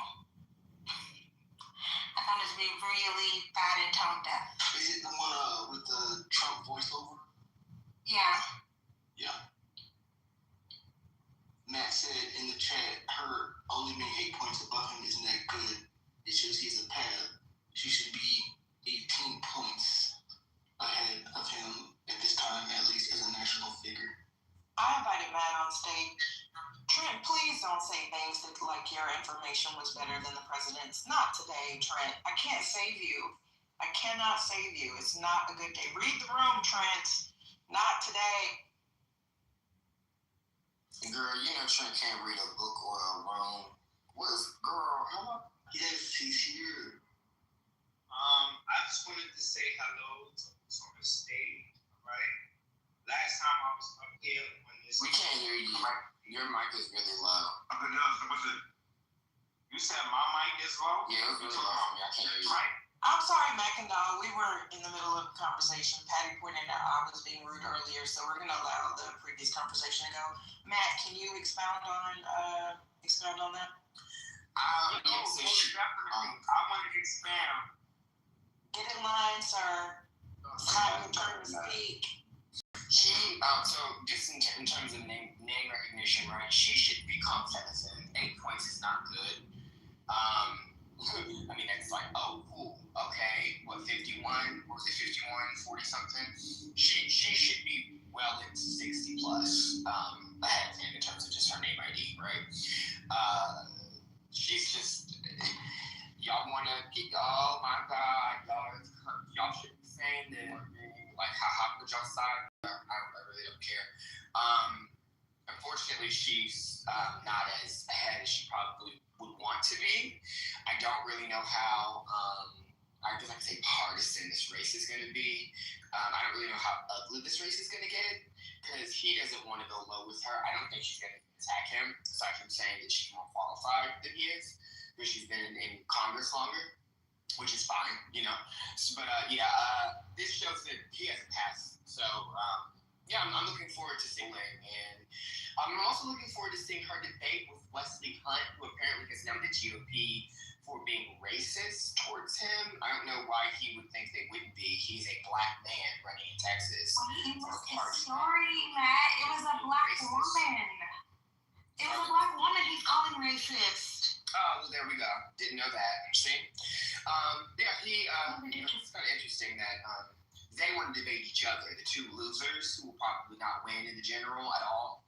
I think that's kind of hilarious. I think that's also intentional to get more black voters activated to supporting one of the two of them.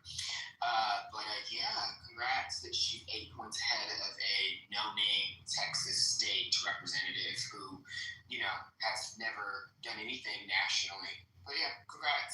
She smokes it. I want to say this as gently as possible. I think Jasmine has a complicated relationship with the truth.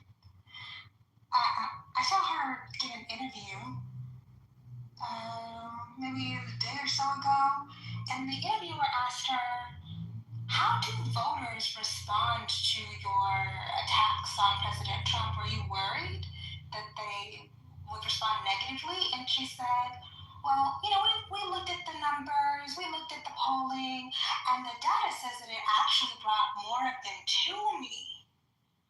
And I don't believe that. I don't believe that she has data that says that hyperpartisan attacks on Trump increases her support among Texas voters. Negative ads are very, very effective and cheap. They work better than educational ads, unfortunately.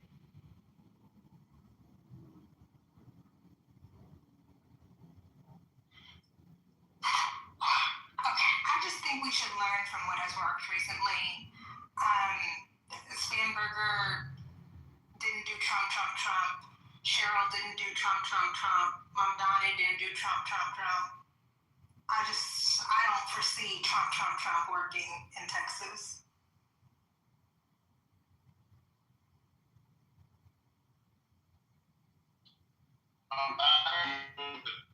He's in the Matrix. Let's just thank God the Matrix found him so we don't hear anything further. She's not gonna win, so it's fine. I mean, it's exciting to see her run, and she'll inspire people, and she'll get people excited, and she'll get everyone. Black Girl Magic hashtags on Instagram and Twitter. Congrats, y'all have something to make you feel good. You won't win in general though. There are many other black women running who actually have a shot to win in their state, but no one cares about that. They don't care about Jasmine Crockett and calling people misogynoir whenever they think she is foolish to enter a race that is not winnable for her. But shout out to Juliana Stratton in Illinois, who should be the next senator of the great state of Illinois, line from the rest of you. I see a lot of black progressives and non-black progressives too, but not even a possibility. But isn't Dallas more moderately conservative than like Houston or Austin? I mean, Austin is pretty fake liberal to me. Yeah. Isn't Dallas like because of the old money, because of the, you know what I'm saying? Like Dallas has older money than Houston. I always thought Dallas was more, you know what I'm saying? Like, yeah, not as liberalish as Houston was, but maybe I'm mistaken. It's not, but she was given Eddie Bernice Johnson had that seat for how many decades? Is it super progressive? No. But generally, black politicians like that aren't super progressive. She's middle of the road centrist Democrat. I mean, where are we from? Base. Hello? Breaking news. Did y'all hear about the Brown shooting? We did. We've been updating as more information comes up. What were you saying, Charlo? Were you actually? No, I was just curious about the whole thing about Texas. So surely, if you've been probably born and raised there, I'm sure you would have known the people that you need to try to reach out to, sort of thing. You know what I mean? She's not born and raised in Texas. Okay. I don't pay attention to Dallas politics, to be perfectly honest. There's like a friendly love-hate relationship, the cities have somewhat. But I knew one of the, how do I say this? To me, a lot of the people that run for office, they're more black conservatives that are in Dallas. I knew the person that ran for mayor, of Dallas like 5-6 years ago, maybe. There was a black guy, very conservative, good family, bootstrapper, entrepreneur type. So that's just why I asked that question. Oh yeah, most of the black conservatives I know, like that knew in the past, were actually from Dallas versus Houston, is what I was trying to say. Oh yeah. Actually, that makes I agree with you. Miki, I have a question. Is Dallas the one that has the mayor that switched from Democrat to Republican? Fucking Eric Johnson. Is that Dallas' mayor? Yes. Okay, so I knew. Okay, I can hear you. I think Houston is far more liberal. I would say that she needs to somehow figure out how she's gonna be successful in the RGV in San Antonio, but and also of course and those excerpts. But we'll see. Since everyone thinks that she's gonna win and have such a shot with her running, we're gonna waste all this money. But I just want to tell all of you congratulations for letting us win another race in your mind because of vibes. So I kind of want to ask Kimberly, you made a point about the attack on Trump. I guess a lot of people would suggest that he's attacked her a whole heck of a lot. What would you reckon would be the appropriate response? People are struggling. They're worried about their futures. They're worried about inflation. They're worried about housing costs, affordability. That's our thing. We want to make life better for the average American. Don't go back and forth with a demented old man. I got you, and I'm with you. Question for you here, though. Did she not include that in her messaging at all? Is her messaging completely void of those important issues? So I was just particularly talking about, generally, no, she doesn't. But her debut ad, right? Like the ad that set the stage for her Senate run starts with Trump's voice. I think that is such a bad choice. It is immediately disgraceful. Personally, I think people are just paying too much attention to his day as an individual. Right? I think we can still progress without having to pay too much attention or focus on him. I mean, I think the reason why Trump is all over people's heads is because we remember Apprentice. Everybody remembers Apprentice, right? I think that's probably why it's just stuck in people's heads. What's going on? Hey, it's 2025. What's going on? I'm saying that The Apprentice, remember? Come on. Yeah. Anyway. Okay. So nobody cares about The Apprentice. It's great. Yeah, you can tell yourself that. Yeah, God. He's a mogul, man. So. Well, I put an article. He's a mogul. I'm sorry. So what? Shut up. I put an article at the top just because I wanted to share outside of Mr. Sharon, he is the free coach in Michigan, the 7 black women running for Senate, which is just freaking awesome sauce. I just want to take a second to say, this man said Black Girl Magic. That's amazing. But in here. Shout out to the ones in winnable races like Julia on the track. Shout out to our wrestling who should have ran. None of them are going to win? No. Stratton's big fucking lazy ass. We're gonna have Christian or whatever his long ass last name is from India, who probably becomes the senator. Because unfortunately, Pritzker's not doing the Pritzker thing, so I don't know. You know, I heard in a smaller room that so much of success in elections is timing. And, well, I have concerns generally about Crockett. I have other concerns, but this is just not the time. It's just not her time. And for a lot of those other women, it's also just not their time either. I don't know. We gotta read the room, okay? We have to read the room. I think Ayanna could have done well. She would have had all the polling. If she would have ran, she chose not to. But she's also a different kind of candidate than a Crockett, right? And Massachusetts, of course, right? Where it's way like that. To me, it's just she should have ran, right? I mean, Stratton should have more support. Y'all need to stop talking about how no one's supporting Jasmine Crockett and go support Juliana Stratton. So yeah, don't even know who she is. Lieutenant Governor. Governor. Don't even know who that is. That's what I'm saying. Because they don't even know. I mean, the Jasmine Crockett thing is just because she. That's all. I haven't seen her. She announced several days ago. I haven't heard one issue. Oh, MAGA, man. Where's the rally? I haven't seen the door. She hasn't done a rally. Where's the issue? Should know this. Did anybody say anything about the shooting at Brown University? No, break that down for us. We haven't heard about it. We're going to talk about it. Yes. There was a shooting at Brown University in Rhode Island. 2 were shot. Mr. Orlando. Oh, I'm so sorry, Mr. Orlando. I was putting in the chat that we did. Thank you. Yes, sir. We did. Yes, sir. It's quicker to just let people say it. And then I realize that.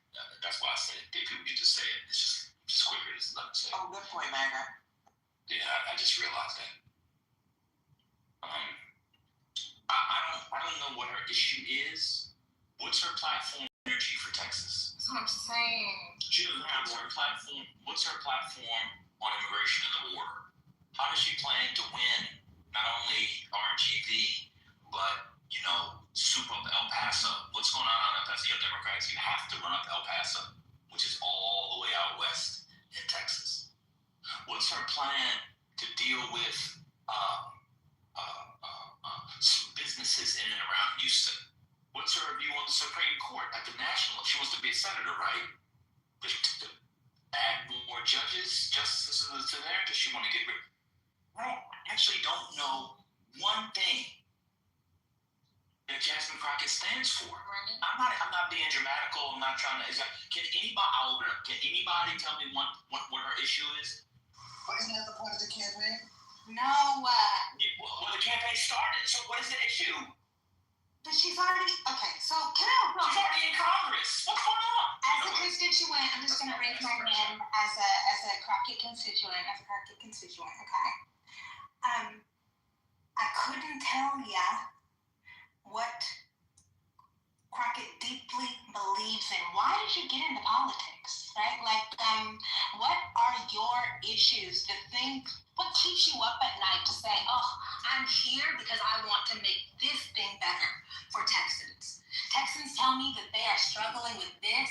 I'm going to commit myself to improving this thing. I don't know what that is. And to me, that's a big problem, dude.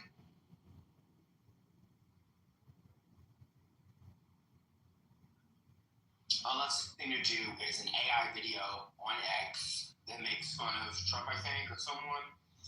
And it looks stupid. It looks like something from SNL. And she has a rap song out about bleach blonde, about bleach body, something like that. So that's her. I would think as somebody who's the first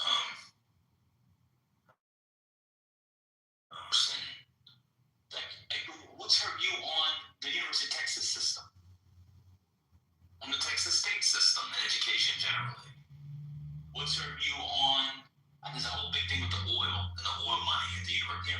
I would think as somebody who is the first Black person in the history of the state to have a legitimate shot at becoming senator. And to do so, she needs to get every Negro and non-Negro black to vote for it. I mean, everybody. I would think she would have laid out a black agenda for Texas that celebrates its rich black history, the contributions of black Texans, economically, business-wise, people like that stuff, culturally, historically, socially. I would think that she cannot get regular black numbers. She has to get Obama-type blacks to win. At the same time, what is your view on certain kinds of social policy, economic policy, in the Latino community? I don't know what the woman stands for besides getting in front of a camera and dragging people. What's her view on reproductive rights? They put the abortion thing in the chat. What's the thing on reproductive rights? A big thing right now is education. The way that they are dismantling the school systems in the rural areas and in the quote-unquote urban area, these voucher systems. I haven't heard her come out against that at all. I don't know, man, but good luck to her. She looks great. I don't know how people really feel about the voucher thing. I'm not paying attention as much as my choo-choo-bees are out of school, but they've been talking a lot about how, like in Houston, you have Kincaid and St. John's, some of these schools, Episcopal, $10,000 barely covers the tuition. I don't know what $10,000. That's like barely one semester. Some of these schools are like $40,000 to $60,000 a year. Right. Well, that's why it's a wealth transfer from poor people to rich people, because your kid is already in the school. You're just getting a $10,000 rebate. Exactly. Like I was like, yeah, and they don't have bus services, so how are you even going to get your child to these schools? But anywho, I wanted to. I'm going to make a mental note to take a look at that more to see what people are really feeling about that. But for reproductive health, I will say Kamala hit on that pretty hard in Texas. Even at her rally, I thought she did a really, really good job of bringing Black people, white people. She had the husbands up there telling their stories. Like, you know, the whole arena was in tears because these women were talking about, you know, how they were turned away, how they just had miscarriages. Everyone thinks that is about abortions. It's not just about abortions. It's about women who are suffering miscarriages and they don't even want to do a D&C, and it's causing, you know, problems. And I thought that would be a really, really big thing for Kamala in Texas, and apparently it's not. I mean, I don't want to say maybe things have changed, but I don't think that being anti-Trump is going to win her any points in Texas, especially. I wonder what plan she has to appeal to the Hispanic population, which is what she would need to do to win. So, what's wrong? Probably say that she will, you know, do her best. Hold on with it. So my trusty friend Jim and I asked for her platform and gave me 4 bullet points. Affordability, addressing the high cost of living, including groceries, utilities, rent, and mortgages. She aims to lower costs not through subsidies, but by implementing policies that reduce overall expenses. Healthcare, improving access to healthcare for all citizens. Economic opportunity, boosting American manufacturing, clean energy, job creation, and high-paying positions to ensure one job is sufficient to live with dignity and retire securely. And there's 2 more. Education, strengthening the education system across the state, safeguarding rights, protecting individual rights and safety. But I agree with what you just said, Miki. She has to reach out to certain populations within her constituency and say, hey, this is my plan for you. This is like just too broad. She needs to be a little bit more specific with what I thought. Your Gemini output, is it grounded, meaning is there a direct link to something from her campaign or a video or something? So each bullet point does have a link. Well, okay. No. There's one link for all of these bullet points. So let me grab it. I'll put it in the chat. On her website, there's no. Exactly. That's why I search, maggot. Yeah, I'm like, where's your platform, lady? It's not even on your website. I had to ask. It's all about her. Yeah, it's literally. I mean, everything is about her. This is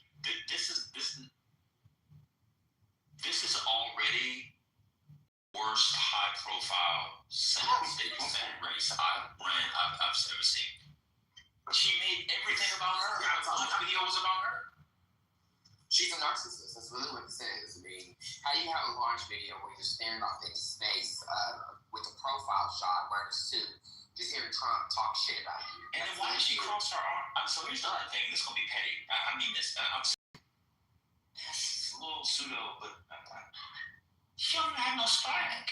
Like we saw the dance when she did the Just Like Us, the They Not Like Us. The They Not Like Us.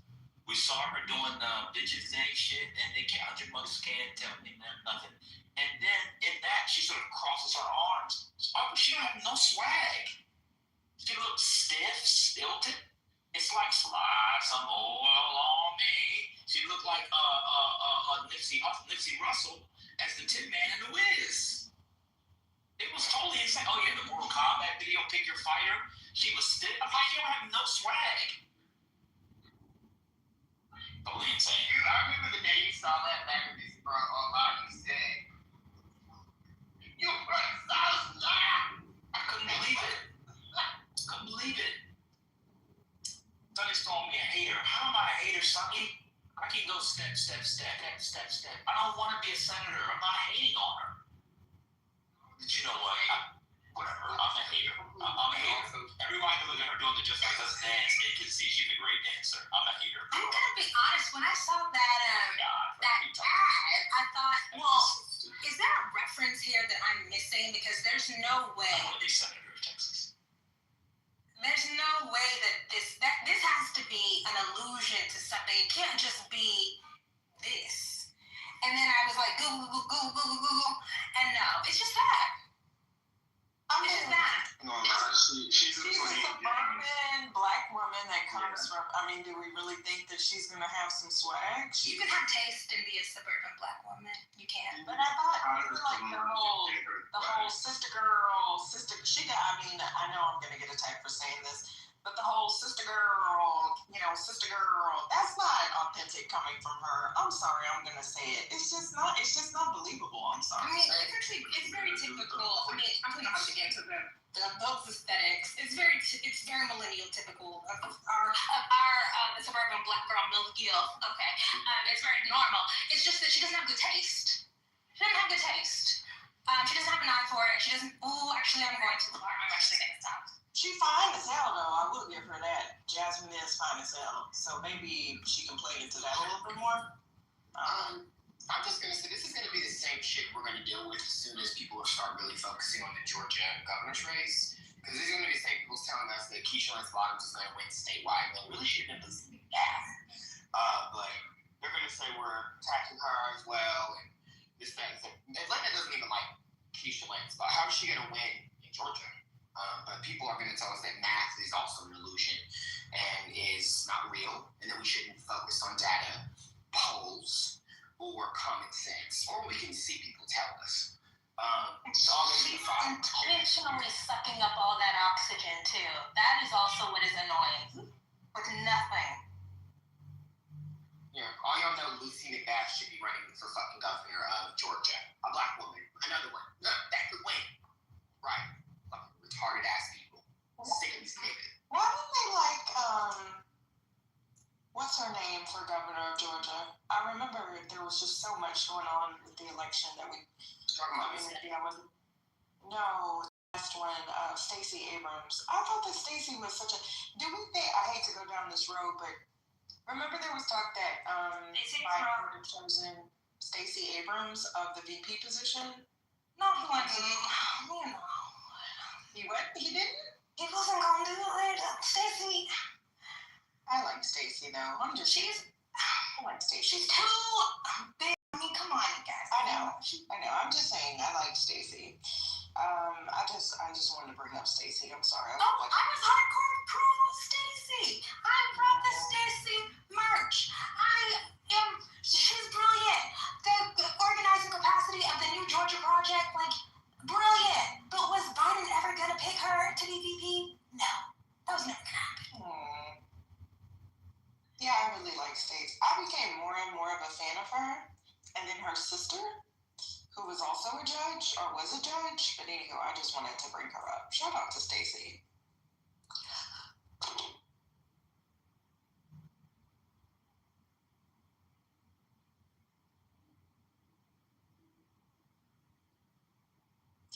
want to see who's donating to Jasmine, though. Where is the money coming from?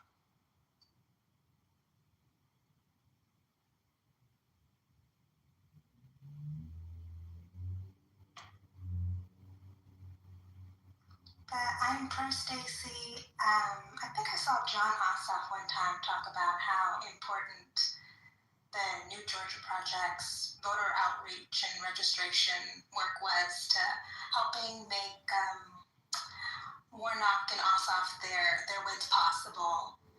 But I think her career as an elected official, I think that's done. I agree. I think that we need to also just move on from certain candidates sometimes. I appreciate the work she did. She's the reason why we have Warnock and Ossoff, and she's the reason why we also flipped 2 seats this year statewide in Georgia, and will continue to do well in specials. But I think we need to move on and stop talking about people who are not going to obviously win another election.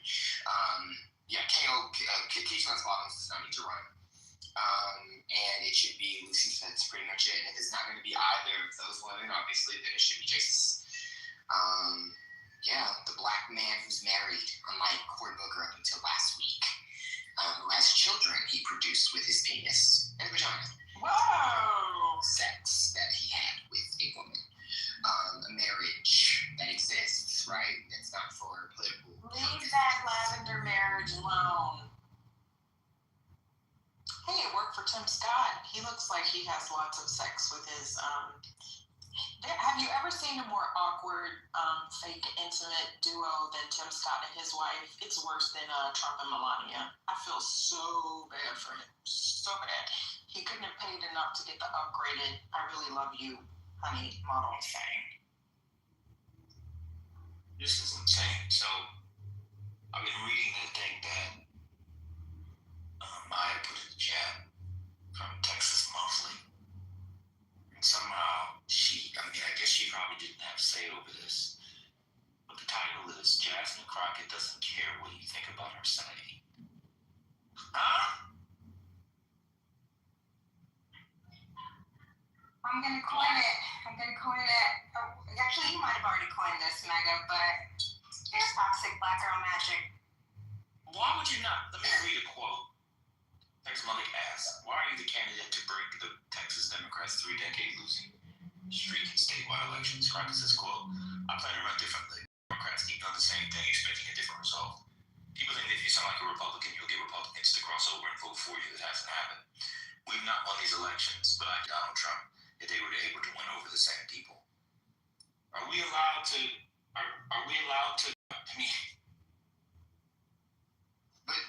how much am I allowed to comment on that before it turns into misogyny?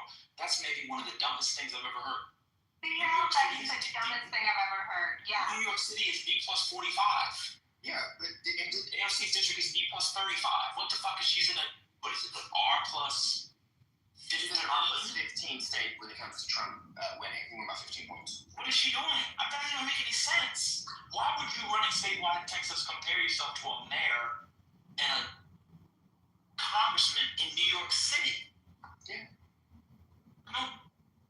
Yeah. She thinks she can use the Gavin Newsom trolling on Trump and stuff to win in Texas. When Gavin knows that he runs for president, he'll win in Texas statewide when he runs. He's trying to. That's not going to work in Texas. But Gavin is also an executive, right? Like, he can do things not just because of the politics of the state, but because of his position. I'm off code. I saw a thing today. Let me see if I can find it. I was nonplussed when I read it. Okay, this is in the root. Read the title. Jasmine Crockett on why she wants to work with frenemy Taylor Greene. What? So now we've reached out to her, try to collab on a security bill. I just wanted to sit down with her and find a place of common ground in our shared experiences to work on this, because I feel like there's a bill that could get passed in chambers. It would be on where two people that are diametrically opposed on almost anything are in agreement. Oh my God, what a sentence that was. Fuck, that sounds like a clubhouse submission. Ooh, syntax.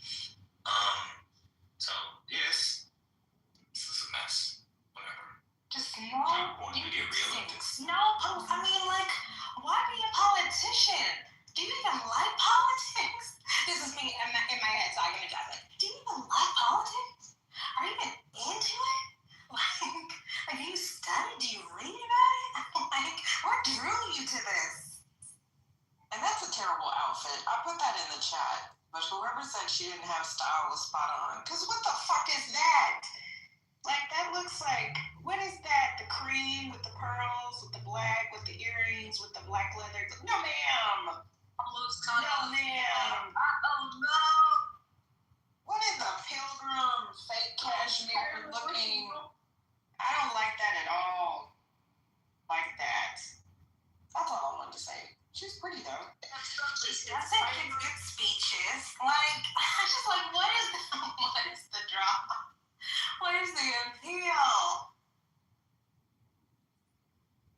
Yeah, every time she starts to like speak and do interviews, I just get lost in what she talks. She just starts pivoting and rambling about nothing. I don't understand.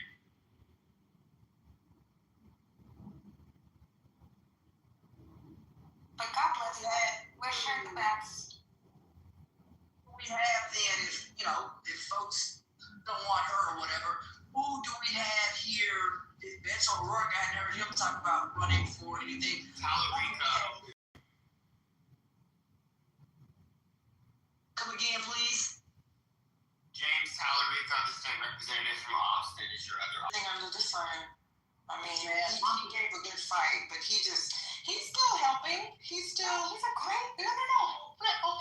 Okay, I'm a Beto fan, girl. I'll be honest, okay. But Beto is incredibly useful as a fundraiser, as an institution builder, as a support at James Tallarico's event in San Antonio a couple days ago. Beto was right there. Not too much on Beto. No, I love him. But I'm saying, like, in terms of running, no, I think he is actually someone who truly cares, because he is, like Stacey Abrams, he is still out there doing whatever it is that he's doing. I follow him on social. I love Beto. I was a huge Beto fan. A lot of people were disappointed. Like, he almost beat Cruz. He almost did it. Like, we were. I don't know who the fuck keeps voting for these people. Nobody ever says that they. Even in Houston, his wife is well beloved in wealth management, right? She's a financial advisor. Nobody admits to liking them. Even when they revealed those text messages, that was from their inner circle. They live in River Oaks. Nobody in River Oaks even likes Ted Cruz. But his funky ass keeps winning. It's like the strangest fucking thing. Nobody admits to liking Ted Cruz. We're in a hyper-partisan era, and Beto got within 2 points. That's the closest statewide Democrat has gotten in how many decades? Like 20-something years? I know he came so fucking close. Was this the year that he said, "We are coming for your guns," or was that after? Yeah. I wish he wouldn't have said that. But he said that when he was going up against Abbott, or when he went up against Cruz, because I really don't know. I think it was Cruz. I think it was Cruz. I thought it was Abbott. It's the wrong. Was it the governor? My bad. About taking away your guns, that don't really work out in states like this. We do need extensive. Well, I was wrong. I just double checked. It was actually in the presidential. Oh. Remember, he ran for president. Well, which one did he do first? Did he do president? President second, third, Abbott, right? Okay. Cruz, president. Okay, because I was like, he was just all up in there for a minute. I still think, and I remember in the clubhouse room we looked at the data. It was those rural Hispanics, because when you get to those outlying counties, that's where it's hard to win over the numbers, because they associate a lot of the Democrats with being pro-abortion, and a lot of those people are uber religious. So yeah, that's why it's just going to be hard to get those individuals to change their vote. I just don't see how that's going to happen. But maybe since a lot of the populations, the younger people are leaving other areas and those folks are dying out, maybe we'll have a shot. But those are the ones, because as we all know, the major cities are not as red. They're more so purple and leaning to blue. But City proper, it flipped or something out here, but a lot of the main things that still held by Republicans, like the judge, Tim O'Hara. He's mean as hell. He curses people, tells people to sit the F down in commissioner's court. I don't go out there and speak no more. He has kicked my pastor, share their opinions. Nobody threatened nobody, nothing like that. All my pastor was talking about. Wait. Commissioner's Court in Fort Worth, Texas. You know what I'm saying? I hate Commissioner's Court. Look him up. Tim O'Hara. He backs Donald Trump. That's what I'm talking about. I'm trying to be really clear with y'all. He backs Donald Trump. He likes Donald Trump. Look up Tim O'Hara. Go look him up. Horrible man. I would have to look at the 2018, the demographics that O'Rourke won. And so it seems like he really lost it with the white rural voter. The Latinos, he was up. Obviously, the diverse metropolitan urbans, he was way up. It's the rural, those people that he lost. But honestly, the Spanish language, the El Paso people, he did well with. The border people, he did well with. I mean, looking at his numbers too, he did good with the RGB as well in 2018. Like, damn, really. Yeah, but it was something like a candle in the wind. There was a county that for the last election with Colin Allred and Cruz, there was a county that had not voted red in like 100 years or something. I'll look it up. But for the first time, they actually voted red. I can't remember where, because Texas has a lot of fucking borders. Let me look it up and see it. Let me look it up again. Hey, CEO. The most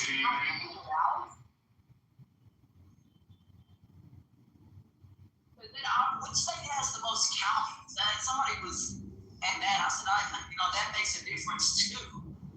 Spencer O'Rourke to almost every county in our state. I don't know, California may be bigger, I'm not sure. I know they're bigger by population, but I'm not sure by county. I thought that campaign that he did with Whataburger was just brilliant.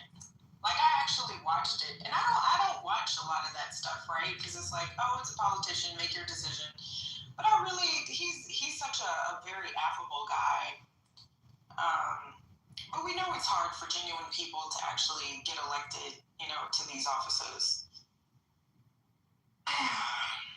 Remember when Beyonce came out wearing the Beto hat on her Instagram? Yeah, some people lost their minds. But it was okay for, I'm sorry, since I had this argument with my sister who was a Bernie bro, but it was okay for Cardi B to have a whole interview with Bernie, but they came against Beyonce. It's like, seriously, whatever.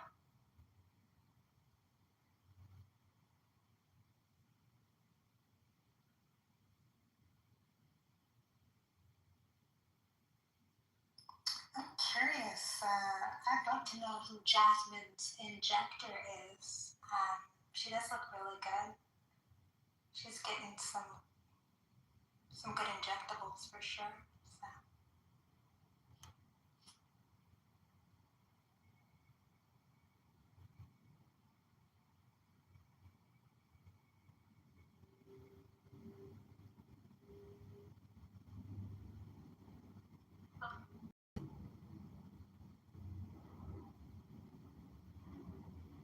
I put it in the chat. It was Starr County. I don't remember where it is in relation to the border, but this is the one. This Texas county turned Republican for first time in over a century.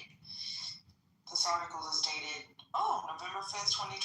Yeah, there are photos saying they have no regrets, which is interesting. Latinos in Texas are not historically Republican. They're actually moving more Republican since the Trump era, but they're actually one of the strongest Democratic voting blocs.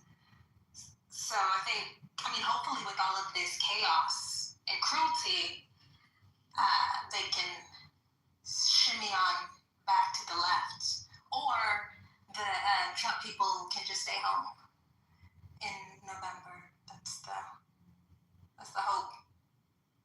It's mean, wait, I'm sorry, your mama said, huh? Is that not correct, your mama?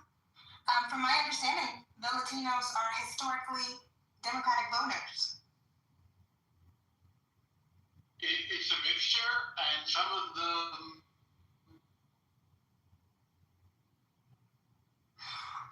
Okay, to be clear, these Latino counties, it was a big deal because they flipped red in 2020, in 2016. Is that not a big deal? I'm not saying this to be a country, and Miki, feel free to correct me if I'm wrong. But Hispanics tend to vote more conservative, like from like religious perspectives. So like it's been a red state since what 1980.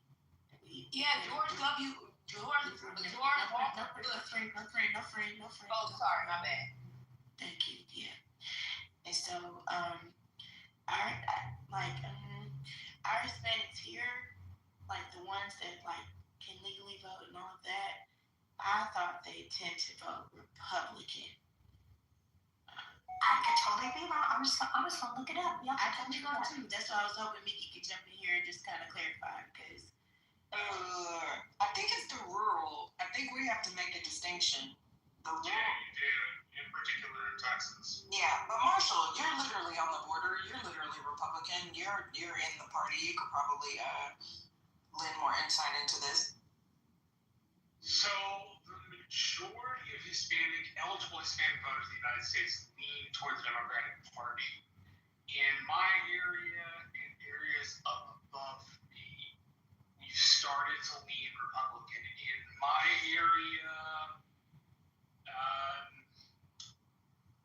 area, that's shifted. Races have shifted by about 10 points. But the Hispanic folks, we got this past election cycle in 24, where I know it probably will not be a regular turnout for the Republican Party. They were able to produce this crowd one time. I don't know if they'll be able to replicate it. I can tell you that the guy that planned our maps used the 2024 turnout in the Rio Grande Valley as a way to predict future turnout, which was dumb because it had been the first time since Richard Nixon that the Rio Grande Valley had swung for Republicans. But all of our local elected officials are Democrats. Okay, So I put something in the chat. Okay, I'm sorry. Go ahead.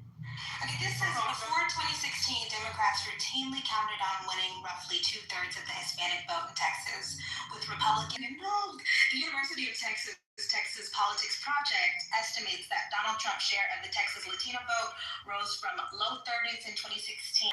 Mickey put the same thing I already put in the chat. So we tend, and I'm saying we only because of Texas, not because I'm Hispanic.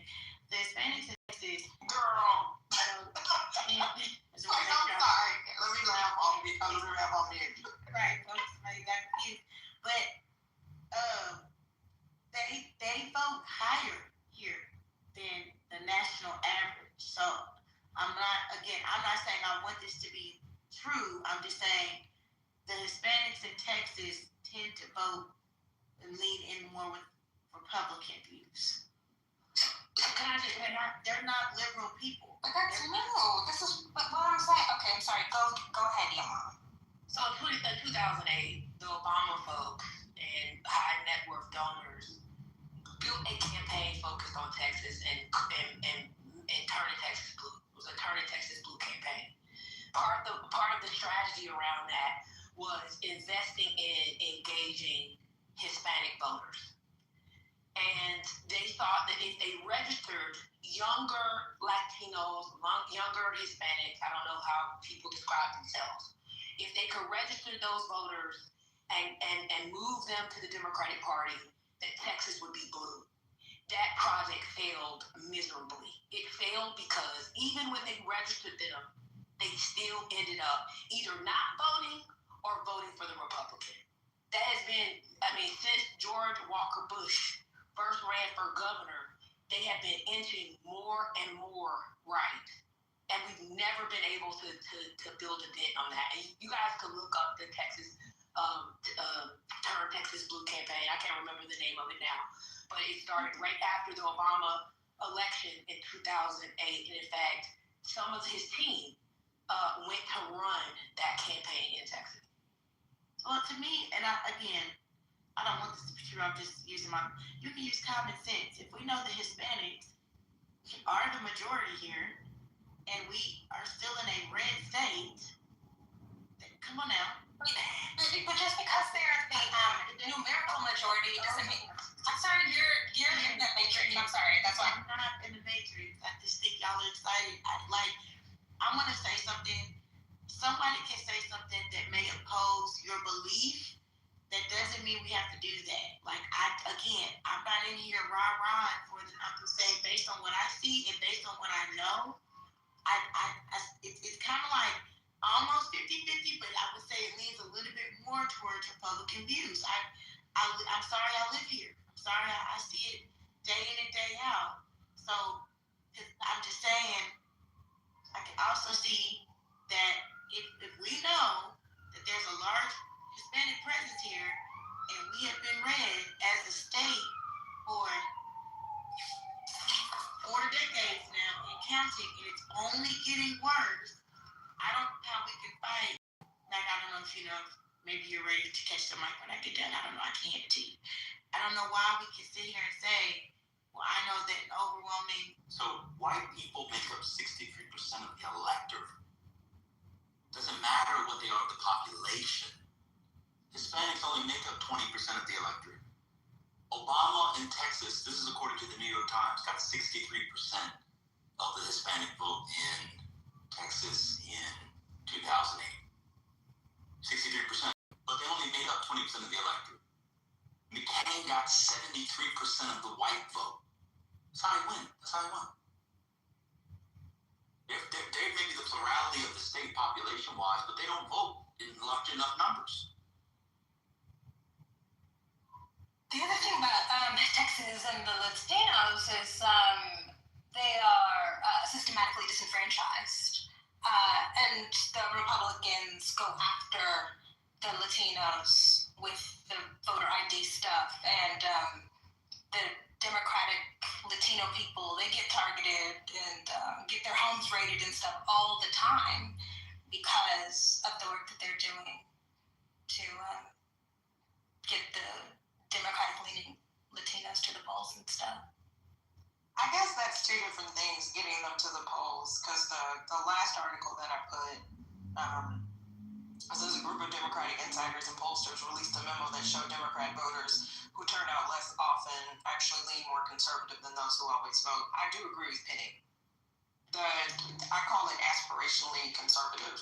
Once they, it's like that assimilation, especially in Texas. A lot of them think that in order to achieve a certain status, and I'm not going to say this isn't the same for other minority groups as well. I'm not as familiar, and this may be anecdotal, but yeah, a lot of them lean conservative. I'm not even sure what that means anymore. But yeah, if we're going to talk about the voting electorate versus just population, because I've known for a while that Houston, or even like Houston Independent School District, was majority Hispanic. I think that was happening when I was in school. It was fairly obvious. But the data does not say that. The reason why we keep hammering on this is that they could hold conservative views, and definitely in the last few cycles, they have moved red, but before that, it was not. If 70% of Latinos who voted for Obama, I don't. It's part of Republicanism in the core areas becoming more popular. That's been the real shift over the last 10 years where I live. To get to a place where we voted for the first time since Richard Nixon on an area level for a Republican presidential candidate, that's 10 or 20 years worth of work, work and activism. And it doesn't even indicate full Republican control. Like my county My city commissioner, even though it's nonpartisan, he's a registered Democrat. My county judge is a Democrat. My state senator and state rep are Democrats. On a national level, people seem to, where I live, becoming more Republican. Part of it has to do with the culture. They're naturally socially conservative. They go to church. They tend not to believe in abortion because they're usually strict Catholics where I live. And there are a lot of these folks who are land grant families who the King of Spain deeded land to, and so they're ranchers and farmers. And in 2024, one of the things that it moved the land grant families over to voting Republican was finding approximately, in a calendar year, about 854 bodies, amounted to as many as 3 bodies a day on some ranches. And so that moved the lots of people that we had at the highest point in my sector. We processed 65,000 people in 7 days. Sector above me processed 115,500 people in 7 days.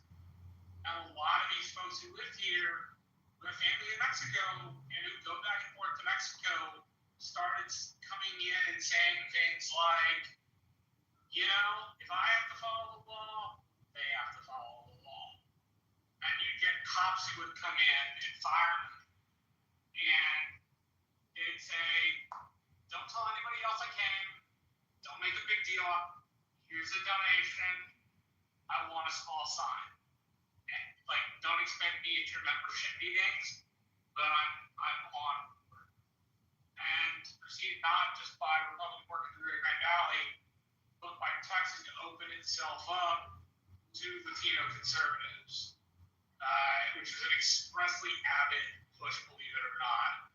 Kerry had the antecedents of it, but Abbott really kind of narrowed in on the Rio Grande Valley as a place to up his voting numbers. So those things helped combine in my area to move it to the right for that election. But it's still structurally governed by Democrats. Well, I pulled this up and I want to see the demographics of the voters. So I pulled up primary type congressional presidential party registration statistics. Total registered voters 17,485,000, and some other numbers. Democrats are 46.52%, Republicans 37.75%, unaffiliated 15.73%. But I am curious as to how that breaks down by, you know, Black, white, Hispanic, whatever. So I'm gonna try to find that information. Ouch. So in 2012, I have this report from Texas. It's called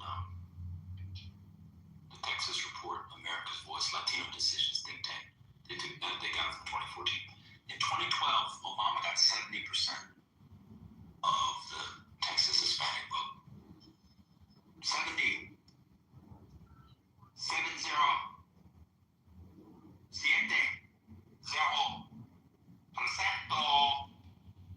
But the reason why Democrats can't win is because 61% of eligible voters don't vote in Texas that are Hispanic. 61%. That's why when people do the whole Black people don't vote, they are, one, they don't follow politics, and they're just anti-Black, negrophobic, and racist. Hispanics vote, especially Hispanic men, at far lower rates than Black people do. What was remarkable about Trump's win and why he shot up was precisely because in 24 he bucked the trends and got a majority. Bush is the outlier. I also have registration numbers. Up until the election, this is from the Texas Politics Project, over the last 10 years, only October 2024 that had in their tracking since February 2015 where there are more registered Republicans than Democrats among Hispanic registered voters. And that's already switched because the approval of Trump has gone by. That already fell from 51% in 3 months to 40%. They're not Republican. Race determines where you vote or correlates to where you vote, not religion or anything else. They're conservative Democrats. The conservative Democrat, Henry Cuellar, is in Texas. And he's not switching. He's not fucking switching, Carter. No, he's not. So the other thing about the Trump thing is his particularly strong. That's not good words. How strong he was with Latino men. That was exceptional, and that also propels those Republican gains in those Hispanic areas of the country. If we get to 26 and the Hispanic men say, I don't like what you did to my abuelo or my tia, I'm not going to vote, or if I do vote, I'm going to go back to the Democrats the way that we saw in New Jersey in the Mickey Sherrill governor's race. That's really good for Democrats. The concern, I think, among the Republicans is you did all of this to gerrymander because you were expecting those Latino gains to hold. Are they gonna hold when you got people's abuelas locked up for 6 months? I doubt it.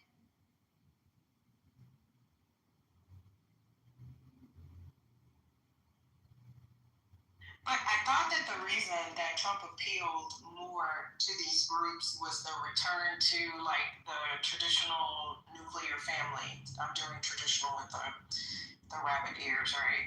Because I guess I don't know if we've ever really delved into why, 20% of the black male vote specifically that Trump got, or was it 16, 17, whatever the percentage points were. So I do agree that some people are more religious, anti-abortion, and there are a lot of conservatives that pretty much is it for them. They are, they're not LGBTQ, but they are anti-LGBTQ like marriage. And I'm not going to call out people that I'm related to by blood that have these same sentiments, that is the basis of their conservatism, that somehow they won't get into heaven if they vote for these things. So I think that there are a large number of the Hispanic populace. But in terms of the white people being the majority in that electorate, I think that's probably going to shift since, Texas is already a majority state. 60% to 40%, but that 60% is not just Hispanic, and I don't know the breakdown of what that is, Asian, Black, Hispanic, but they are the minority collectively. But they're not I thought MAGA just... No, that's why I made that distinction, but what I'm making the correlation is that at some point, the white electorate is also not going to be the majority. That's what I'm saying. Because for Texas to even be a minority majority, that's a pretty big deal. They've been freaking out about this for a long time. I remember hearing concerns, a lot of it is anecdotal experience, but sending their children to schools where there were too many Hispanic children that if they, were exposed to Spanish like it was some sort of a disease. You know how people are bigots, or maybe some people don't, but a lot of people are bigots, right? There were the angry people showing up to the school board meetings and, not in my neighborhood kind of, we don't want ESL classes kind of bullshit, of which my mother may or may not have participated in the past. Go back.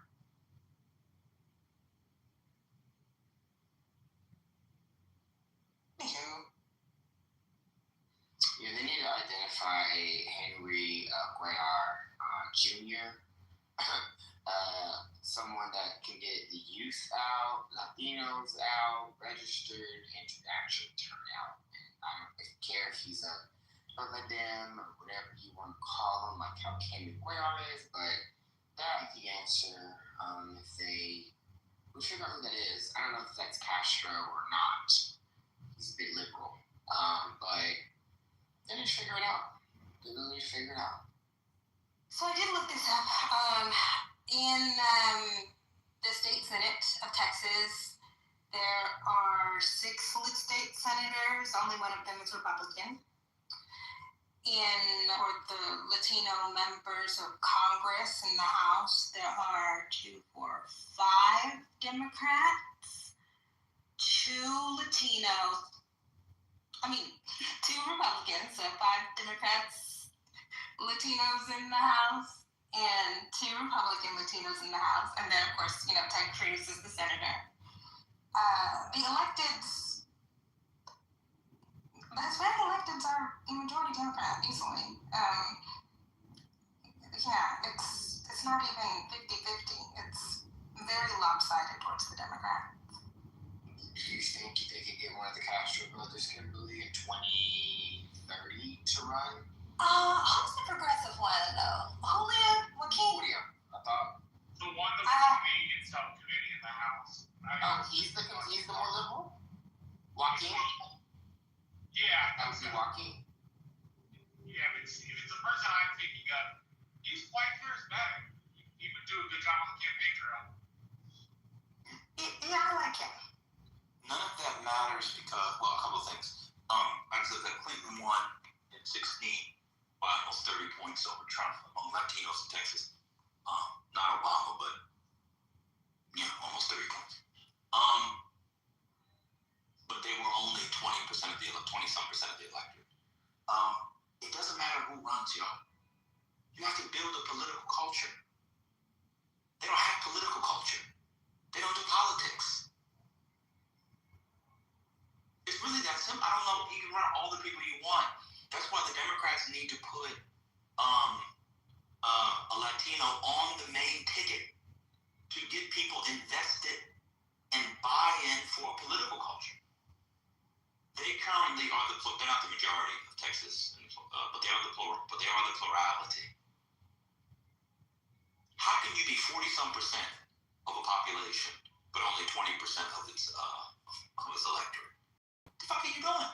And I put in the chat. That's because the Latinos are just as pseudo as the black men we all make fun of, including my school. We make fun of every day, sometimes more. I put it in the chat. Hold on. Dos alas del mismo pájaro. 2 wings of the same bird. They just say it in Spanish. All the mocking and dragging. Now I gotta defend black men. I apologize. All the mocking and dragging of black men this, black men that, black men this, black men that. Nobody talks about the Latino men, especially in states where they matter, who don't come out to vote at all. Their numbers are less than the black men. They're just a pseudo. Y'all make fun of Notorious. What about Notorioso? Y'all make fun of Manfinity. What about Manfinitito? Y'all make fun of Anthony. What about Antonio, Eduardo, Cinque, Shortso, Tagnito, Pendejo? Oh my God. Y'all make fun of the black men. I've been there. Y'all make fun of the black men. The black men were out to vote. Did more of them vote for Trump? Sure. These guys don't even come out to vote at all. But hey, I'm done defending the black man. I'm done. I agree. You need to build a coalition. You need a new Georgia project there. All right, Jesse Jackson, build a coalition. I'm sorry. It's facts. You do, and I like the Ruben guy. My personal choice for now. I like Kelly too, but my choice would be definitely either Gallego as VP. That would be a smart choice on the ticket of 28. That would make inroads, right? And get some voters activated that are Latino, and not just in Texas, but in more in Nevada, more in Arizona, more in some of these border, as Trump calls them, states. I think that would be smart. I'm gonna be honest with you. Yes, I kind of think, and this is anti-democratic, okay? I think for the midterms though, the best bet is for the Latino men to get discouraged and not vote. Well, they also don't really support I hate to speak about people in this way. Don't we have, where the Latinos for reparations that didn't like black people? Somebody ping some of them in here. Where are they? We can have some hearty discussion.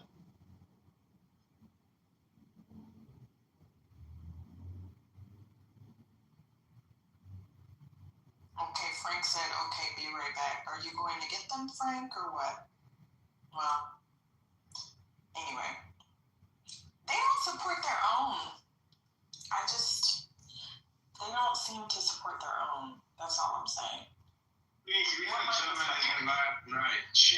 for Trump and cheering for deportation, loving it. We ran him up out of here because he got exposed with the stolen valor bullshit. But, you know, it started off with trying to figure out why do you support this? I guess he wasn't the best representative. But with that, Trump is way underwater now. I mean, the Latino men, men generally, but the Latino men in particular, have way blipped on Trump. But I would say that's the other reason why we should like Beto, because a part of Beto's infrastructure was the outreach. I think the Latino, this says 40%. 40% in 2018 of Latinos voted, which is a historic high, which is sad, so sad, but still, he got way more of the Latinos out for him than we usually see. Now, what is the difference again? Like, because Florida is more red, right? So just to review in my head, so Florida has more of the Cubans that lean right, correct? And the Venezuelans. And the Venezuelans. Has changed since Trump is targeting the 40 years since they elected him. So that's working good, anti-Trump. Now, what about the Californians are mostly Democrat, correct? They're majority Mexican, Guatemalan, and Honduran. They're not. They're not the hoity-toity. Yeah, they're more liberal. I mean, I looked at all the numbers. We saw, unfortunately, the Cubans. No Latinos are hoity-toity. I'm sorry, the conservatives. Others lean more left to some degree. And then you also have, Puerto Rico is also interesting because a lot of them are very liberal, but then you also have a lot of conservative areas in Puerto Rico. But obviously, when they're in the, on the coastal side of things, they tend to obviously be more liberal. But there are some in Florida that do lean right, which is, I've ran into a few of them, and I'm like, what is going on with you? The Cubans and Venezuelans are majority of the time they're the issue in terms of voting right.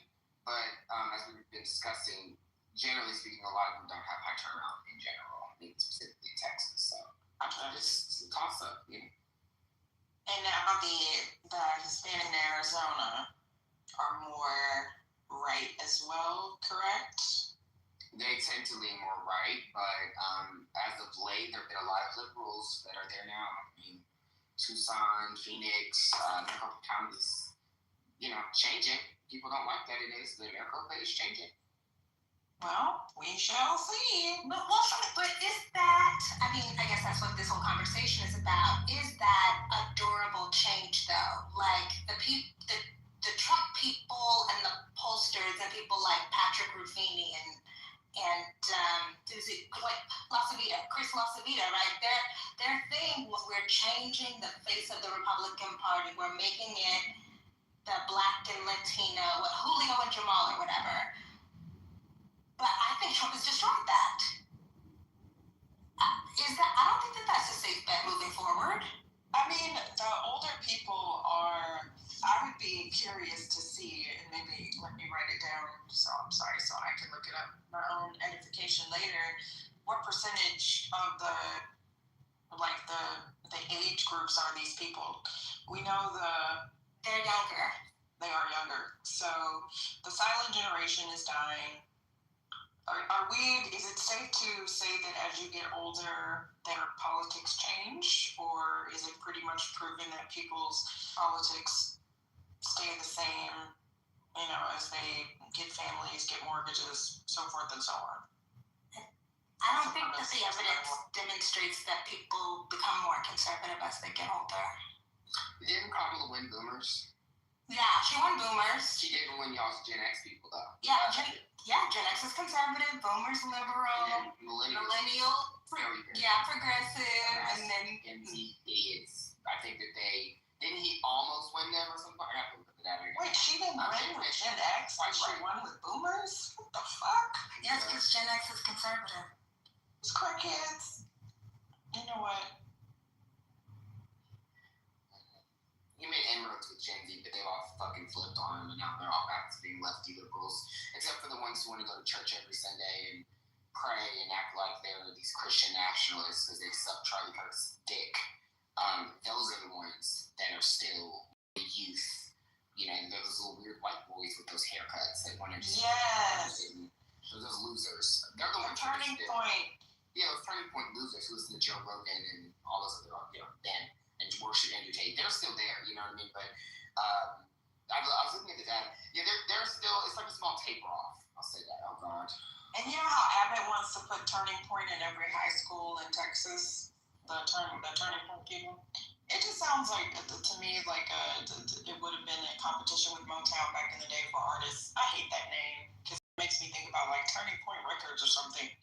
But anyway. But the reason why this is like a big deal, like it sounds really silly, but it's a big deal because I've read some political science. I need to find the paper, but there's not a lot of evidence that say that your politics dramatically shift from your orientation, your post-adolescent orientation, right? Like generally for most cohorts, where you end up in like 18 to 25, like you stick with that.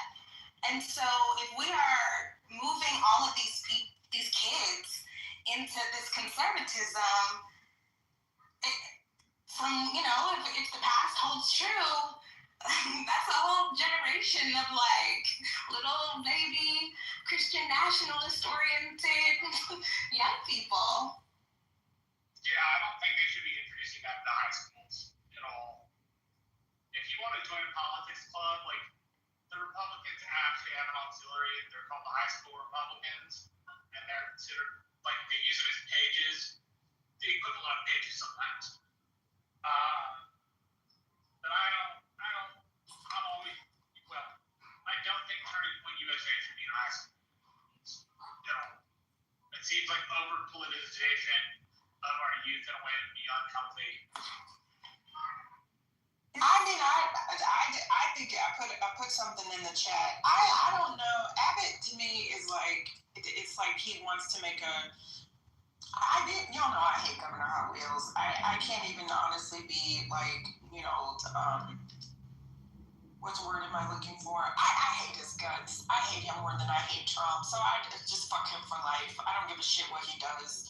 He just sucks for life. That's all. I mean, it's also funneling how many millions of dollars, tens of millions of dollars into this organization, which is a political mobilization institution.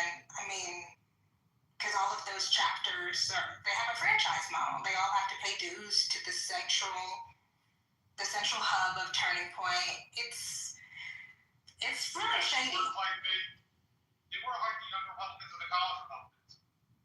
Like if you're a young Republican, you pay your dues, but $2 out of your dues go to the state, and then the National Federation doesn't require dues. But yeah, they do that. They were on all the campuses where I live.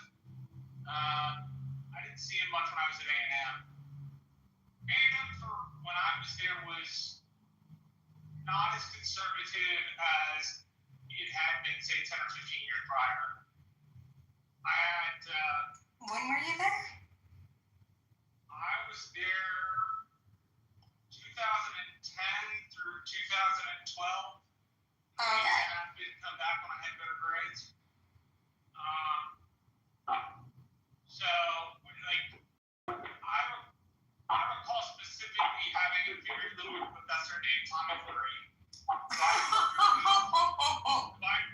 I'm sorry. I just was not expecting to hear. I really, really enjoyed Dr. Curry's class. So it was more liberal than I expected. My sociology professor, who was a card-carrying Marxist, and so there were a lot more liberal people at A&M than I expected to meet when I got there. And there was a Young Democrat chapter on campus, and there was a DSA chapter on campus. Ooh, I was not expecting to hear the Tommy Curry name drop. That was unexpected. It's Black feminist business.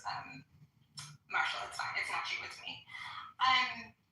Yeah, I mean, I remember when Kirk was alive, it was a big deal because during his last campus tour thing, there were 5,000 people at his Texas A&M stop. I mean, he was really big when he was there in spring of 2024, I think.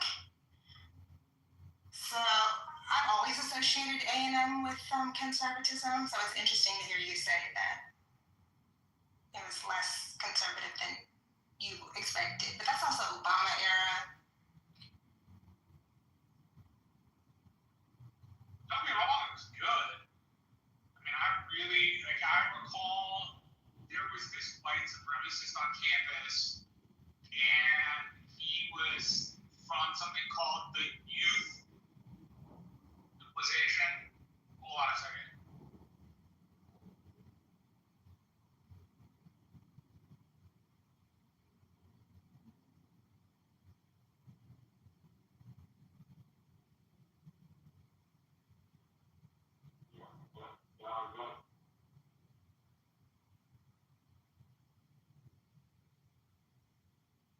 Kind of interesting that Texas, just sitting back and listening. I just hope that in the primaries, man, that the Democrats do what they need to get control of this stuff, and because these policies that Donald Trump passed, including the one where it's going to cost folks who want to come into this country and work a gold, what did I see on TV? A gold visa, some kind of gold card. I was going to say a bar, but it looked like some kind of card he had up there. And companies would have to pay some large fee, and it's illegal. It's never been that way in our country. To where people are having to pay that astronomical fee of $1 million or something to enter the country. Yeah, our workforce, will dwindle quick because a lot of companies, they have that kind of money or whatever, but you're talking about individuals, they don't. So I hope that is also challenged as well. Or gold ticket or something. Y'all saw that on TV where he's making people. I can't think of the program because it was kind of a visa program. Thank you. That program to me has to be legal the way it is currently constructed, the way he did it. That's not efficient to me. People may like it. Yeah, I don't know if it's illegal. I don't think it is anything yet. So I'm looking at some analysis of whether or not Trump can maintain those gains and whether or not Texas Republicans can maintain the gains. And Axios here is talking about Latinos feel historic levels of pessimism about their place in the U.S., their economic stability, and the impact of Trump's second-term policies. And then Axios has its own Ipsos poll that says Trump has effectively wiped out all of the gains that he's made among Republicans in 2024. How many people did they survey? Well, that particular survey could show it, but the election results also show that in all the elections, including the ones this week. The thing I think Republicans have to fear is not only do they lose what Trump picked up, but do they, as a brand, lose people they had already? That actually, you want to kind of hemorrhage your losses. Go ahead, David. Saying that they probably will lose some folks. There was a state a couple of days ago that rebuked Donald Trump.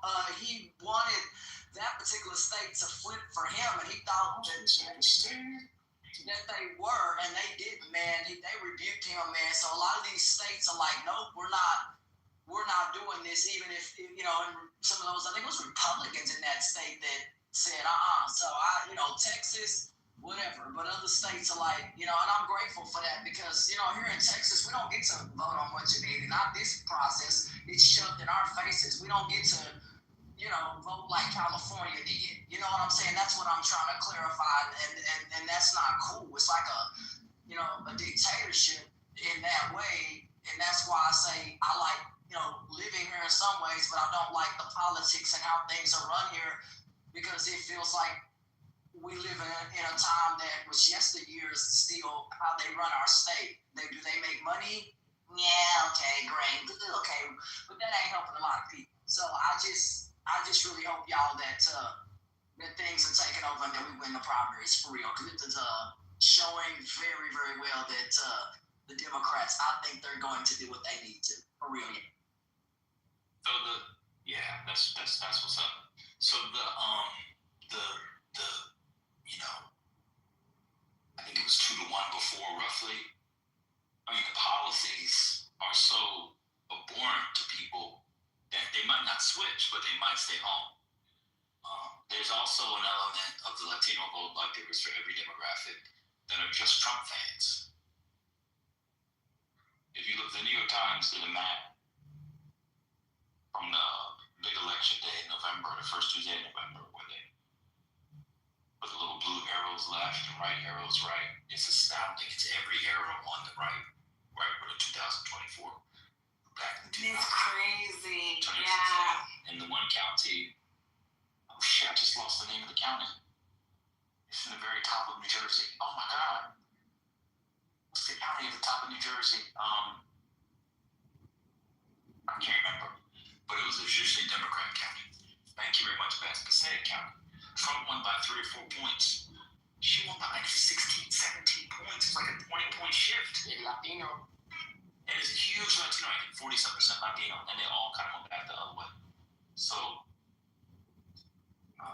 there's something about that election. After the election, I was giving my analysis. I talked about Latino men not liking Kamala Harris for being a black woman. Some people disagreed, some people didn't. Actually, when you read, people writing about what was being said on the Spanish radio station.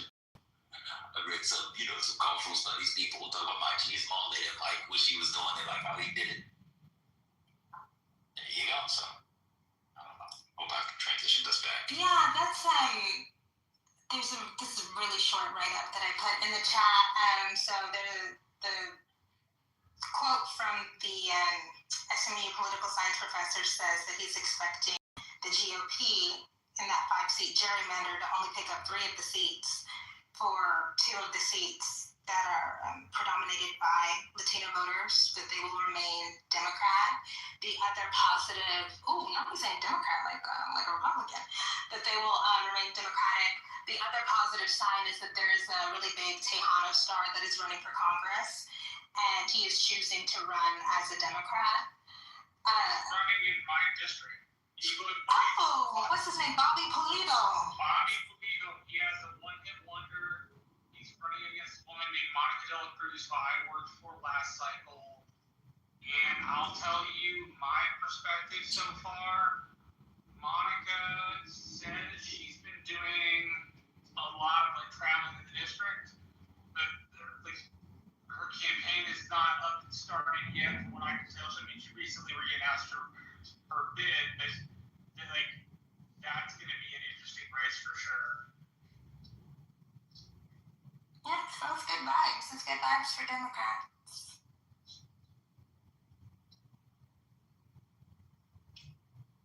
Look up his one-hit wonder.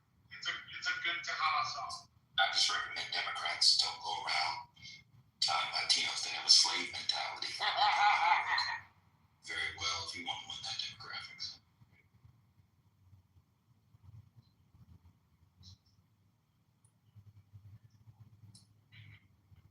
I'm just hoping that Tallarico will pop out with the fiance. Like, my fingers are crossed. You know, the one thing that I think will help him is he looks young enough that a vote that you could look at him and kind of say, oh, he's not ready to be married, even though he's 36. Such a baby face. He does. But he has gray hair, too. He does. But otherwise, I don't know. But yeah, He needs to be married by re-election if he gets elected. Sure, for sure. But yeah, he can slide. He can slide. I thought he was married. He's not married? No.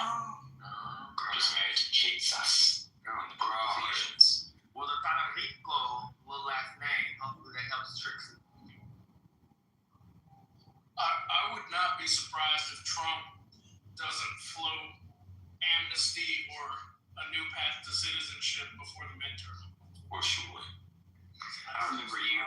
Of course you would be surprised. Amnesty? You would not be surprised if Donald Trump floats amnesty. Amnesty.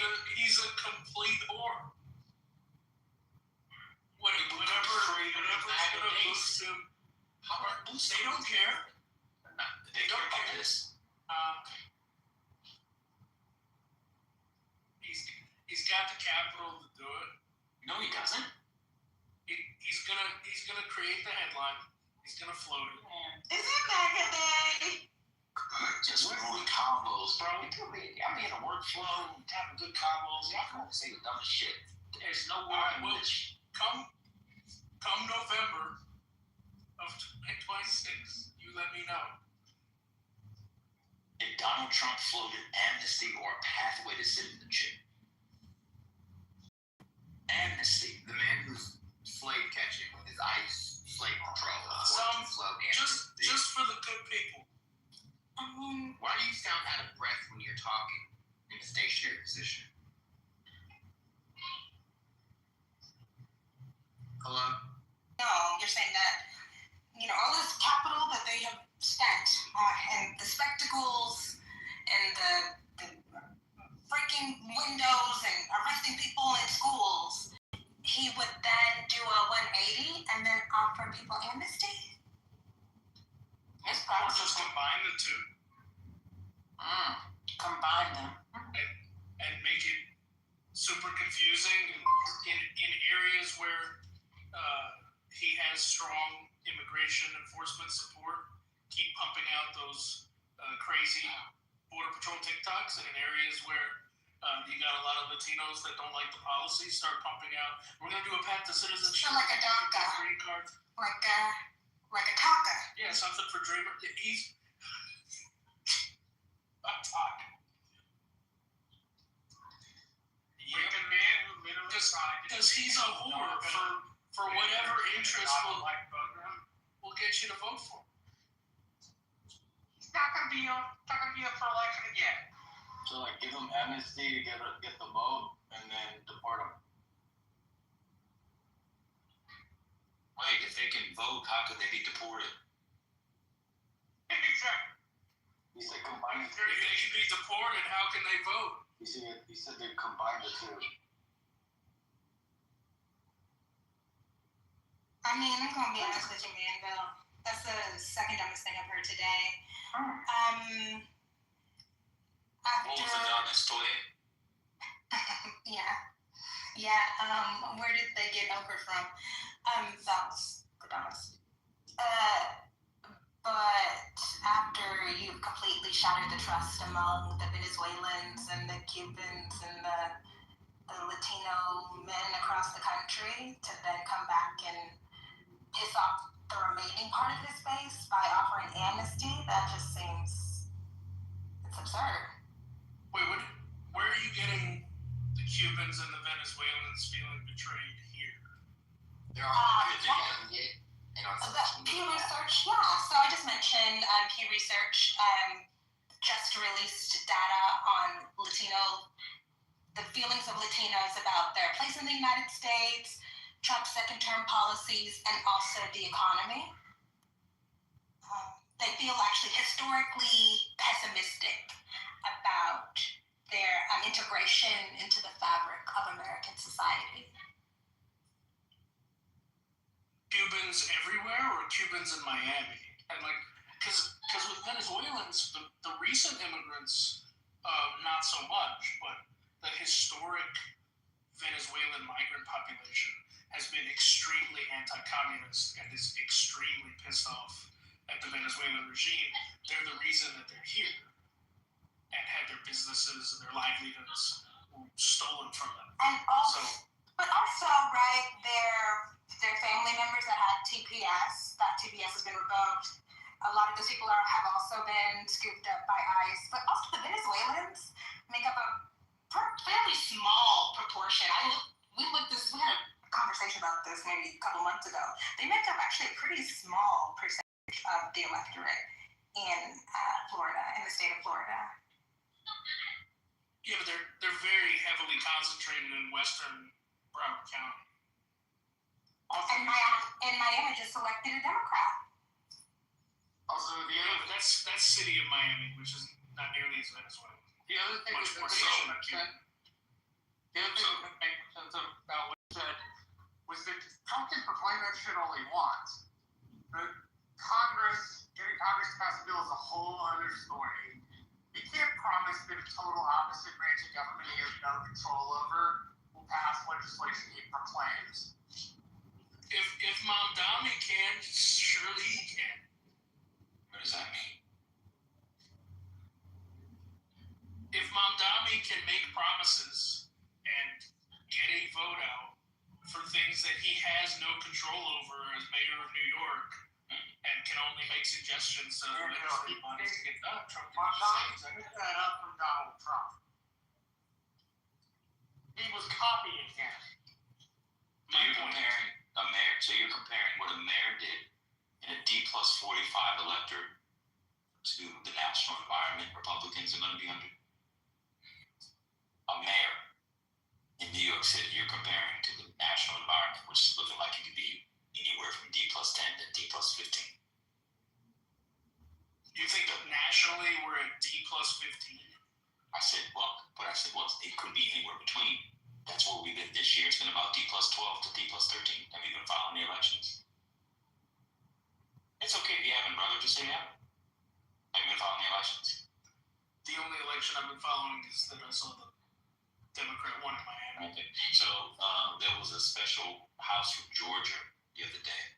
Democrats flipped it. Trump won the district by 12. By 12. Back in November, Mississippi Democrats flipped seats so that Republicans no longer have the supermajority. Democrats in Georgia, for the first time in 25 years, won statewide offices at the state level. I think 98.599% of all counties that voted on November 4th or whatever it was moved to the left. You got to follow the elections, brother. A race that people thought Jack Shitterelli, as Matt would call him, could win, including Karl Rove, who is very good, including people like Karl Rove and others on TV, but not just him, Scott Presser and others, lost by 15 points in New Jersey. Remember, people thought New Jersey could go Republican because they have had Republican governors. And in fact, no Democrat, in fact, I don't think anybody had won the same party 3 times in a row in over 60 years. 60 years. Yeah, that's why I was Y'all gotta follow politics, man. It's really interesting. And we can have better combos. Like, that should be the price of it. When I say, man, I gotta do a commercial. Maybe that's the price of admission. Since nobody wants to pay anybody and nobody has to. Just follow it a little bit more so we can go to the next level of the combo so me, Kimberly, Matt, and your mama don't have to give rudimentary lessons on American politics, contemporary and historical, every fucking day to have an adult conversation. What was the turnout on these? Oh, hold on. She won the most votes in the history of New Jersey for governor. Yeah, most. What's going on? So historic turnouts. Yeah. Mamdani, that turnout, I believe, was the second highest in decades. The Virginia race was a wash. It was pretty good turnout. I will also say, like, going to turnout is, it's kind of like saying, what's the one was it? What was the sample size? You know, people give you data, and it's, what was the sample size? It just means that instead of saying, oh, okay, that was interesting, and going on mute, you had to say something to try to undercut what I just said. Let me ask you a question. What does the turnout have anything to do with anything? Watch this. Sorry, meeting. I don't want to talk with my mouth full. That's fair. What would the turnout have anything to do with anything? Well, the turnout increasing would be a promising sign for Democrats. And she won 3.3 million votes in New Jersey. It's not just the turnout being remarkable, it's the margin of victory being remarkable. What was it, 13? 13 there, 15. Yeah. Yeah. That margin of victory in a race where Republican turnout was low would not be as alarming as a race where Republican turnout was high. So if the Republican turnout also high and they still won by that margin, that's an even better sign for us. So if Republican turnout was low, so you're saying it's either great or super great. Okay, that's fair. I didn't know you were going to. Okay, that's fair. Turnout also tells things of how excited you are for elections. It's how likely to vote for the next election. Do you approve of things? Okay, that's fair. Okay, so to be fair, man, the Melville was saying the Democrats either did great or really great. There you go. Next thing you know, someone will get data now. It's like, how many people were polled? What's the sample size? As if anyone took a statistics class on Clubhouse and got more than a fucking D. I got no people say that. What's the sample size? And you say, what's p-value mean? I have no idea. What's delta mean? What's the sample size? That's all I can say. I mean, people on Clubhouse can't even get past per capita. Okay, that's fair.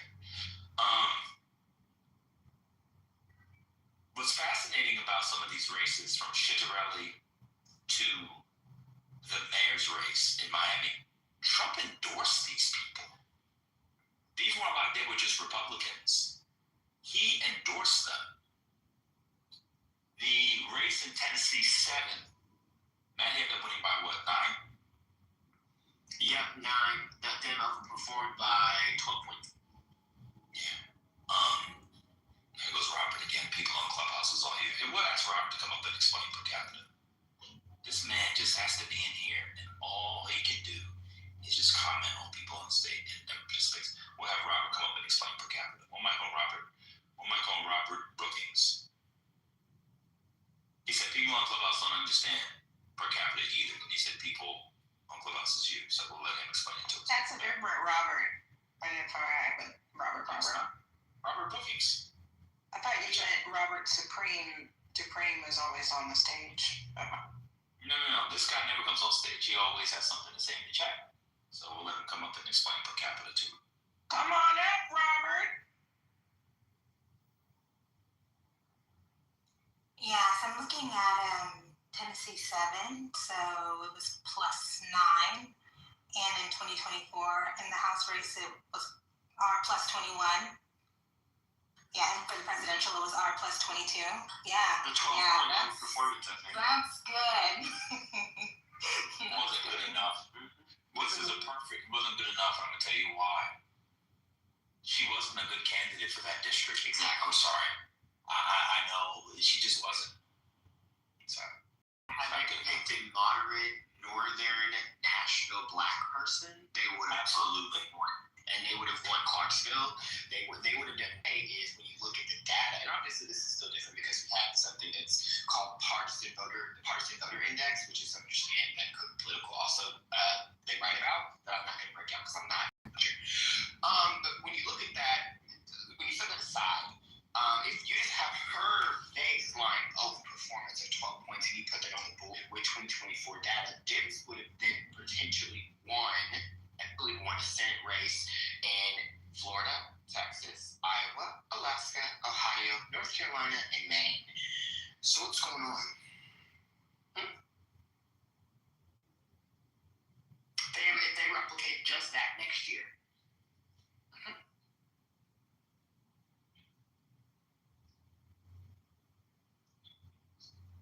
Are we done with Manville? Because I don't want to be a party pooper. I am concerned about what happens after Section 2 of the VRA gets overturned. Yeah, I mean, I don't think it'll have any effect on the midterms because they usually, give their decisions in June and July. Right. So I don't think they can redraw districts. Maybe they have a couple weeks. No, I'm not talking about midterms. I'm really talking about 2028 and beyond. Yeah, Democrats are going to have to respond by doing pay Norm. I'm sure you can tell us about RUCO. They're going to have to squeeze out New York, New Jersey, and I thought Northern Republicans. If they're going to get rid of 15 Southern Black Democrats, they need to squeeze out all Republicans in the North. More in California. You have to get rid of the one in Oregon. You have to get rid of at least 2 in Washington, 3 in Colorado. It's doable. Get rid of these motherfuckers. Yeah, the Supreme Court said that he could do it. So they could do it. They need to do it. They need to change them. They need to work within their law. If that requires, I think the law requires there has to be an election in between, and then there might be maybe a public question. I don't think it has to go through the legislature. The governor signs off. Kathy Hochul will be the governor. She'll sign off. That alone will ensure a re-election. They're not going to bring in Stefanik or the other guys that alone. And look, that's what they have to do. And they need to say that's what they're doing. Yeah. And if Benson wins governor and they get their trifecta back in both Wisconsin and in Michigan, do the same thing there. You have liberal Supreme Court justices in Wisconsin. So, I mean, they're already going to court over a redraw, and the liberal justices gave them 2 panels of liberal justices, 3 each panel, that are going to be looking at potentially at these cases and then potentially recommending a map if the ledge and the state refuse to agree with Evers on a map that everyone can agree on. They'll draw the liberal justices. So, yeah, and then like I said, we get the trifecta in Wisconsin next year, right? And if we also get a trifecta again in Michigan, I mean, we can absolutely respond. Republicans can get rid of the Voting Rights Act at this point. I don't really give a fuck. Yeah, hold on, man. So, Robert, why don't you explain per capita to the dummies like us?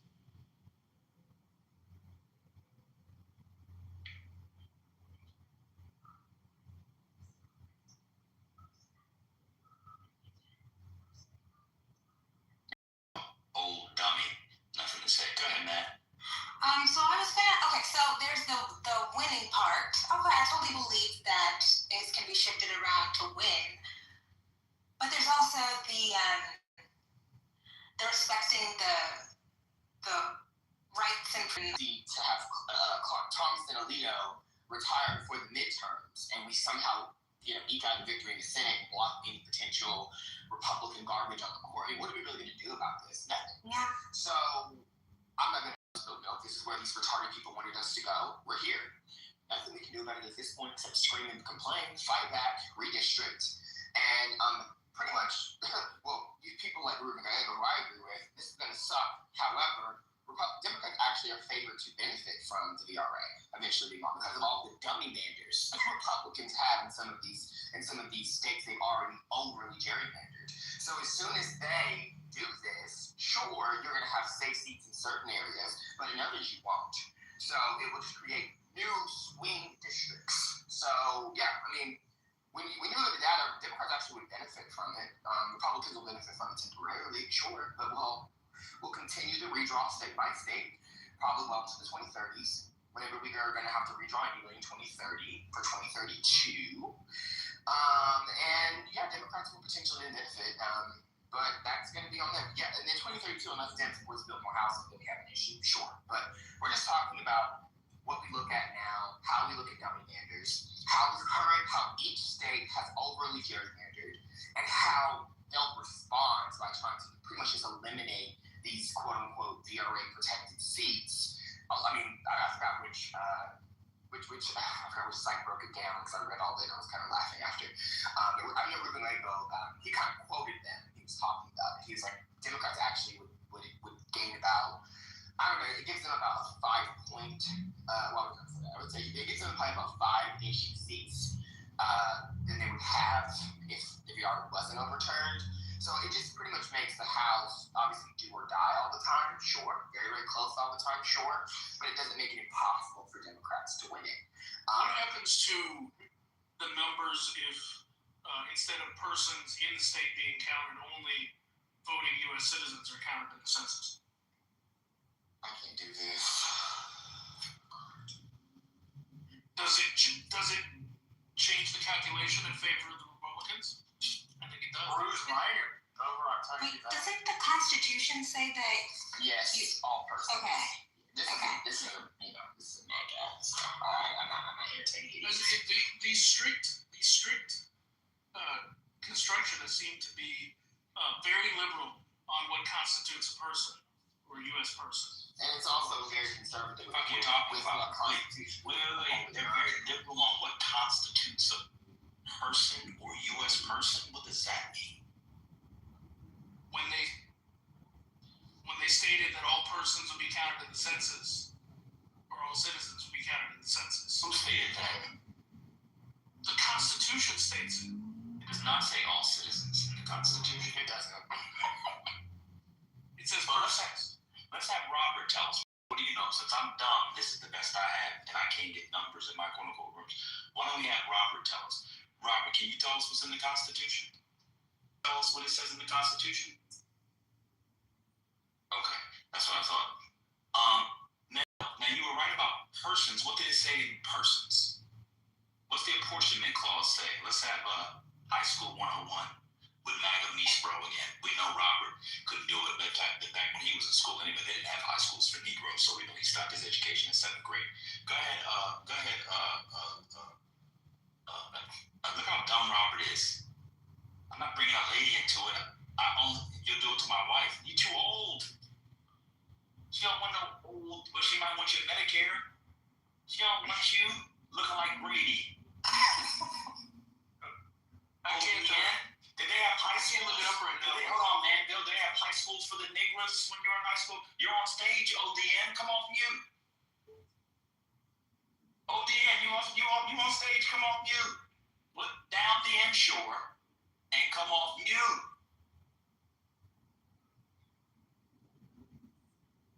Come on, ODN. This dude always is talking about me. He had every day listening to me. Back channels, first lady. MAGA quotes got me blocked. I didn't have him blocked, and I friended him so first lady could see it. We have the per capita thing, and he's like, oh, that's y'all. So you come up and tell us what per capita is. Did they have per capita? What's a lot? Look, he won't come off mute. What's a lot? Is first lady, are you here? That's exactly what happened. Well, our friend of ODN. Robert is so old that when he was high school age, they didn't have high schools for blacks in Mississippi. They had to send him to the north. He said Robert was in the ODN, what was the Great Migration like? Did you take your fried chicken wrapped in newspaper in a brown paper bag? And did you which car did you sit in, the Jim Crow car? That's what I thought. This dude is always talking on people on the stage. He contributes nothing. All he does is criticize people. Come on, ODN. All he does is criticize people. Go get your other rooms because you can't get numbers. I don't give a fuck about numbers. And when I did my rooms, I had 150 people in there too. ODN. You go do a room. They can hear what people sounded like doing Jim Crow. The Negro packs it all on time of land. All he's got to do is come over here. Look at the Washington saying that with a hand to the heart. The Negro can become also one with the thought with the all. That's what I thought. You back channel first lady and say I had you blocked. I didn't have you blocked, and I friended you to prove I didn't have you blocked. That's what happened. ODN. Come on, ODN. What's going on with ODN? You on stage, bro?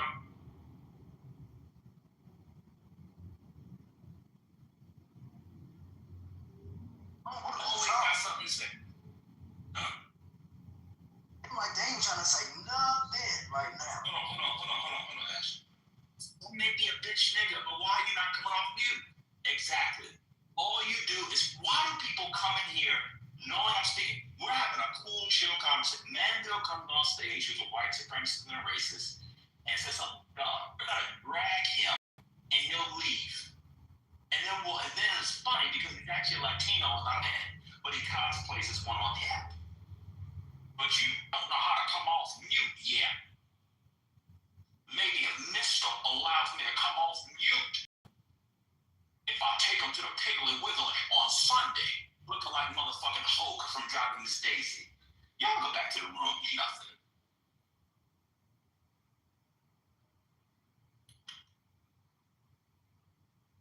Look at Maya. She's another one. People, again, I'm allowed to get insulted, but ODN, I gotta come on. Why I gotta be the bigger? Fuck him. channel. Let me read the back channel he sent. Let me read the back channel. Hold on. This is what ODN sent yesterday. Good morning, First Lady. I believe that Goat MAGA kicked me out of Patty's room yesterday and may have blocked me because I can't now find her room. Has he now taken over her room and is in control of her space? I had put in the chat that you are dumb, that you all are dumb, after he kept calling people dumb and saying that he was smart. So he can call people dumb, but other people can't call people dumb. The people I was calling dumb were the people that was cutting me off saying dumb stuff, ODN, like you and your job. Why don't you come up and tell us about the apportionment clause? When they made it, you were one of the 3/5 of a person. That's how old you are. Motherfucker was around before the 14th Amendment. Come on, ODN. Tell us what it was like to be 3/5 counted in the census in 1840, and 1850. What was it like to hear Henry Highland Garnett in person? Was Frederick Douglass's afro really that nappy as it looks on some of the daguerreotypes? Is it true that Sojourner Truth oftentimes spoke Dutch when she spoke? Come on, ODN, tell us what it was like. Got you. Now he's talking about people's wives. You don't even know if I'm married. Why is a man talking about somebody's wife? He didn't know if I'm married. He can't have something on his wife doesn't think he's smart. What does that mean? How tall was Booker T. Washington? I was really sad when I found out he's like, was he really like 5'7"? Like, dang. I think if he talks, you'll find out that he's not black, so he's not able to actually. No. Not the cover. Yes. It's just insane. Maya, all jazzy, everybody. I'm allowed to be insulted. They can call us dumb, but we can't say nothing to them.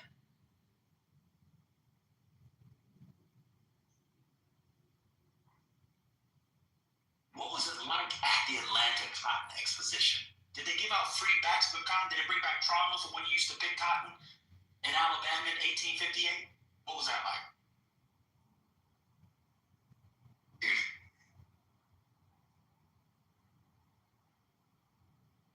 Yeah, come on up, bro. Tell us what it was like when Abe Randolph rejected your Pullman Porter application. Why couldn't you be a porter, bro? Tell us what it was like when Eisenhower ran a federal highway through your bedroom. Did you take your stick you played stickball with over in Canarsie? Or did it get lost in the rubble, see? I'm the clown. But you talking about me in the chat. Let me read again what you wrote to First Lady since you said I was lying. Hold on a second. Let me read it again. I believe that Goat/MAGA kicked me out of Patty's room yesterday and may have blocked me because I can't find the room now. I can't find her room now. Has he now taken control over her room and is in control of her space? 3 minutes later, I had put in the chat that you all are dumb. After he kept calling, I asked her on the stage, I said, give her thing, his profile, because you weren't on my block list. She put it in, and then I said, I followed him to show that I don't have him blocked. You're the clown, not my first lady. How's she your first lady? That lady don't like you. That lady don't know you. You don't talk to that lady. Not my first lady. Niggas in a fucking virtual relationship with somebody online that don't know them from here or there. Make your ass and get. She don't want your social security check, sir. She does not want to sit at the casino and punch the button on the slot. On the slot machine for 8 hours a day, sir. It's not what she's interested in, sir. So stay your dumb, old, dumb nigga ass in the goo and not have any insight, evidence, interesting to say about what we're talking about and enjoy where you all in the vomitorium. Look that up. Were you alive in ancient Rome too? Were you the African slave boy they called Scipio who swept up the vomitoriums?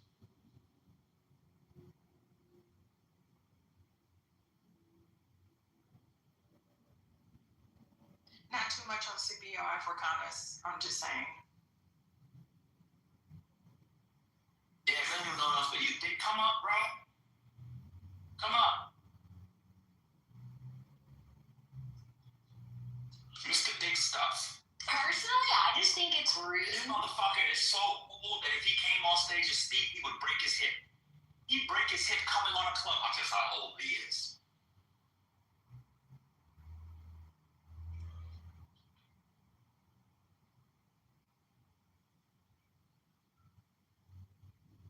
Look at him crashing in the chat. That's all he can do is crash in the chat.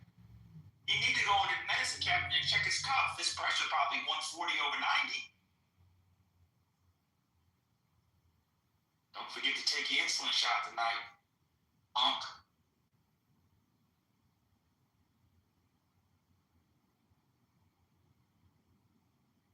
Sorry, Stu, do you think?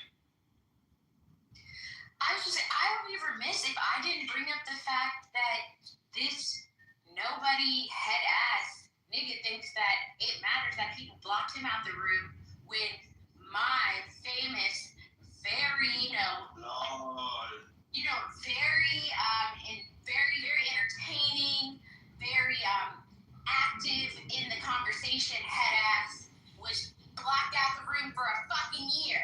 And these motherfuckers think they can just back channel you and all of a sudden, this is crazy. I'm sorry, but y'all, these first ladies should not be this accessible to you. One. Two. My lady, he called her. Not my first lady. Lady don't know you. But also, nobody knows you. Like, if you're blocked out the room and it makes no difference to anybody else because you don't actually participate, then shut the fuck up. If y'all want to be in the goo, stay in the goo and stay silent. But shut the fuck up. Like, this is not, shit is annoying. Clubhouse did not always have this fucking chat for you weirdos to sit in. Okay, now, I'll speak. Maya, see, this is why you get in trouble. You make the biggest assumptions and presumptions on this app, and that's saying a lot. I didn't say that. I am a very literal person when it comes to my insults. I put a name on it. I take cat shots. Like, what the fuck? I'm not passive aggressive in that regard whatsoever, which is why I'm calling you out. You make these leaps and bounds and you think that you're protected in the chat, but whatever, you're small potatoes. Matt, with your goofy ass, you literally said that people don't like to follow the law because they're not law abiding. And then when I give you 5 examples of your precious Donald Trump who has broke the law, you want to bring up some shit that I willingly disclosed that I got audited and now I owe the IRS $12,000 for a year. Yes, I owe the IRS every fucking year. You know why? Because I pay my taxes. And just because I bitched about it, don't you dare compare me to Donald J. Trump, who's been breaking the fucking law for decades. You want to go back to his dad?